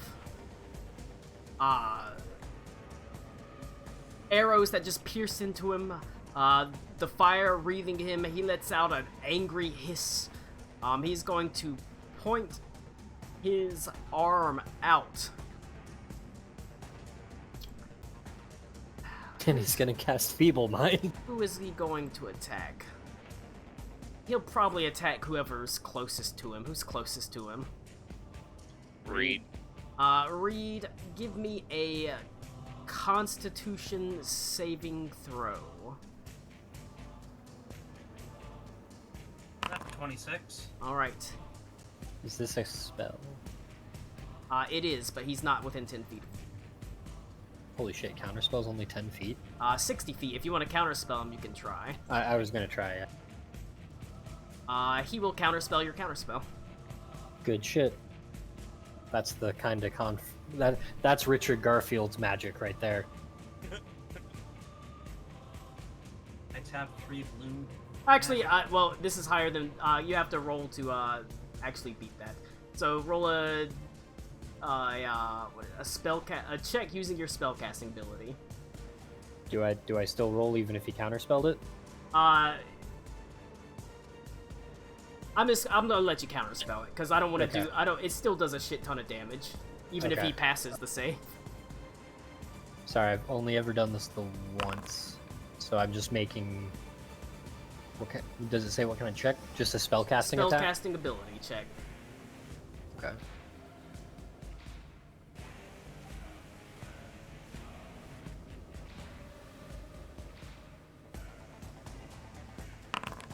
$18. Alright. Just, enough that it's able to counterspell it, and I don't want Reed taking that much damage. It's But I- pretty... Even with a pass. It's a lot of damage. So you see Ito go, wait! And I, Doctor Strange it out of the nether sphere. It's a lot of damage. Alright. I don't have the opportunity to recognize that spell, do I? If No. I've seen it before? No. Okay. Alright, but he's going to use that to cast a spell, and then he is going to pop upstairs.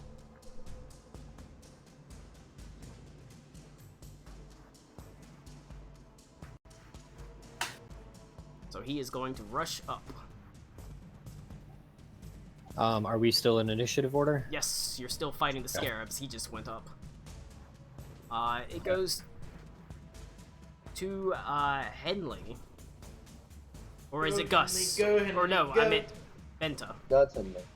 Go, Oh wait, no, Vincent, go, Henley. It does Vincent. go to Henley because I Yes, deleted him, Henley, so yeah. I Go, pulled him Henley. off the. It pulled him off the order. Colin, Yep. all these things are scare forms, right? They're all scarabs. Alright, I'm gonna go over here and I'm gonna attack that. I have disadvantage, right? I have disadvantage attacking swarms. No. Or is it resistance? They have resistance to. They have vulnerability to AoE damage, basically, and resistance to a lot of other like piercing type damages and things like that. Do I hit with a 21? Yes. Do I hit? I hit with a 22. Do I hit with a 14? 14 does hit. They don't have a lot of armor. Okay. There's just a fucking bunch of them. 13 damage. 8 damage. Right. 13 damage. That is enough to take out that swarm of insects.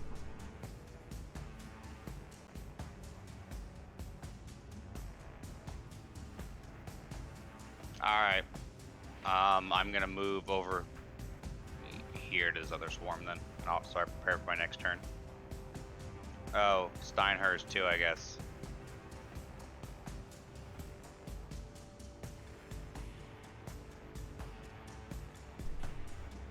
Steinhurst is gonna charge this one, Colin. Yeah.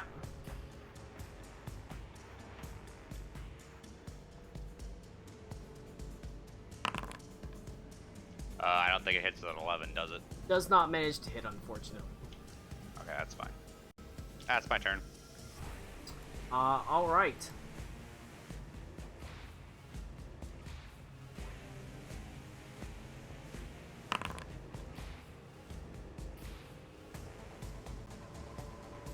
It is going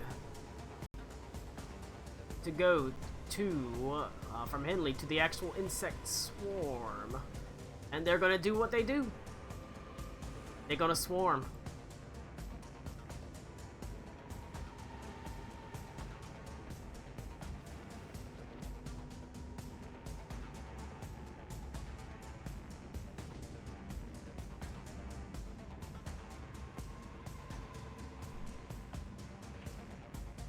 Alright, it is going to be 3 attacks against Henley, and they have advantage.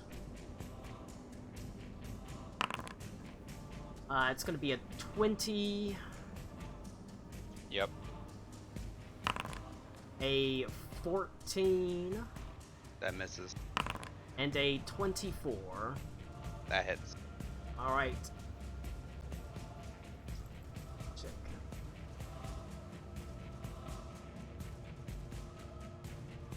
You take 5 points of piercing damage from one attack and give me a Constitution saving throw.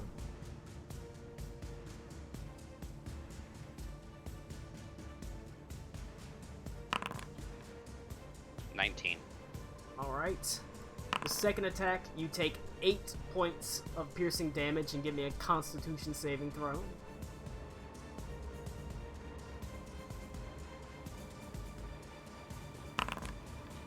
Right. These 3 are going to attack Reed. That is going to only be a 19. That'll miss. That's going to be a 25. That'll hit.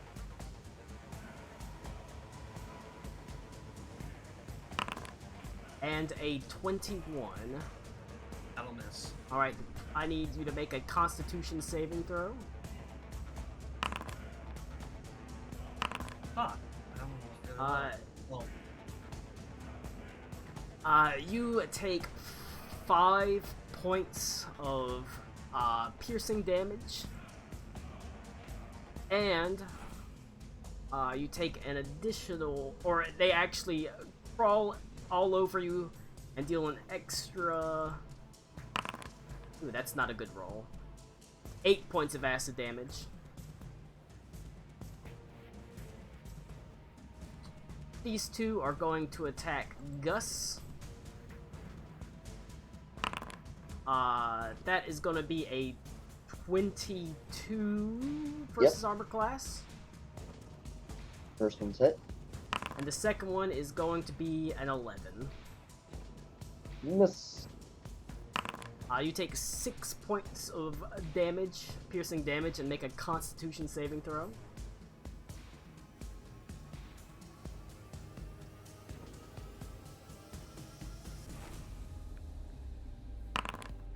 17. Good enough. Good enough.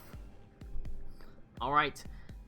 But they are sort of swarming all over you at this point and all over the place. It goes to Tolan Yag.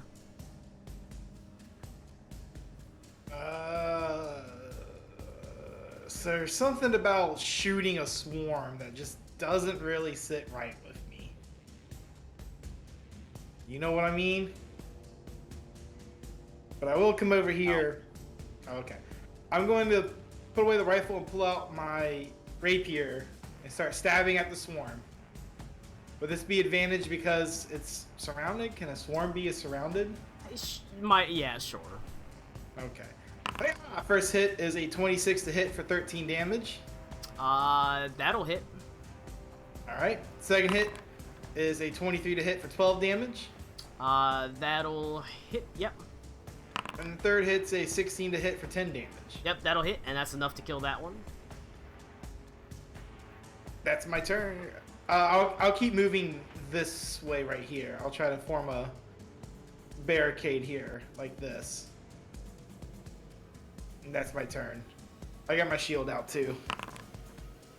I need to make sure my EC is 19, not 17. That's my turn.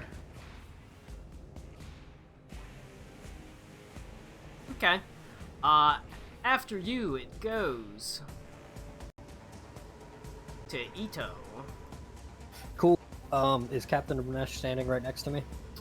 Yes. I'm gonna grab him. I'm gonna say, "Hey, Captain, this is gonna be a little awkward," and I'm gonna dimension door upstairs. Two of you? I says I can take a willing participant. It does specify a, so I'm assuming one. Where are you taking?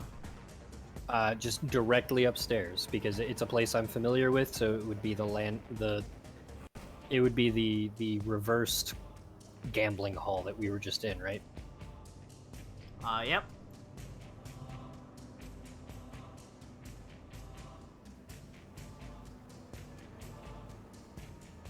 All the correct tokens in place. Sorry, I know map management is a pain in the ass.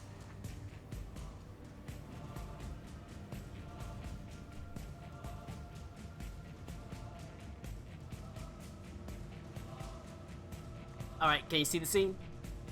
I can. Well, yes. Yep, I'm up by Bernesh. Everybody else is. Wait, Yep. there's two of us. Yeah, there's... Oh, let me delete you. Hold on. And there's a second Bernesh. Okay. Now it's just us two. You popped up into a world of shit. That's fine. Alright, it goes. Remove. Toe. Alright.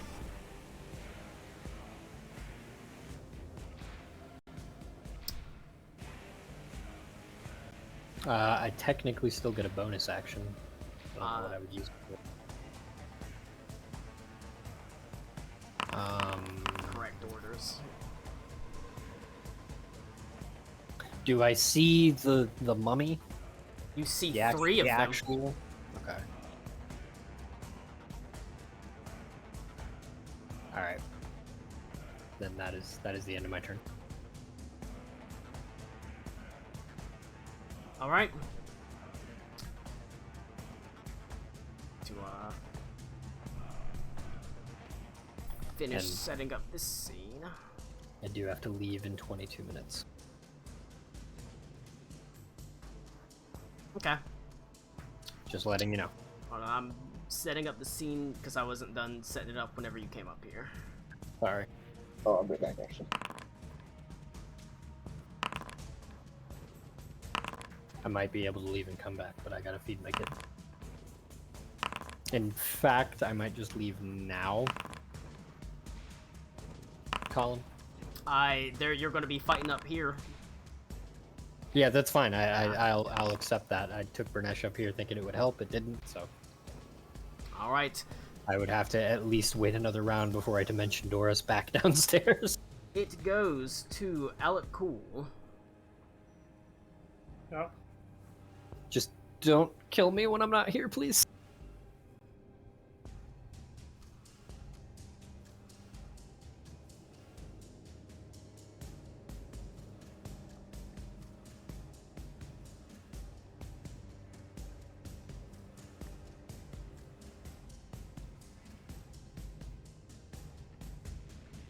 Guess I get to there.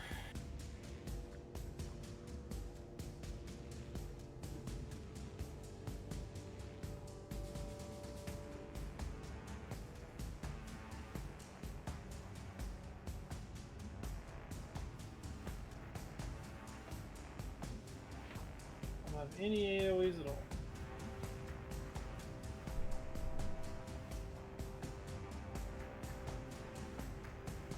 I guess I just get to this and I attack it.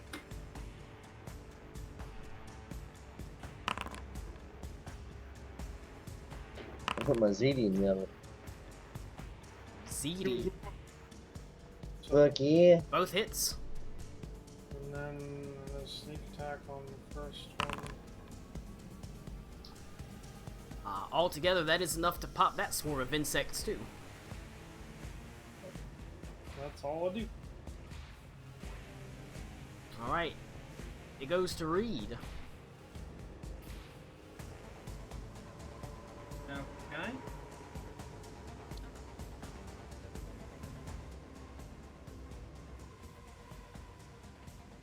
Alright, so let's go ahead. Guess we're just gonna keep on my train, so I'll be attacking the one down here.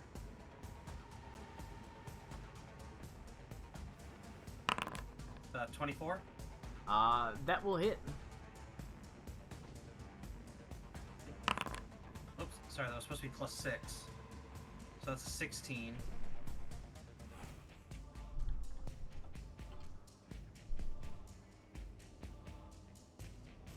Say 23 to hit. Yeah. So that's a 14. It's enough to pop this one.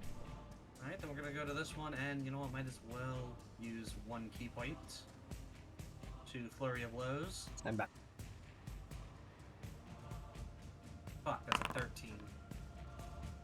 I think Connor cooks Handra a Pop-Tart. 13 hits. No, I'm not making Oh, food wow. yet. I was letting her know They, that. they don't have lots of hit points. They're meant So to that's be 7. sort of slow you down, basically. And 23. That'll hit, yeah. That's 12. This one's still standing, however. And you know what? I'm just gonna move over this side to get a little bit more distance. And I'll end my turn there.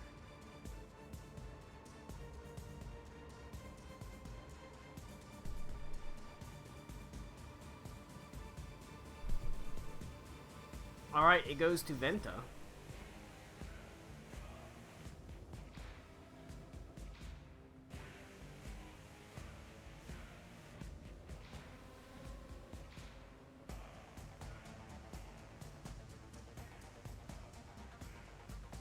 Is Max even here? Turn it is. Benta. Whose bitch this be? Who Huh? bitch this is? Who bitch this is? Thank you, Connor. I'm looking it up right now. Alright, Venta. Who bitch this is? Last call for Venta. Alright, he gets delayed till the end. It goes to Gus. Okie dokie.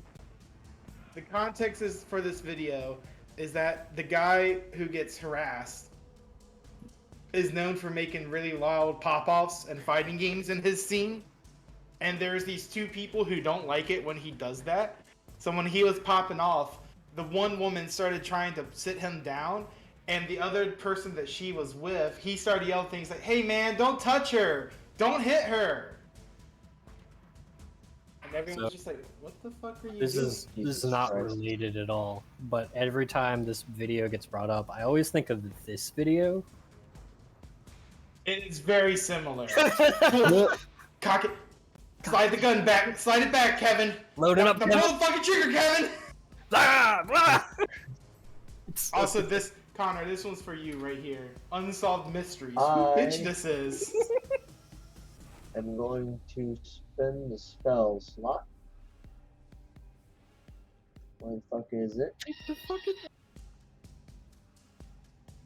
Cock it back, Kevin. Cock it back. Fucking Hail of Thorns. fuck the trigger, Kevin. Kevin. So I'm going The lad. to I'll attack this one Okie dokie. since Reed's got a pretty good dex. But I'm gonna need 2 dex saves from what's his name? Reed. 17 and 24 to hit for the attacks. Oh wait. Fuck. You can go after me. You got delayed. Did I miss my turn? You got Yeah. delayed till the Kind end. of. Son of a bitch. I was spacing that. Alright, So, 17 and 24 to Extra hit. D10. 7 damage from the Hail of Thorns. If they don't succeed on a DC 15 deck save. Yeah, they don't pass. Not wildly dexterous. That also goes for Lou. That's enough to pop that one. Reed, Yep, sorry. What? I need a deck save from Reed. God damn it. Otherwise you take 7 points of damage being from the fire.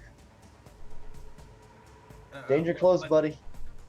What saving throw do you need? Sorry, my earbuds kept cutting out. Dexterity. Oh, okay. 26. That beats a 15. So you're good. Alright, anything else from Gus?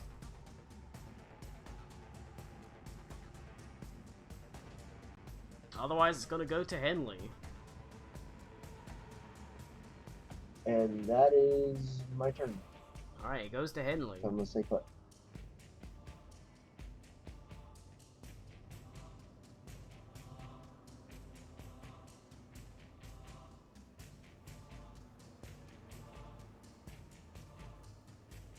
Smack him with Steinhertz. Pick up the boar and hit him. Is Colin, are you talking? Alright, it goes to Henley. There we go. Alright, I'm gonna attack the one in front of.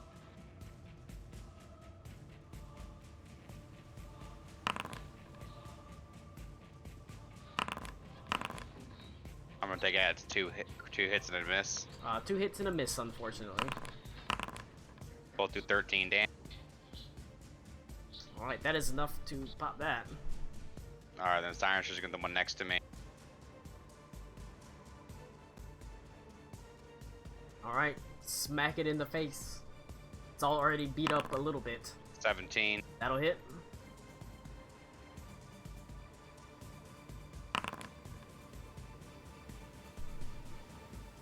I guess it does.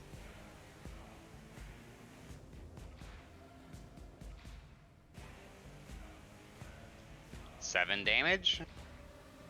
Alright. Still standing, but barely. Severely diminished at this point.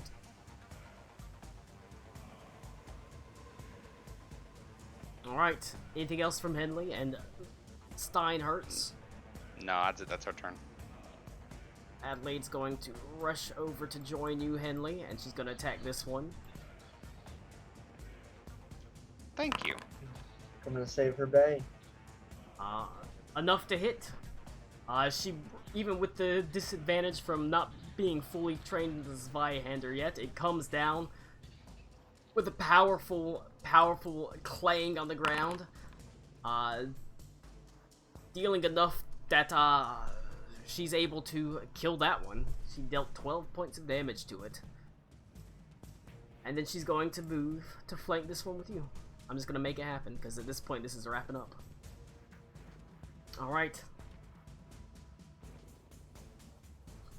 Goes to the remaining swarms of insects, at this point severely diminished. They are going to merely take the disengage action and just scatter away.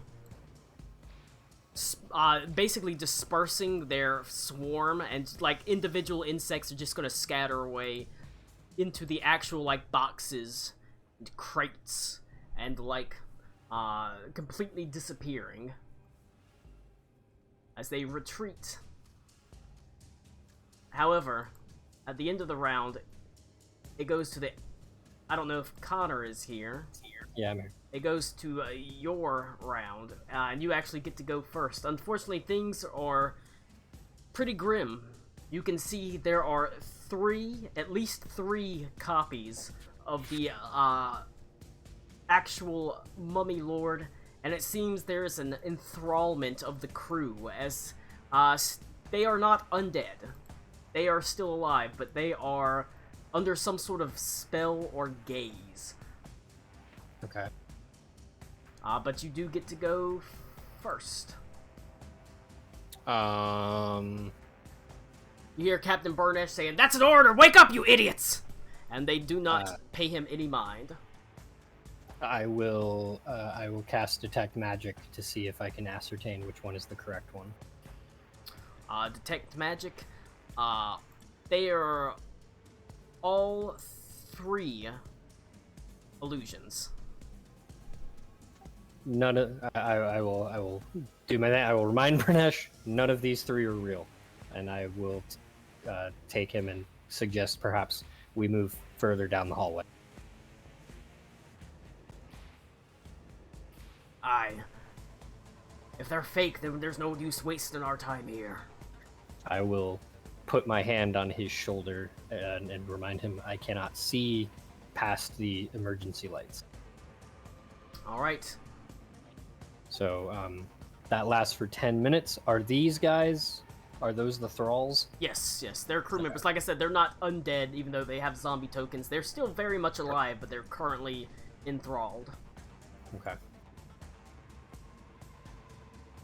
Captain, I'd rather not kill your crew. I'd rather not have them killed. It's gonna be hard to sail a ship without a crew.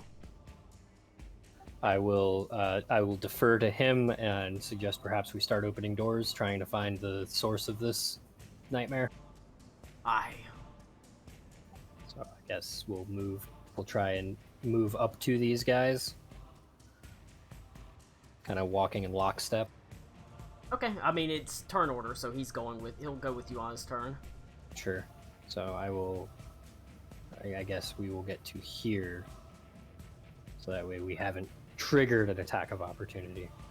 And I will wait for that movement until Burnesh can move with me. Alright. He'll move with you on his turn. Are these doors open by any chance? All the doors are currently open. Can we peer in there? Anything that You looks don't see mummy-like? anything mummy-like in any of those doors. Okay. That was That was Captain Burnesh's that turn. was 30 feet, so that was it for me. And Captain Burnish is going to move with you. He has like true sight, right? He does. He can see in the dark pretty well. Well, but can't he also see that these are fake? He does know that those are fake, but now Okay, you know okay. those are fake too. Got it. Okay.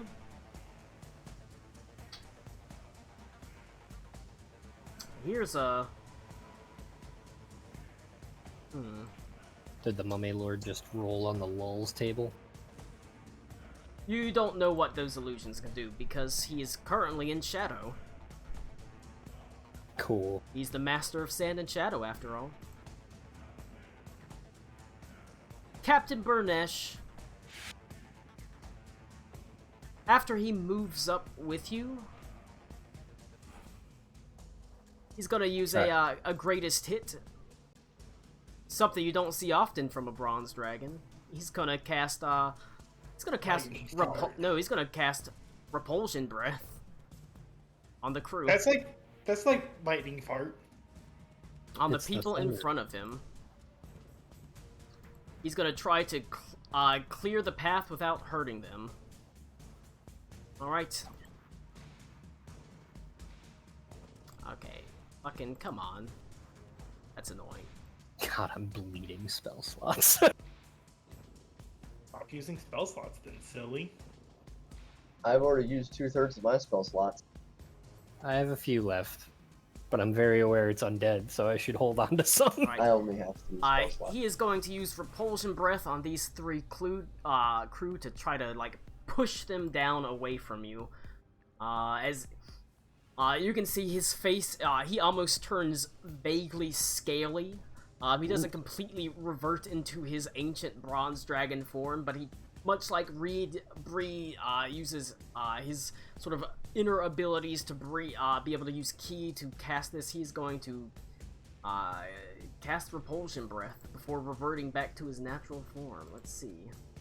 That's gonna be a fail. That's gonna be a fail. They all fail. They are sent flying 60 feet backwards Jesus. as he God clears damn. the way.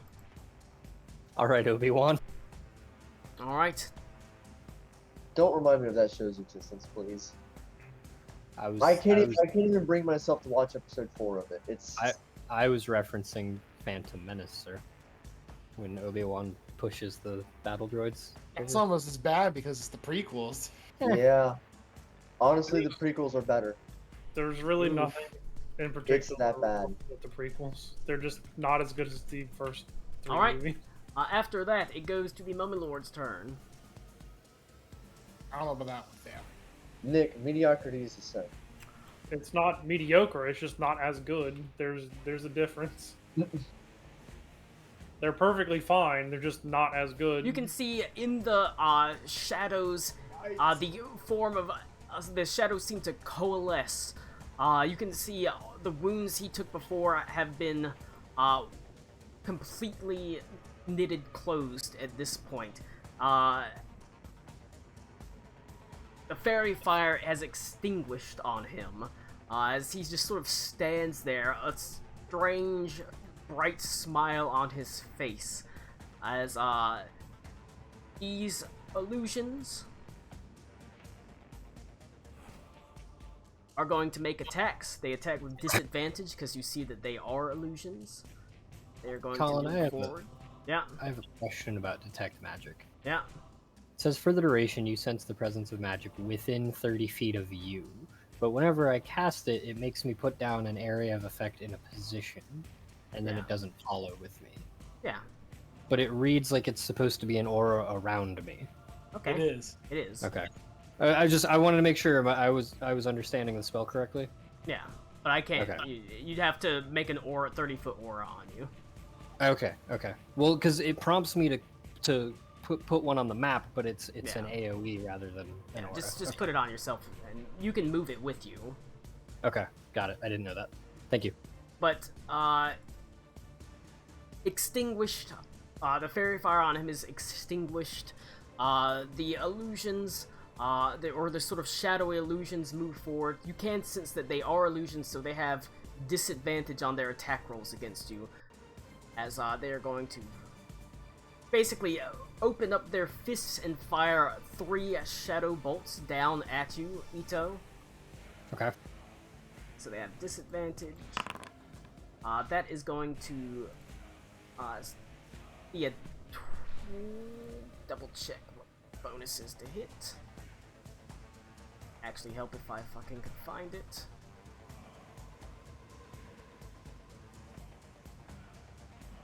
$22 for 1 attack.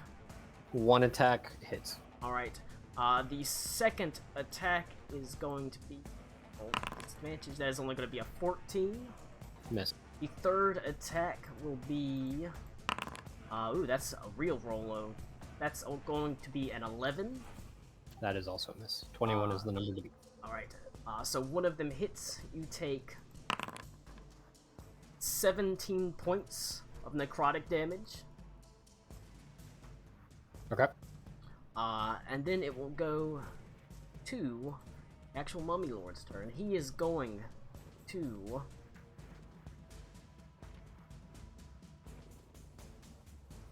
what's he gonna cast? Not gonna cast that.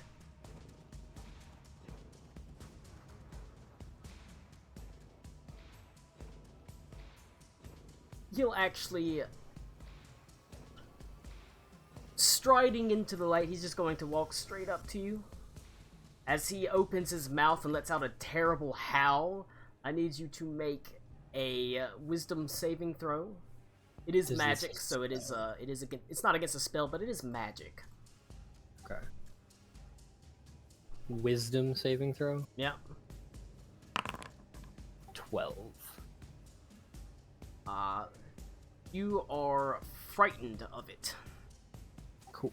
And then he is going to rear back and reach out and punch you in the face with a rotting fist.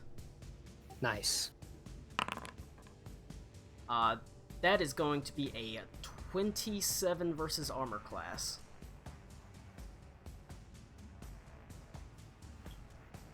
Did that hit? It does. I can only make it a 20. I can only make my AC a 26. All right. You take 15 points of bludgeoning damage, 16 points of necrotic damage, and I need you to make a Constitution saving throw. Hang on. 6. Okay.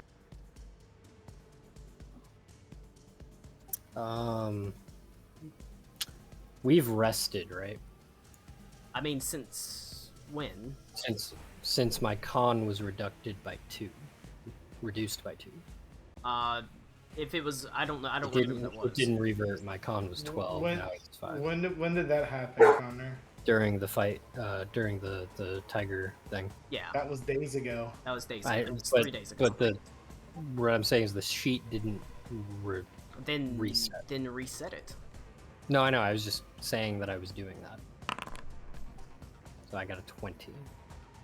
All right, that is good enough. Cool. And that is as it sort of strides up into you, and just lets out a disgusting, rotting fist and slams it into your chest. Nice. All right, and then it's going to go to these two thralls. The ones that weren't able to be effectively repelled. One is going to make an attack against you. No. That's gonna miss. The other one's gonna make an attack against Burnesh. It's also gonna miss. The other ones are going to, the ones that were repelled sort of slowly get back to their feet. The other ones are going to start shambling towards you.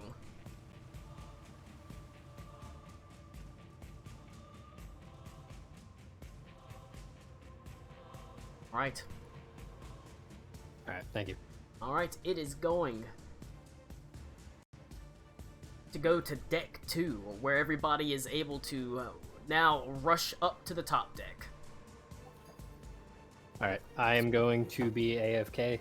Hopefully I'll be back soon. I'll gather everyone down here, so I can actually pull you into the scene.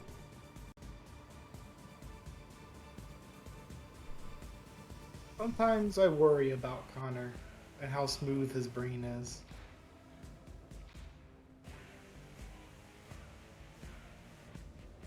Oh, yeah, There's gotta be the something in the information water just down there. Slides right off that. Oh boy. That is what you come up to. You know what it See if I is? got It's all the everyone. Teflon and the moments in water. It made all those thoughts go really, really fast. Skidding along like a non-stick skillet. You're in and amongst it. I'm still on deck 2. Hold Same. on, I'm busy arranging your tokens correctly. Oh, okay.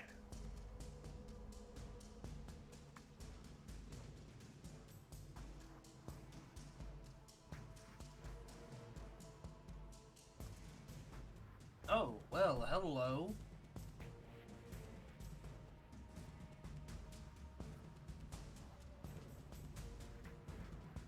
Do we just re-roll initiatives then? Go ahead and re-roll your initiative. Technically, new Yay. encounter for you. How come they went ahead? Colin, you didn't move me, you moved Steinhurst. Woo! Wait, You're up here, right here. well then I'm on the initiative. Oh shit.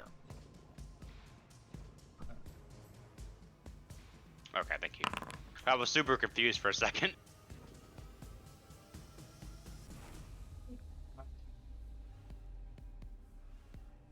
All right. I'm here. I'm just waiting on Sonder. It's a cat. Top of the Ooh. round Look at Rick's cat. goes to Ito. Kitty cat. What's the cat's name? Wait, it's me again? Yeah, it's top of the round. What's the cat's name, Rick? Shit. Panacea. Panacea. Panacea? Yeah. How do you spell that? Placenta? It's the no. It's the P-A-N-C-E-C-A. Yeah, it's P-A-N-A. P-A-N-A-C-E-A. Isn't it A-N-A-C-A. C-A? Isn't it C-A-E-A? No, it's C-E-A. C-A? Okay. P-A-N-A-C-E-A. Anyway, okay, and he's right in front of me. Yep, he just smacked you in the That is face. Courage and Quitch. I'm gonna attack him. Coloring too. This is gonna get me killed. I'm gonna use a bonus action to do Vow of Enmity, and I will announce that I really don't like bugs. Wait, I'm Wow. frightened. Yes, you are. I can't attack him, correct? You can't. Oh shit, that's wrong. I accidentally hit Control V. He can't attack or he does it with disadvantage. You can make attacks, but you have disadvantage. Can't move closer to him, but he's already right on top of you.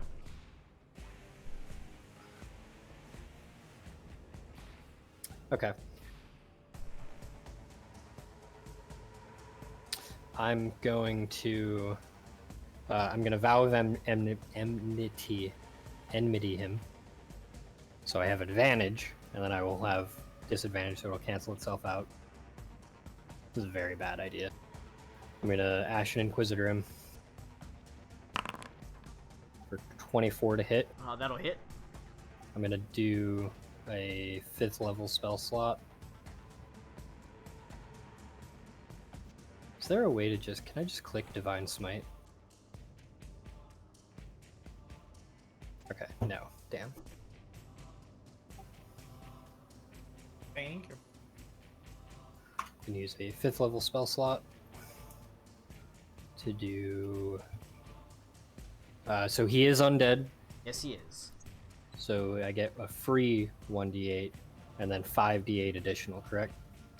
Yes, 68 to a maximum of 68. So he takes 5 damage, and then 1, 2, 3, 4, 5, 6 to do 30 damage to him. All right. And Big I'm damage gonna- as it slams into him with a burst of radiant energy. And I'm going to do that again, assuming the 11 misses. Does not hit.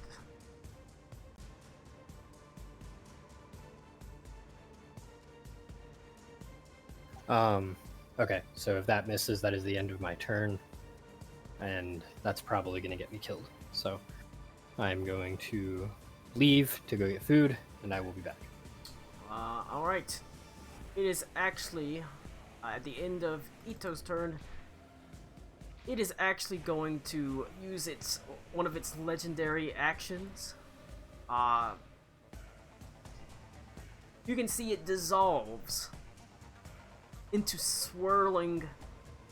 sort of swirling whirlwind of sand and shadow, and it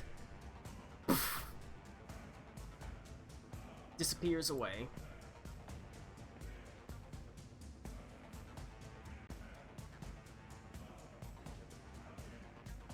Alright, it goes to Reed. Oh, okay, so he's disappeared from up there? Yep.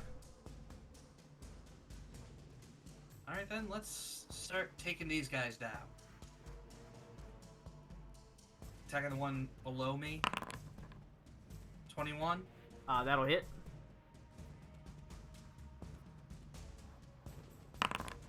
For 8.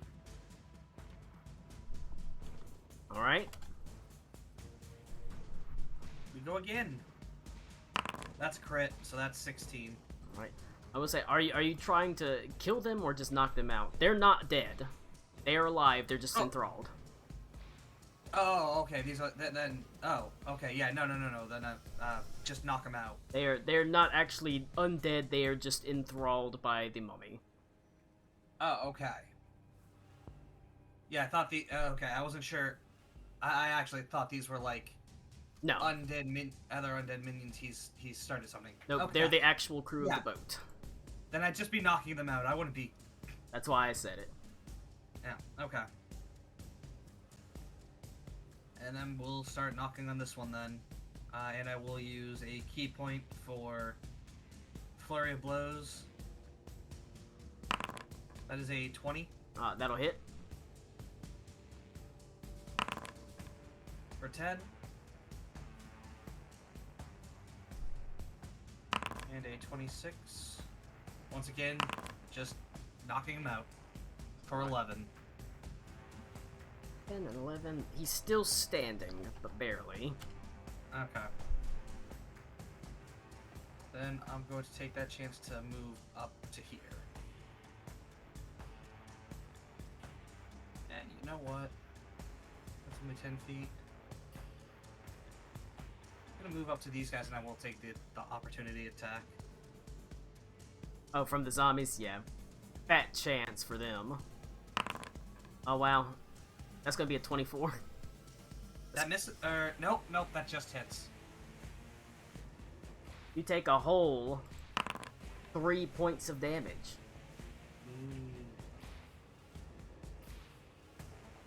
Alright, that'll end my turn. Alright.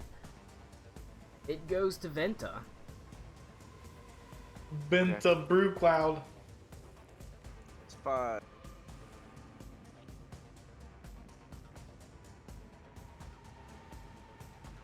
I can get there. Is that guy next to me knocked out? This guy? Is that why he's grayed out?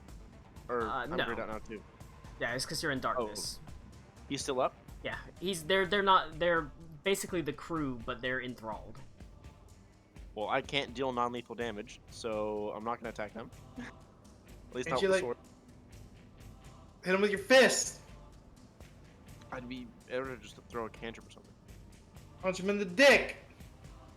Grab his dick and twist it. Give him the old dick twist. Dick twist!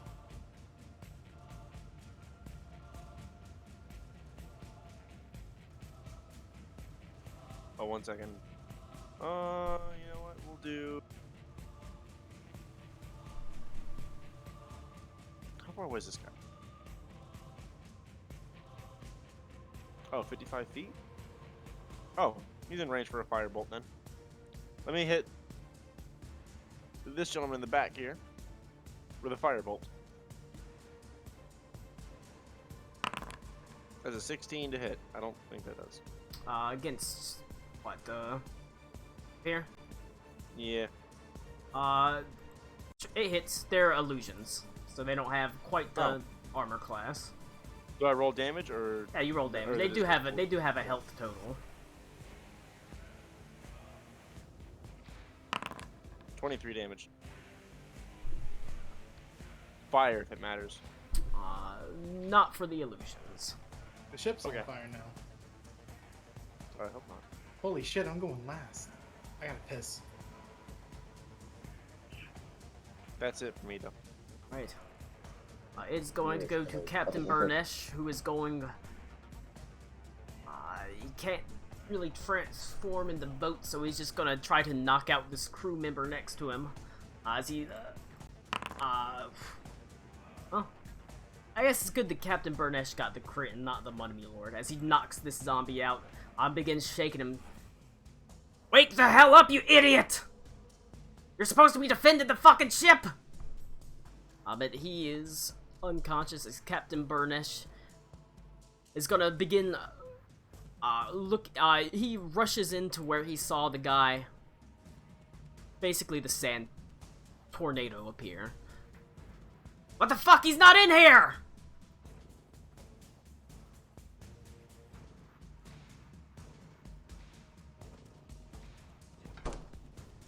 Gonna rush back out and run down. That's as far as he can go.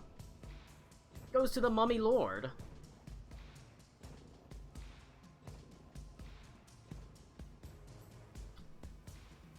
Reed. Yes.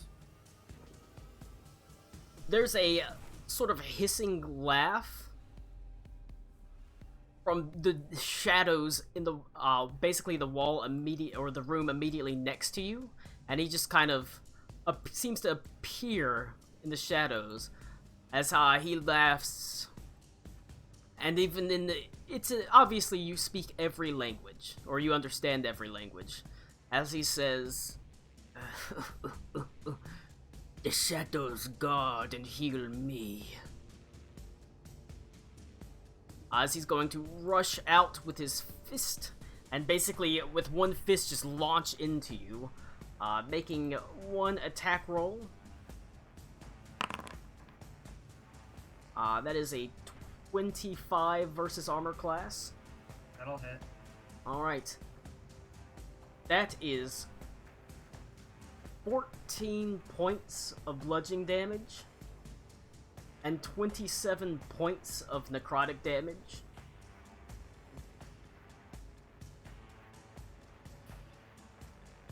And I need you to make a Constitution saving throw. 24. Alright, so you're fine for the Constitution, but he just kind of laughs, essentially, as he, you saw, it was very clear he transformed and flew into this room and came out the shadows in this room. It is going to go to the 3 bad boys up here, his illusions. They're going to move down.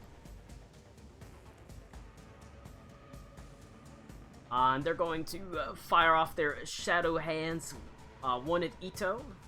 This one has disadvantage because Ito can see the illusion magic. Gonna miss.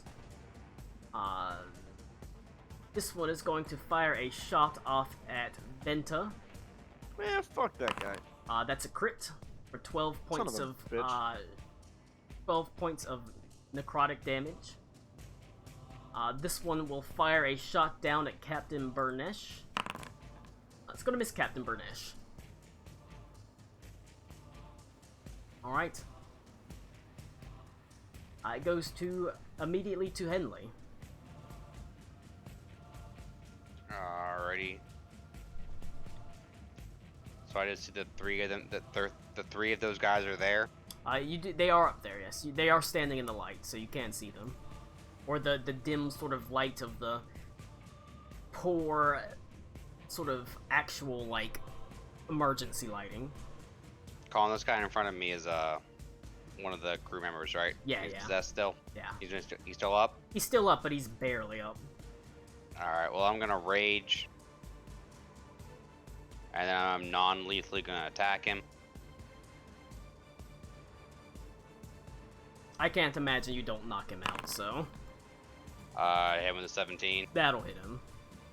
Alright, well, Colin, the lowest amount of damage I can do is like... He doesn't have any health left, basically. Okay, well, I can do like 9 damage, like the least I can do is like 12 damage or something like that, so, you know.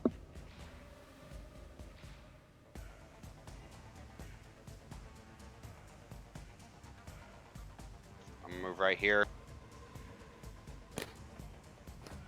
And then I'll use my second attack on this guy. Again, non-lethal. I take him. Do I hit him with the 25? You do hit him with a 25. All right, that's gonna be 14 damage.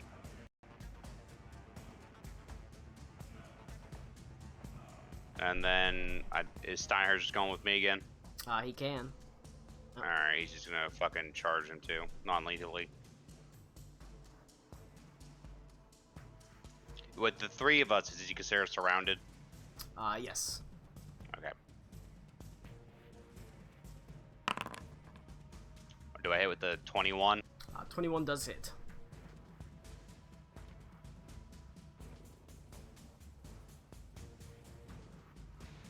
He is barely standing. They aren't exactly. Is he gonna live like 3d6 plus 3? No, probably not. Okay, You have to well, roll then basically ones. Well then, Okay, I mean.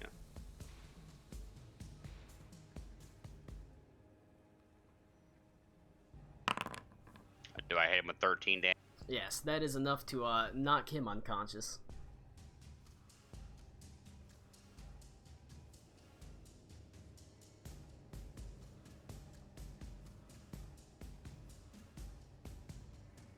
Steinhardt is gonna move to there.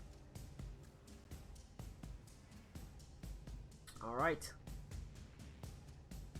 That's my turn. goes to Gus.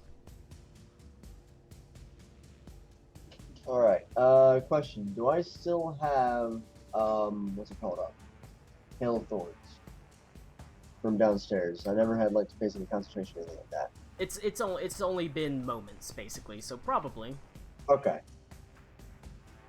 All right. I'm gonna move up. I don't care if I take an opportunity from. From the zombie, yeah, Yeah. it's a miss. Cool. I'm going to shoot straight through at that guy. And I've got sharpshooter, so I ignore shooting through Burnesh and Reed, right? Yeah. Cool. So yeah, I'm gonna shoot like a little fucking turret shell all the way down there that bursts into more of them, like a fucking shotgun blast. Once it gets to Ito, and just smack the shit out of those three guys. So it's a 17. Yeah, on the center one. Yep, that'll hit. Awesome. Now I'll go ahead and do this too. Where the fuck it is. 7. And then I'll roll D10 for hail of arrows. Alright, so everyone takes 13 damage. Guy in the middle takes 12. And then I'll give him one more shot.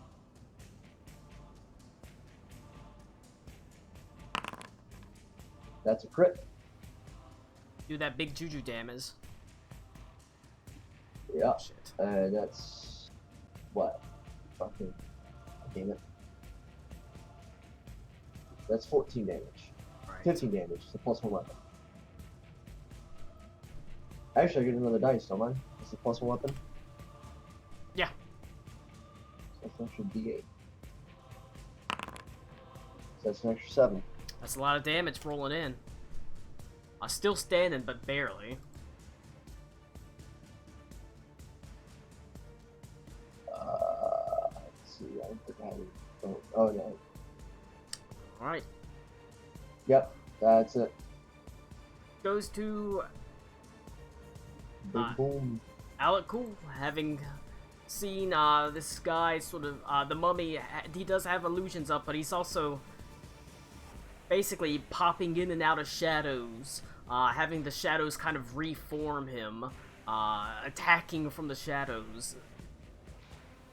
So he's just all over the place, basically. Okay.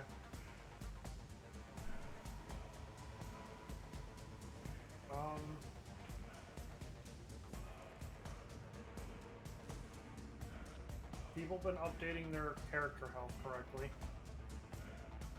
I think so. Some people have taken some pretty nasty hits.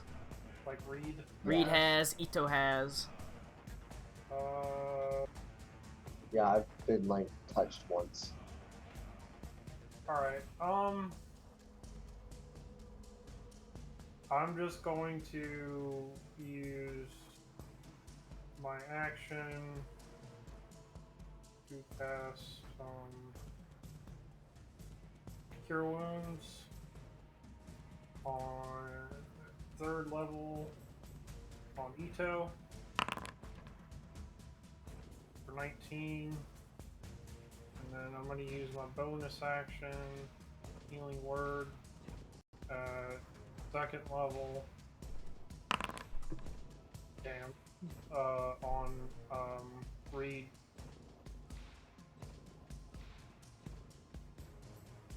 And I guess I will move.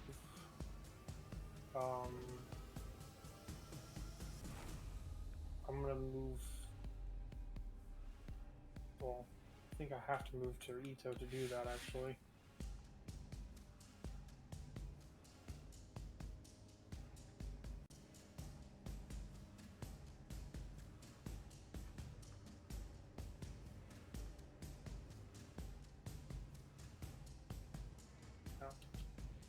I guess if I have to, I'll take the opportunity attack to get to Ito to do the cure wounds. Okay, yeah. I mean, it's a zombie. They're even if they do hit, which Yeah. they got a 19. That does not hit me. All right, even if they had, it's Yeah. not incredible damage. And that's it. All right, doing some good work.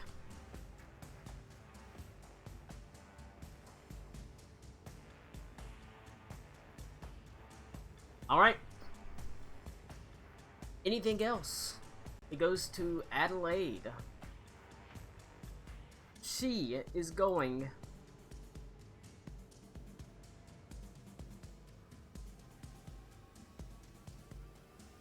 gonna rush up here next to you, Henley, and she's going to use the pommel of her sword to try to lash out and just do non-lethal damage to him.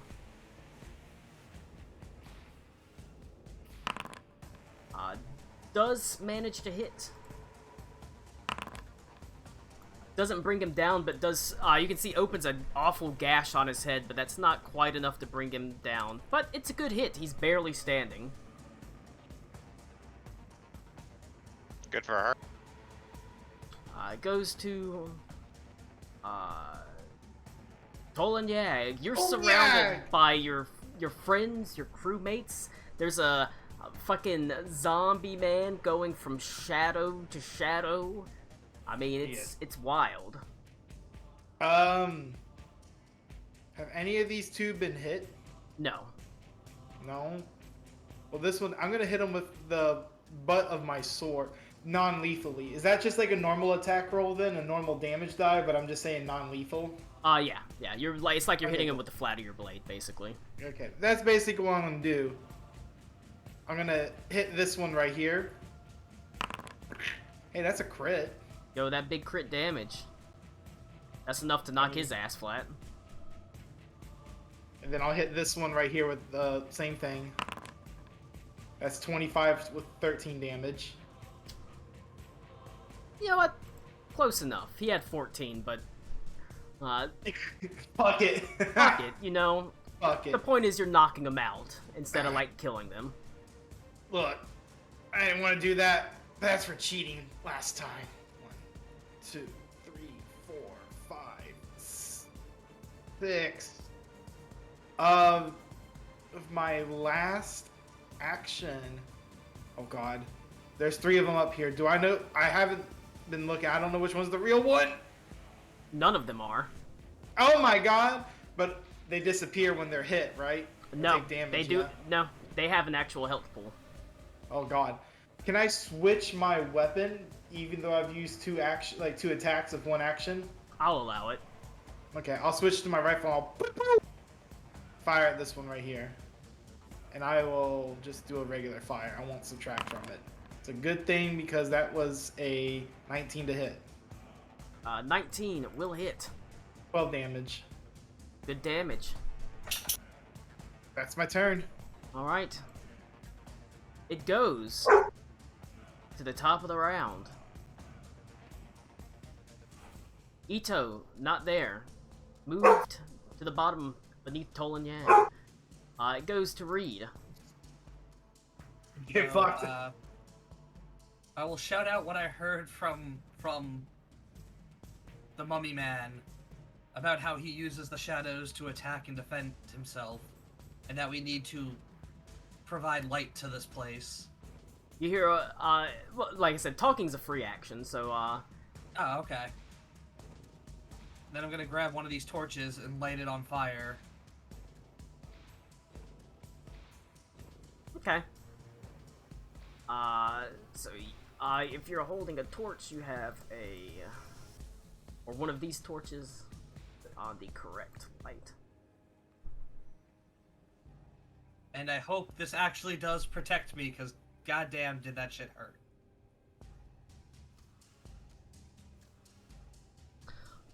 Captain Burnish says, Light? Fucking Mana Storm be damned. I'm turning this ship upright. Because that will let sunlight in all the portholes. Oh shit. Wait, that's gonna also flip all of us over. It sure will. But it'll let light in every room. I'll step up and I'm gonna knock this dude.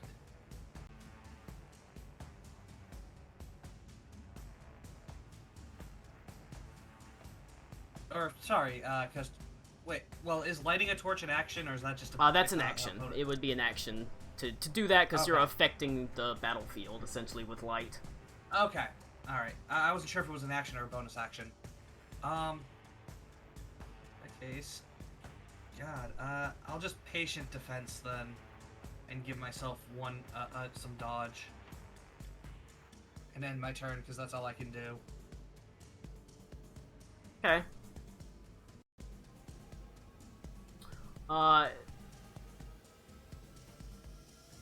It is going to go to Venta.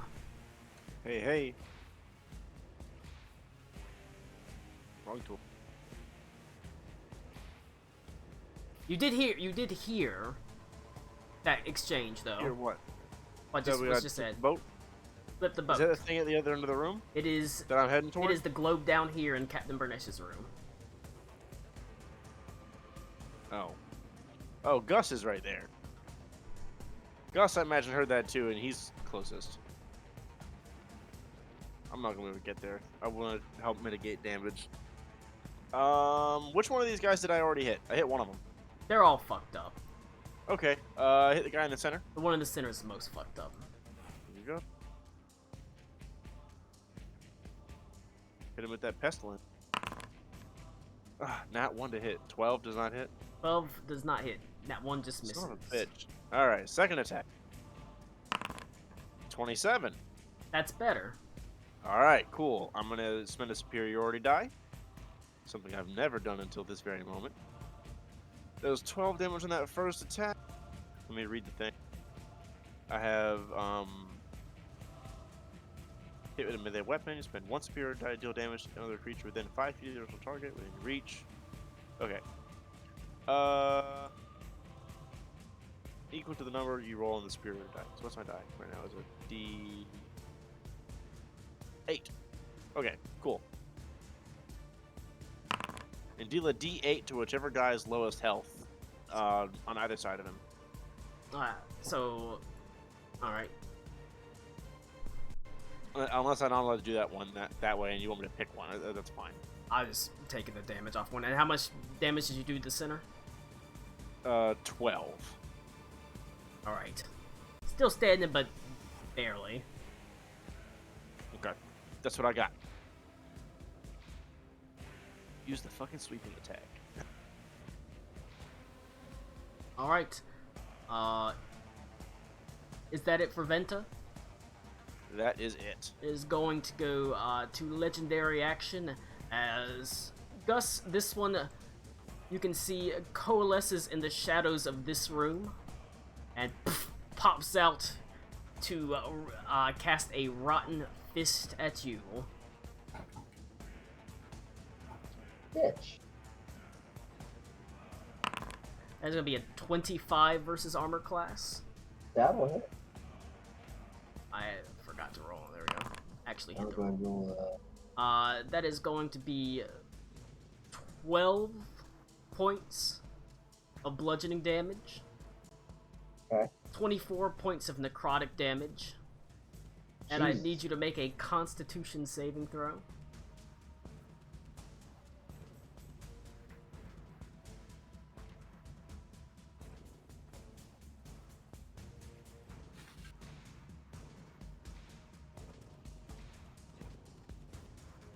God damn it. You okay, bro? I accidentally set my fucking health to 7. Now it's not letting me set it to 74. Be a man. Stick with 7. Stick with 7. You You'll want fix you it. need it to sit to 74?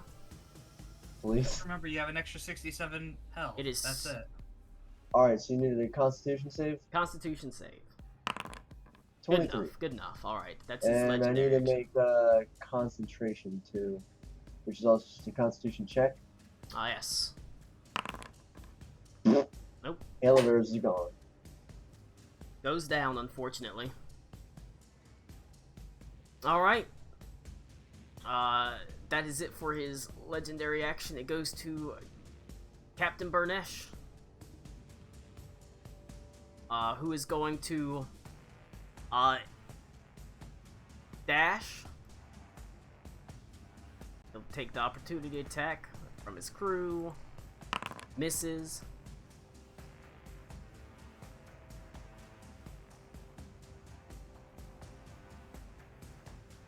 Six. So he has 35 feet of movement. He's got 2 more. I'll just put him. He makes it into the room, but he is not able to get to the orb yet.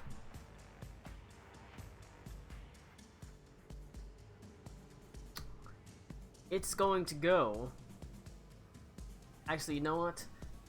At the end of Captain Burnesh's turn, he's gonna use a legendary action to Rotten Fist you in the face again.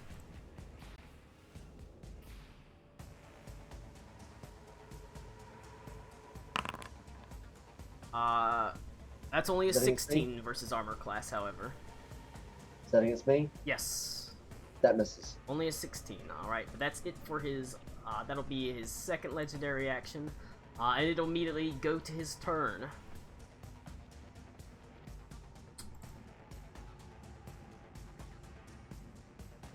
He is going to use Dreadful Glare on you.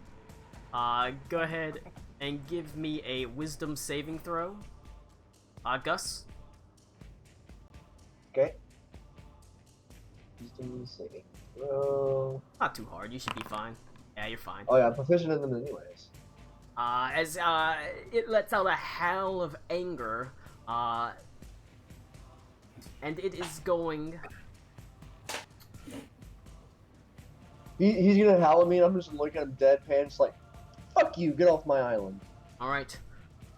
I mean, you're not on an island right now. It's all my island. That's okay. It is going to use another Rotting Fist. That's really the best thing it's got up this close. Ooh, that's a miss. 2 bad rolls as he continues swinging at you. That is all for his turn. Actually, you know what? No. He'll take an opportunity attack from you. And he's going to pop back into the shadows. Alright, I'll take a shot at him. 22 for 11. That'll hit. Shoot him right in the fucking ass. Alright, but he is going to pop back into the shadows of the room. Just use this move of action to get back there. Alright. It goes to Henley. I'm gonna attack this guy in front of me non-lethally. I'm gonna stop saying that because you know. Yeah, it's just, you're knocking him out, basically. Do I hit him with an 18? Yeah, that's enough to take him out, too. You can't roll a low enough amount. Okay. Oh shit, I forgot to do these guys' actions. That's okay. I'm gonna move over here. I'm gonna attack this other one. Do I hit him with the 29? Yes, I do. Yep. That'd be 9 damage. I hit him with the 20. That's another 16 damage. Okay, he's unconscious. I'll move up.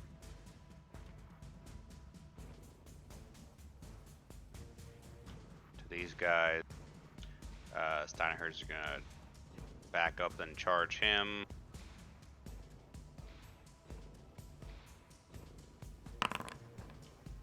Does he hit with a? Well, it's surrounded, right? Yeah, this guy Do right here. do I hit with a 14? 14, yeah. They have Okay. basically zombie stats.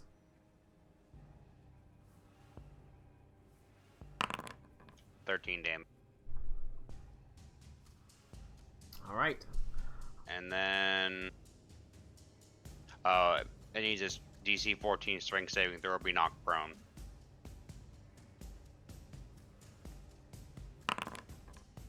Alright, it is knocked down.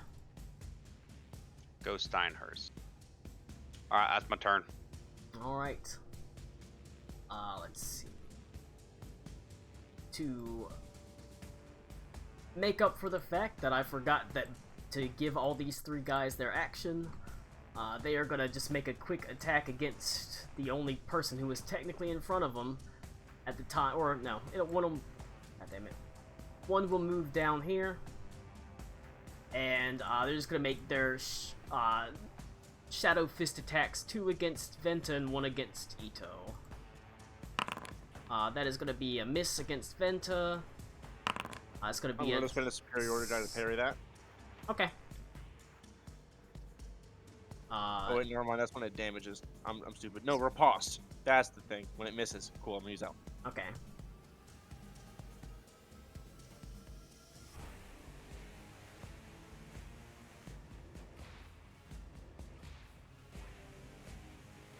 You got the... Now, did you... Yeah. I just had to go find it. 24 to hit. That'll hit. 16 damage plus a D. 2. Alright. The first one will miss you, the second one will miss you, the third one is gonna be an attack against Ito. It's also gonna miss. They rolled real fucking low. Alright. But that was all for them. It goes to Gus. Ayo. Alright, so do we have any, like, light sources that I can just grab? You can grab and light a torch off the wall, but it's an action. Alternatively, you could try to get to the orb before Captain Burnesh does, but it doesn't seem likely.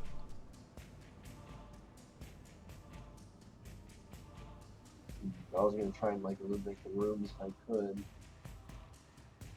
But...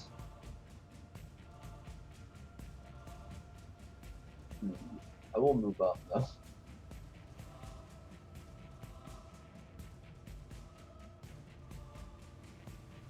There we go. Oh, is this Ito's aura? It's like Yeah. fucking +5 aura? Okay, Yeah. cool. I want to stay in that.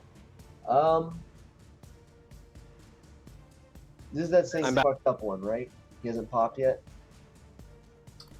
I have a Which... What did you say? The guy in the middle, he's No, he's still up, but fucked up? he's still fucked up, but he's barely up. Okay. I'm gonna pop him.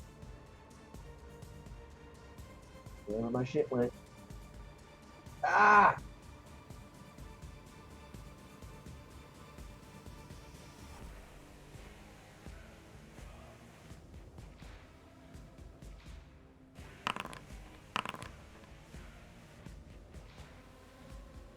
$16 and 26. 16 on 26, both will hit. That is 20 points of damage. Alright, that is enough to completely pop this one as he disappears into a mixture of shadow and sand that sort of dissipates away.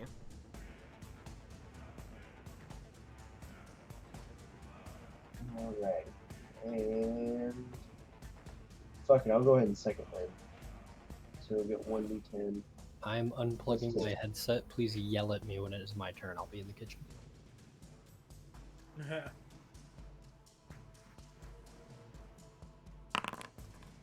12 hit points.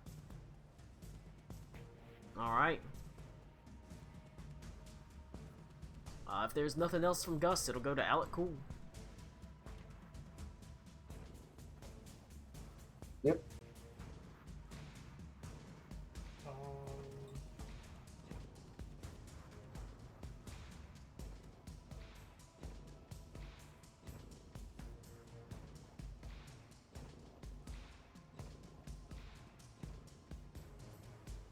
Go ahead and try and knock out this guy.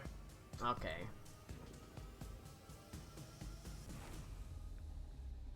Non-lethally. Does 8 damage do it? That's enough to knock. The flat of the blade slams against his head as he crumples to the ground. Then I'm gonna get... Well, he's already on the ground, but stays on the ground unconscious.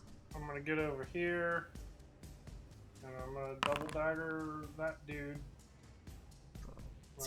25 to hit. It do hit. And then I'll use my sneak attack on that one. Another 7 damage, so... And that's it. Alright. 6 damage and then 7 sneak. It's beat up really badly at this point. That's it for me. Going to go to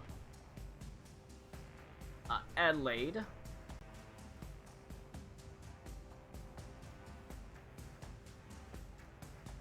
She'll get up here next to Ito. She will swing with the Zweihander. Barely enough to hit. As she deals... Wow, she deals the full 20 points of damage. Not bad. Not bad, as she the massive sword slams down. Not dead yet, but still there. As it goes to Tolan Yag. Oh my god. Tolan Yag's gonna move this way. He's gonna use a fighting spirit to have advantage on all of his attack rolls. And he's gonna fire a shot right at the thing. -5 from the attack to roll a 22 to hit for 21 damage. Alright. Good damage. Still standing, but barely. Another blast rings out. It's a 26 for Okay, back. 22 damage. Alright, that's enough to pop that one. And he's gonna reposition over here and fire at this one. And that's a... Jesus. 27 for 24 damage. Alright. Still alive?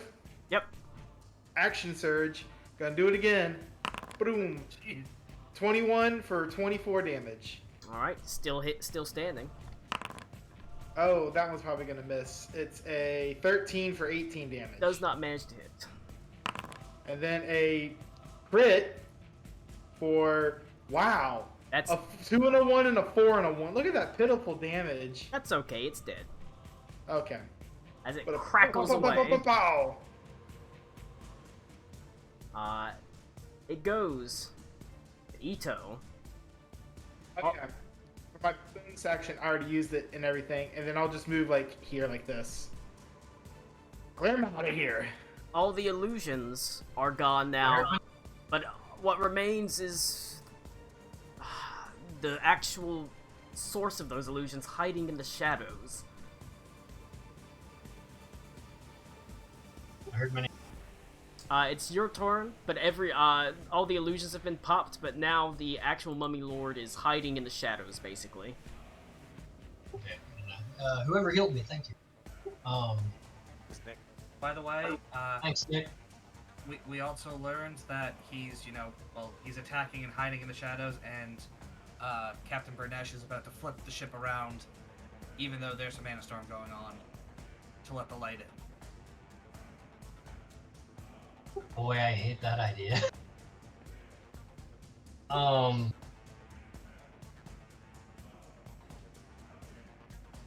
And I can't, at this present time, I cannot see him. Nope. Okay. I am... Can I tell, is he a humanoid? He is an undead. He was Okay. a humanoid form.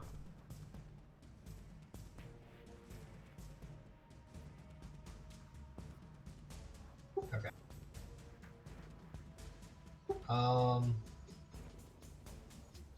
I will move down here to this section. Can I peer? How do I move you? I don't know how to move you. Can I peer into these rooms? Do I see anybody? Or no, because shadow. Shadow. Okay. Um,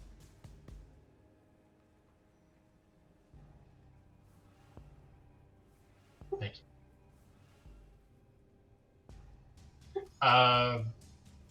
Fuck it. I'll try and divine sense, see if I can figure out where he's at. Okay. It's my action, which sucks. But...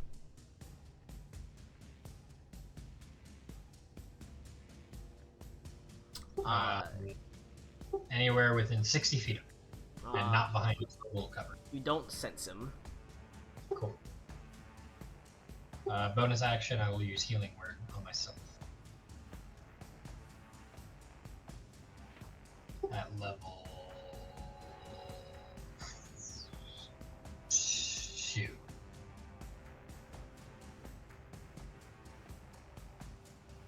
Okay.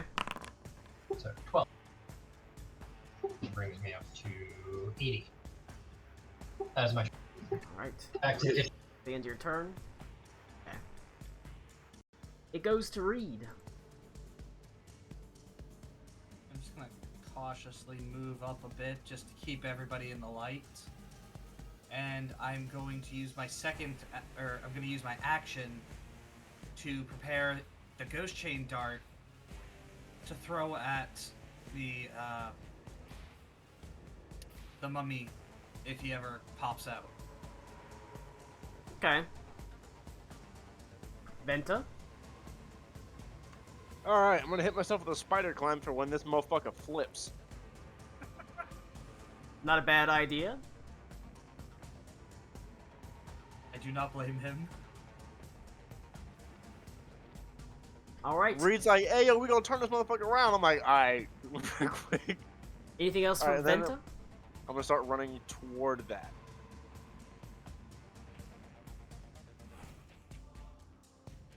I'll get right behind Lord Saracenu. That's as far as I can go. Alright. That's it. Goes to Captain Burnesh, who is going to rush, and he begins rapidly spinning the wheels on the correction device as you feel a lurch as suddenly the boat tips.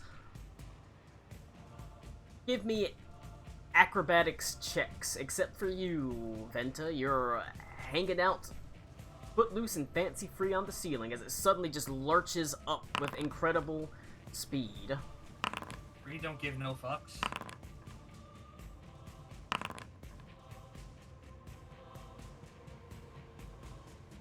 Colin, I got a 14 and Steiner's got 15.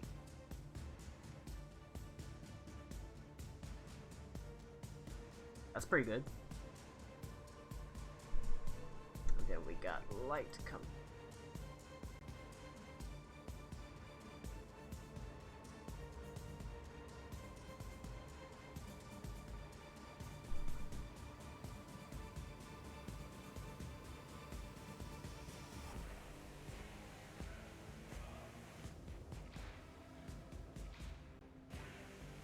Alright, light floods into the actual ship itself, sunlight pouring in through the portholes. You hear a howl of pain.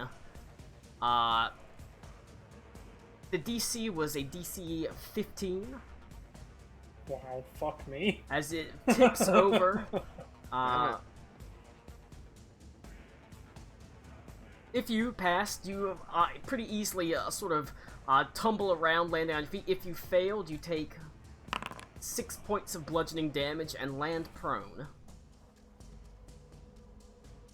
6 or 60? 6 is not a long Jesus fall. Christ. Jesus. Yeah, I was about to say, god damn.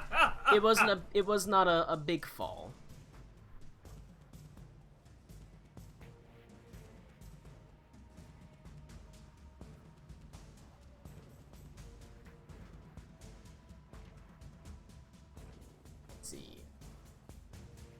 Alright.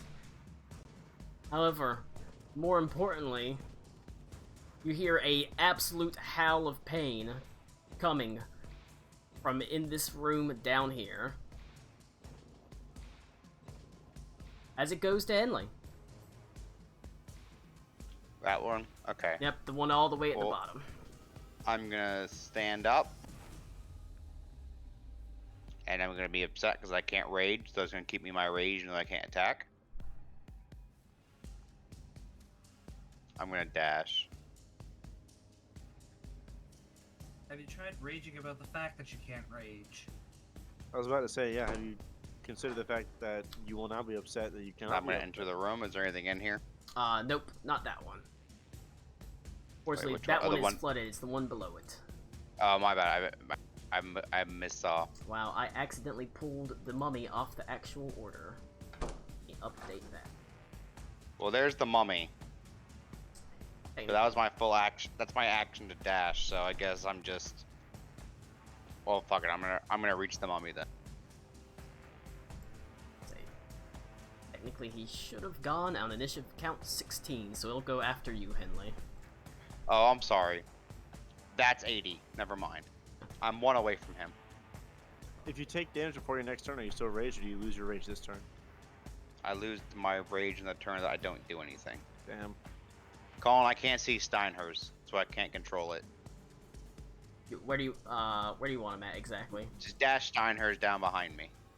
He'll come Or down unless here. Steinhurst can get in the room with his 80 movement, then put him in there. Because he can move him into my space, right? Alright, so like he can move like here. Sure, yeah. Okay, just making sure. Alright, yeah, that's what I want then. Alright. I said I forgot the Mummy Lord's turn because I accidentally pulled him off the initiative order when I deleted his clones, but he had a 16. So he will go ahead and go now.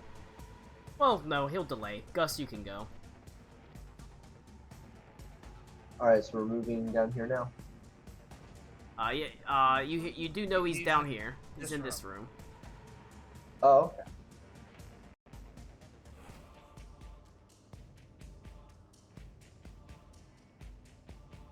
Ah!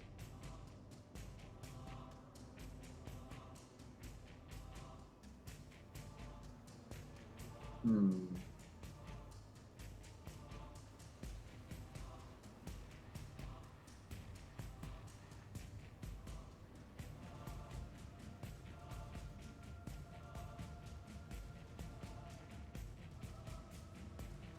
Yeah, that's a straight line. I can't see him, can I, from this angle? I mean, I can like barely see his token, but I don't know if like he'd have I. he'd have cover. Thank God for sharpshooter. Yeah, but you can pick out like his hand, shoot him in that. Pin his ass to the wall, Robin Hood style. Let's go. 24 and 29. Both hit. That is 20 points of damage. And next.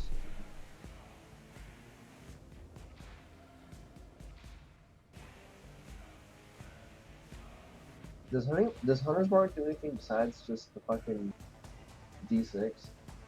I don't. It's a D6 damage, and you know where they are. How does that work with like clones though? What do you mean? Like if I Hunter's Mark a clone, would it mark would the track the original clone. Yeah, it would track okay. whatever you marked. two? Okay. I still don't even know if it's the real one, so yeah, I'll just do that. 20 points of damage. That'll be my turn.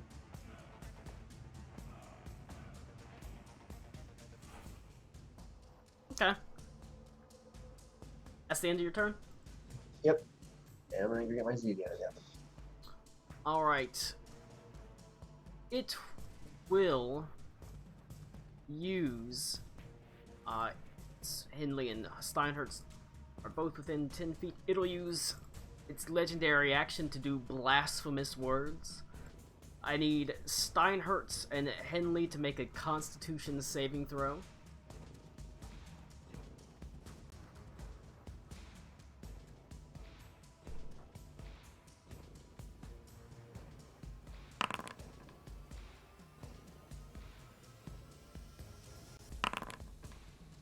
I got a 25. Steinhart's got a 6. Probably Damn it. best for Steinhertz to mess that up, probably. You can Yeah. always just bring him back. But Steinhertz is stunned. Okay. And nothing to me? No damage? Nope. Okie dokie. Alright, it goes to Alakul. Alright. I'm gonna use my rogue thing to bonus action dash. And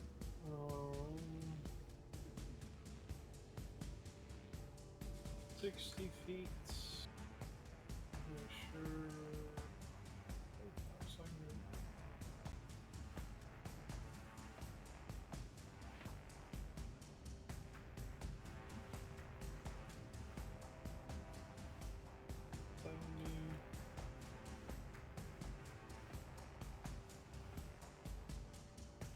And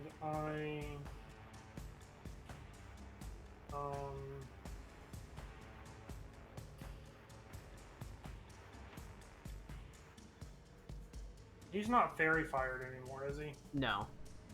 I'm gonna fairy fire him. He needs to go upcast.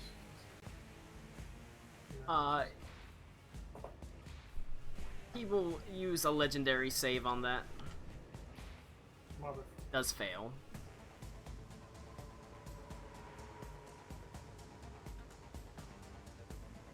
I mean, that's it for me then.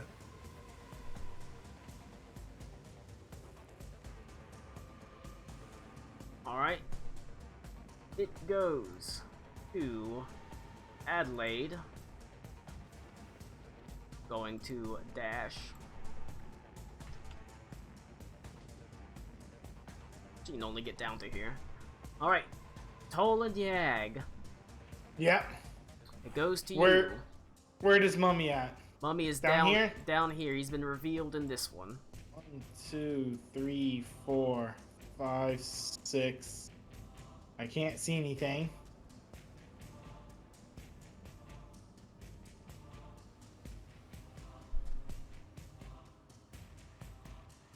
I'm ready in action. If he comes out this door and I can see him, I'm gonna shoot at him. Okay.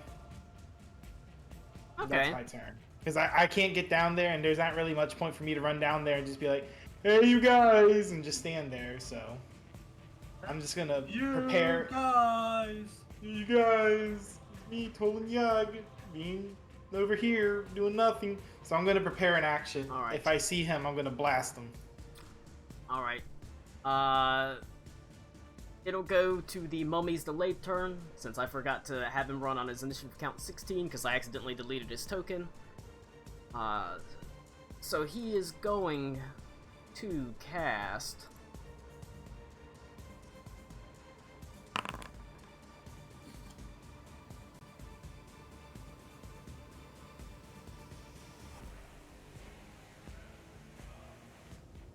there is a swarm of biting insects that just issues forth from his mouth and begins swarming pretty much everybody in the sphere as it just wraps itself around the corners, wraps itself around, it comes up through the actual, like, ground, just scarabs biting. I need everyone to make...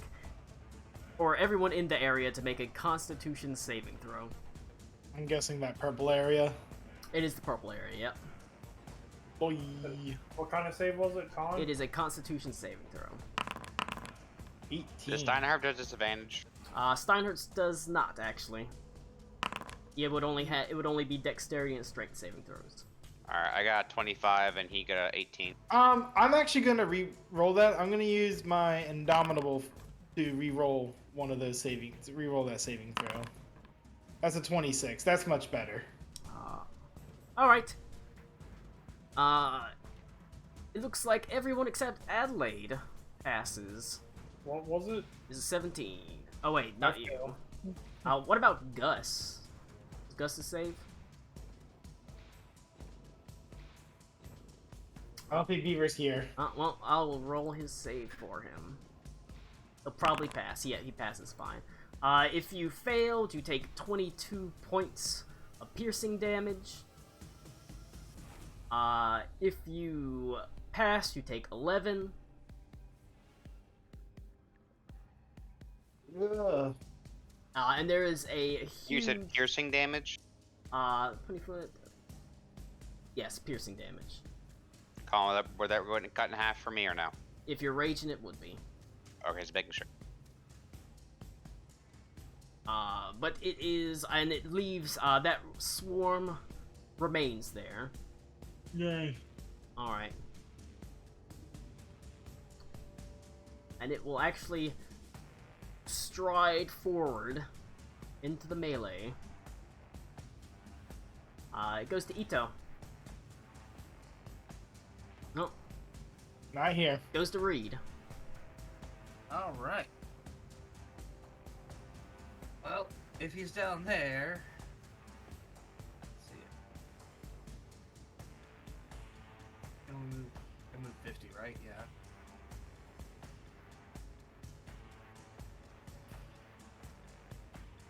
And so furthest I can get is to there. Now, as soon as you enter the swarming insects, give me a Constitution saving throw.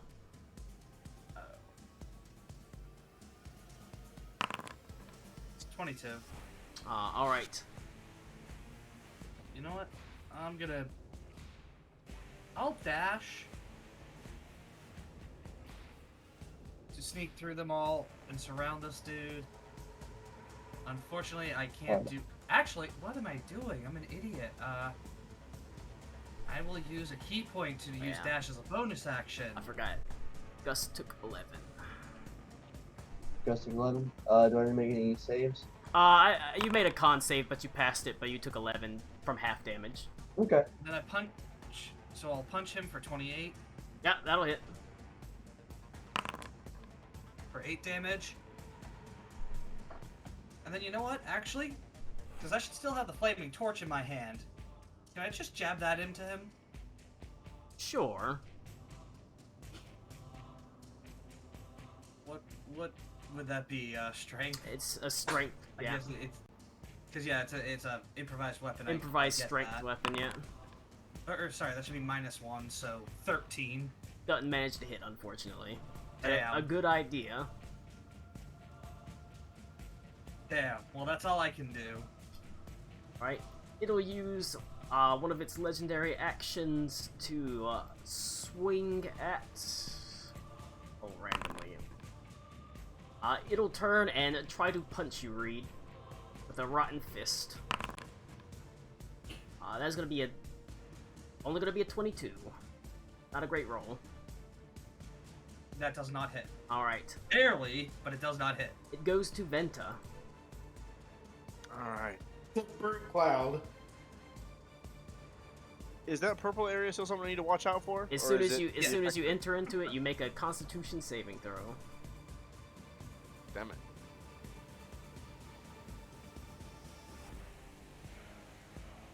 Alright.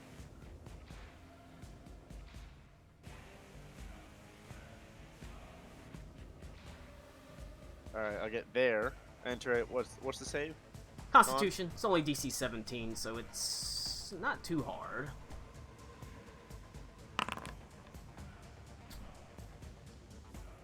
Okay.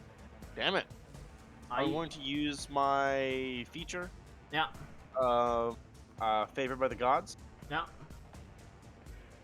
Let me just make sure I double check I know what I'm using.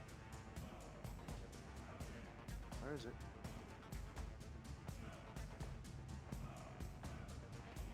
Sorcerer. Ah, there we go. Gods. What is it? 2d4. Okay. Damn it. Alright. That's what I got. It would be 22 points of piercing damage.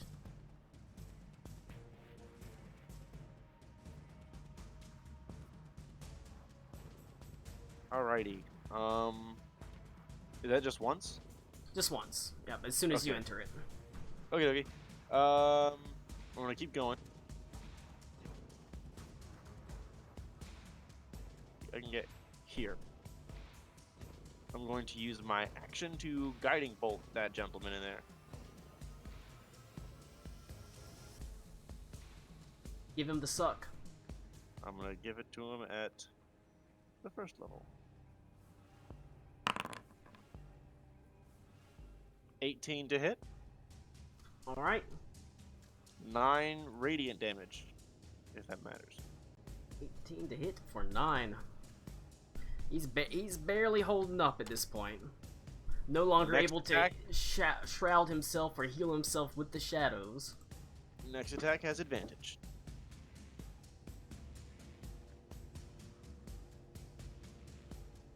And that's it from me. Oh wait, no, never mind. Bonus action, second wind. Now that's it from me. Alright. Captain Burnesh is gonna pile in. 5:30, he'll have to dash to get. Miss my Alright, but he'll have to dash to get in, but he piles into the room as well.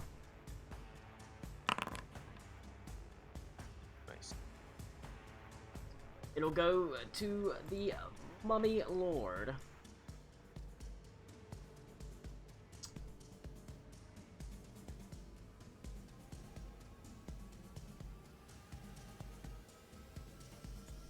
He is going to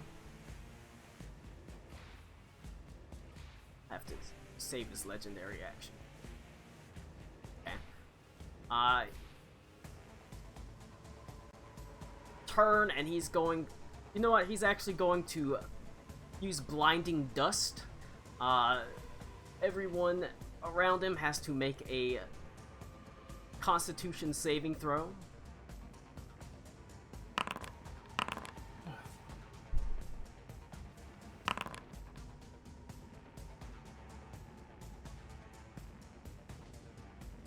Can we just like chill on the Constitution saving throws? I mean, do another one, I guess.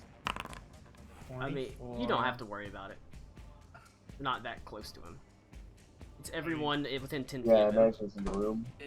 I'm assuming it's just, yeah, the people I inside. did it out of worry, It's in so the don't room. worry. I'm just over here con-saving myself, okay? Hyping Alright. myself up. And then he's, I think everyone passes that except Steinhertz. Steinhertz is blinded, but Of course, I hurts. Steinhertz Oh is fine. no! Fucking pocket sand. And then it Every will time. turn and it will, Rotting Fist. We'll choose at random. 1, 2, it'll try to Rotting Fist Henley. That's gonna be a grand total of 13, a bad roll. That shockingly misses me. As it goes immediately to you, Henley. Well, I'm gonna rage, and I'm gonna start Arr. whacking him. He's barely holding together at this point. So anyway, I started whacking. Do I hit him with the 20? Cranking his hog. Yep. Do I hit him with the 17? So I assume I have advantage. Yeah. Surprisingly enough, Okay. bandages are not great armor. 12 damage and 10 damage. Tell that to Lilu in Fifth Element. And then Steiner's gonna attack it at Dude, normal, right? Because Did you see the scene where she just Yeah, got it's normal. shot in the fucking vents?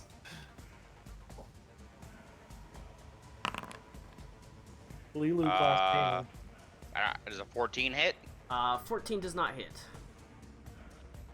Oh well, Steiner misses, but that's our turn. Alright, it'll use its final legendary action. Rotting Fist. 1, 2, 3, 4. 1, 2, 5. Alright, it's gonna be at Henley again. Help if I accidentally. Damn, another bad roll. 16.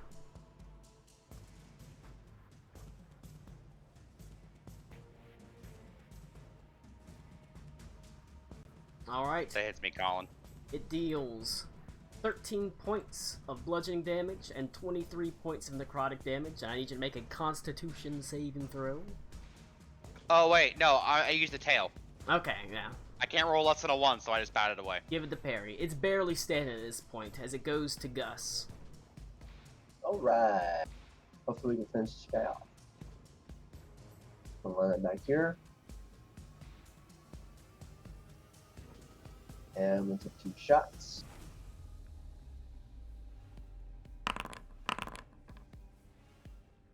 That's a 17 and an 18.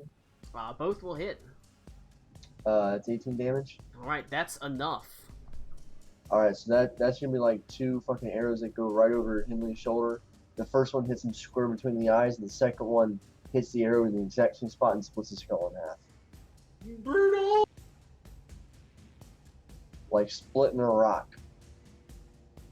Alright. He's dead. As he He's dissolves Badass. into sand, letting out another disgusting howl of pain as it slowly dissipates away. You can see as it falls to a just complete sand, that sand actually bursts into flame in the sunlight and burns, leaving nothing but a still beating heart on the ground. I'm so glad I did not kill that. That I'll be honest, I don't know how to lay this to rest. I don't think this needs to be laid to rest. I think he's been laid to rest. You know how you lay that to rest? You grab a dustpan. Does anyone got a vacuum? Alec Cool's just upset there's no blood to suck here. I pick up the heart. Alright. Time to do some hoovering. Quick, get the Folgers can. It's hoovering time. Alright, it's there in your hand, still just gently beating. You can see it's got black veins just scored through it. It's basically dead, but it still beats. Hey Ito, you have that identifier ring, don't you? I do. My wife is, so I'm surrendering my rings, my speak with death, all of those things. I'll to the let party. you just roll an Arcana check. All right. This is not itself a magic item. However, if it is not completely destroyed in fire, it is going to. This mummy will reform within 24 hours. So, I tell Captain, it's like, he will be back if we don't burn this. I recommend burning it, but it is technically yours. He just holds out the torch. I would. After all that, we will sink the ship, and the rest of your money will be gone if it comes back. I think this has been a passenger on my ship for far too long. Burn the damn thing. I touch the heart to the torch and let it burn in my hand. There's a high-pitched squeal of pain as that seems to echo throughout the ship, and it bursts into black smoke and dissipates. And there's a quiet Should have eaten it. in the air. Something tells me you really shouldn't. Be that's just a hint. so cursed. Just take a bite out of it. Mmm. It's almost like a sigh passes It through tastes the like ship. red Gatorade. Aw. A calmness. Oh, fuck that. It tastes like blue Powerade. Slowly, several of the crew member sort of awaken from unconsciousness, as if a heavy slumber had passed over them. They actually seem, for the most part, despite their wounds, quite invigorated, as if they had a wonderful sleep. One of them saying, "What the hell happened, Captain?" And then there's a crack of lightning as the ship is rocked once again, as Captain Burnesh says, "Shit, we're still in the Mana Storm." And that's where we'll end it.